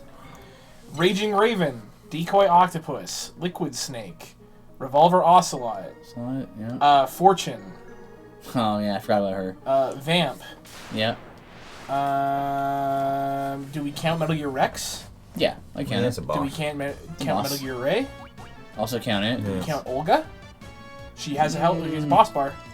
I guess so, yeah. Yeah, that's the boss for the first stage of Metal Gear Solid 2. The end, the fear, the joy, the sorrow. Yep. Yeah, we just keep going. Yeah, well done.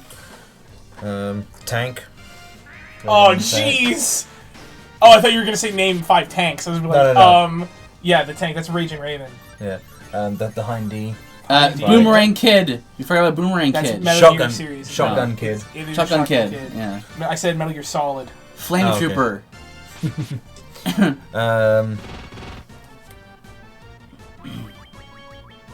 you see the fear? Yeah. Okay. I was just going through all the Volgan. Volgan, yeah. Name 4 Harry Potter deaths. Dumbledore. Snape. I know he kills Dumbledore. That's all I know about Harry Potter. Other than that, I know nothing. Harry Potter. Dumbledore, Snape. James Potter, Lily Potter. Cedric Diggory. Does Voldemort die? Voldemort dies. Does he die or does he just remain formless? No, he was Dumbledore. Fred or George, can't remember which one it is. Gloves. Paired time glove on him. Yeah. There's the old gamekeeper. Tom Riddle. Holy cow, you're good at this. Lego Harry Potter is another Lego game. Alright. Lego Harry Potter is another Lego game. It was Fred. Okay. I knew it was one of the two. Oh, Sirius Black. Yeah, that's right. There's a few more. The Prisoner of Azkaban, it was the same guy, right? Yes, same guy. Yeah, okay. Can you name 4 Nintendo Wii games that do not require the use of motion controls? Oh my goodness. That are made for the Wii, not Virtual Console. Was there some that they didn't play that game? I know about one for sure. So wow. Just didn't use them at all, or did not need to use them? Didn't use them at all, I don't... didn't need to use them, so there's a control scheme without it. Wow, actually, we don't know. Alright, so in that case, a control scheme without it... Completely without motion controls. Yeah. None at all. I can think of 2... 3? Huh. 3, jeez. I can only think of one. Go for it, man. Twilight Princess did not need to use motion control. It didn't? Well, you mean you could plug in the GameCube pad and use the GameCube pad. I did not know that. Smash Brothers, same thing. Oh, right! Mario Kart 7? Yeah. Whatever they called it. Yeah, you're right. I was just thinking Punch-Out. Oh, I did it again. Dang it. I'm trying to think now. Is there another Skyward Sword? I don't think. No, you had to use motion controls because of the Skyward Sword. Yeah, that was the thing. Let me think. If there's others that didn't need to. I would suspect that something like Call of Duty 3, the port. All the Call of Duties had to use motion control. They did have to? Yeah. Okay. Anyway. 3, anyway. There you go. There you go. Can you name 5 PlayStation exclusives excluding Souls-likes?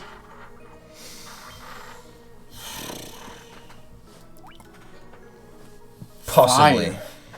I pass. Not 5. I can do like 3. 4, maybe. I can do 5. That's okay. I'm not sure I could do. No, I think that was was it PlayStation exclusive?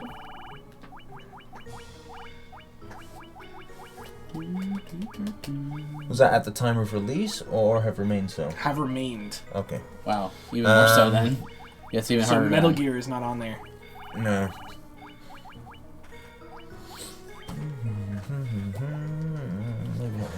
I can do 5.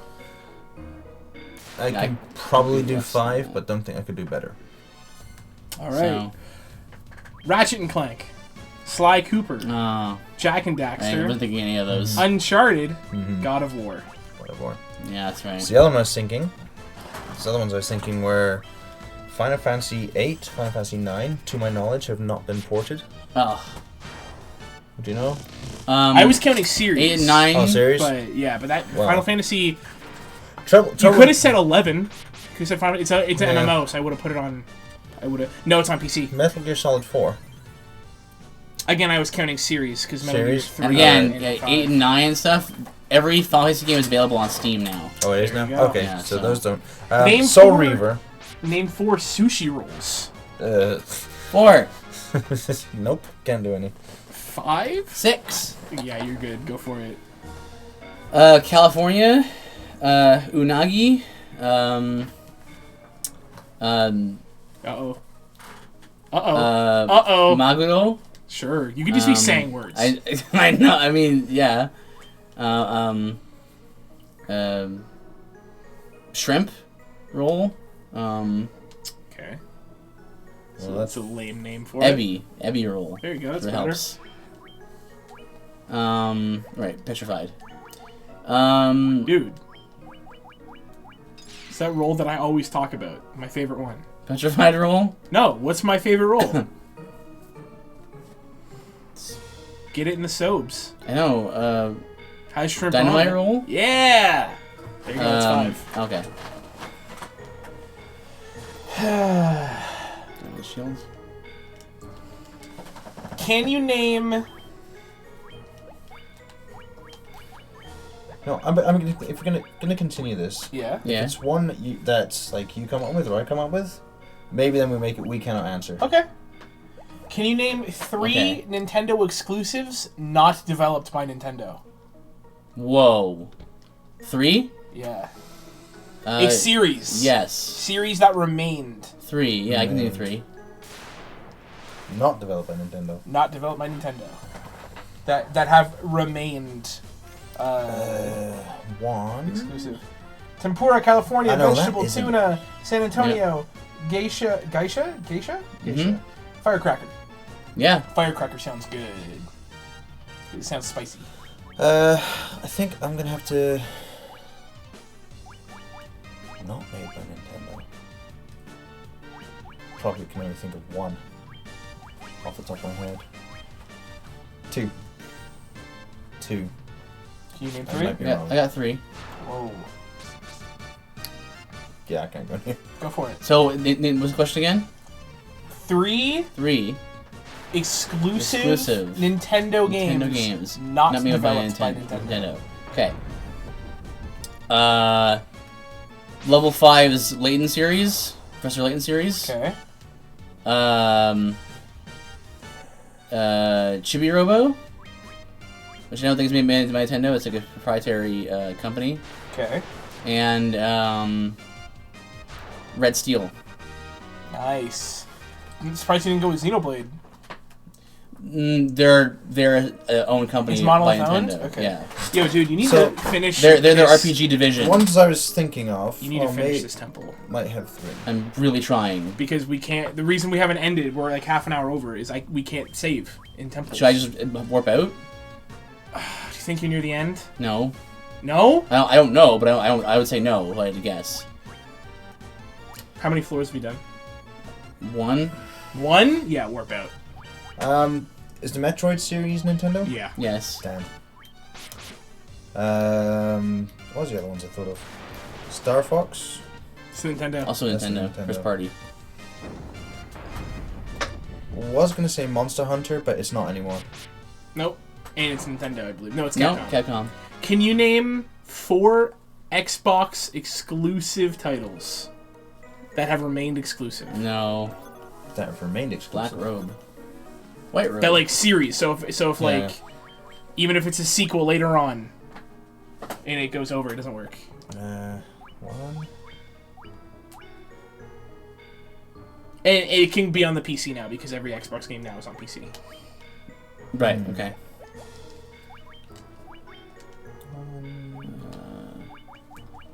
No, that one's PC from release.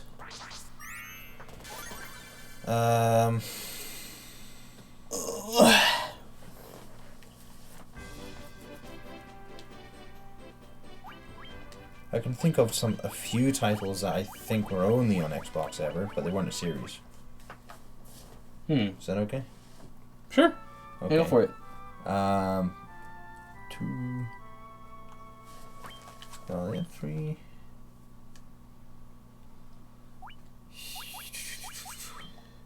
Save the game. 20 hours in. Goal last crystal to get to. I can definitely do 3.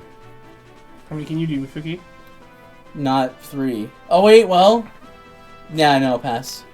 Go for it. Halo. Yep. Crimson Skies. Mm. Oh no, actually no, not quite. It was nope, never mind. That was a PC game first. An old one. It's complete. It's a separate story. Anyway, that doesn't count anymore. I don't know which one you're talking about with Fuki. Blinks. Blinks. The cat. Sure. Blinks the cat? I'm sure that's the game. Yeah. Oh no, you know what? I recognize it now. Did you just turn the screen off? Oh, no, okay. Oh, what's the other one I was going to say? I really like this Darkstar game 1. too, Sonia. We got to do this again on Friday. What? Darkstar 1. Yeah. But now I'm trying to think if you're missing a big one, dude. Probably. Well, has the beefiest beefcakes of men. They fight aliens that came from underground. Oh, Their feet are the size of mountains. Gears of War. Yeah. Yeah. All right. Well, thanks for hanging out with us, guys. We'll be back on Friday with more Final Fantasy. Maybe finishing it. I don't know. Anyway, until then, See you on Friday. Take care.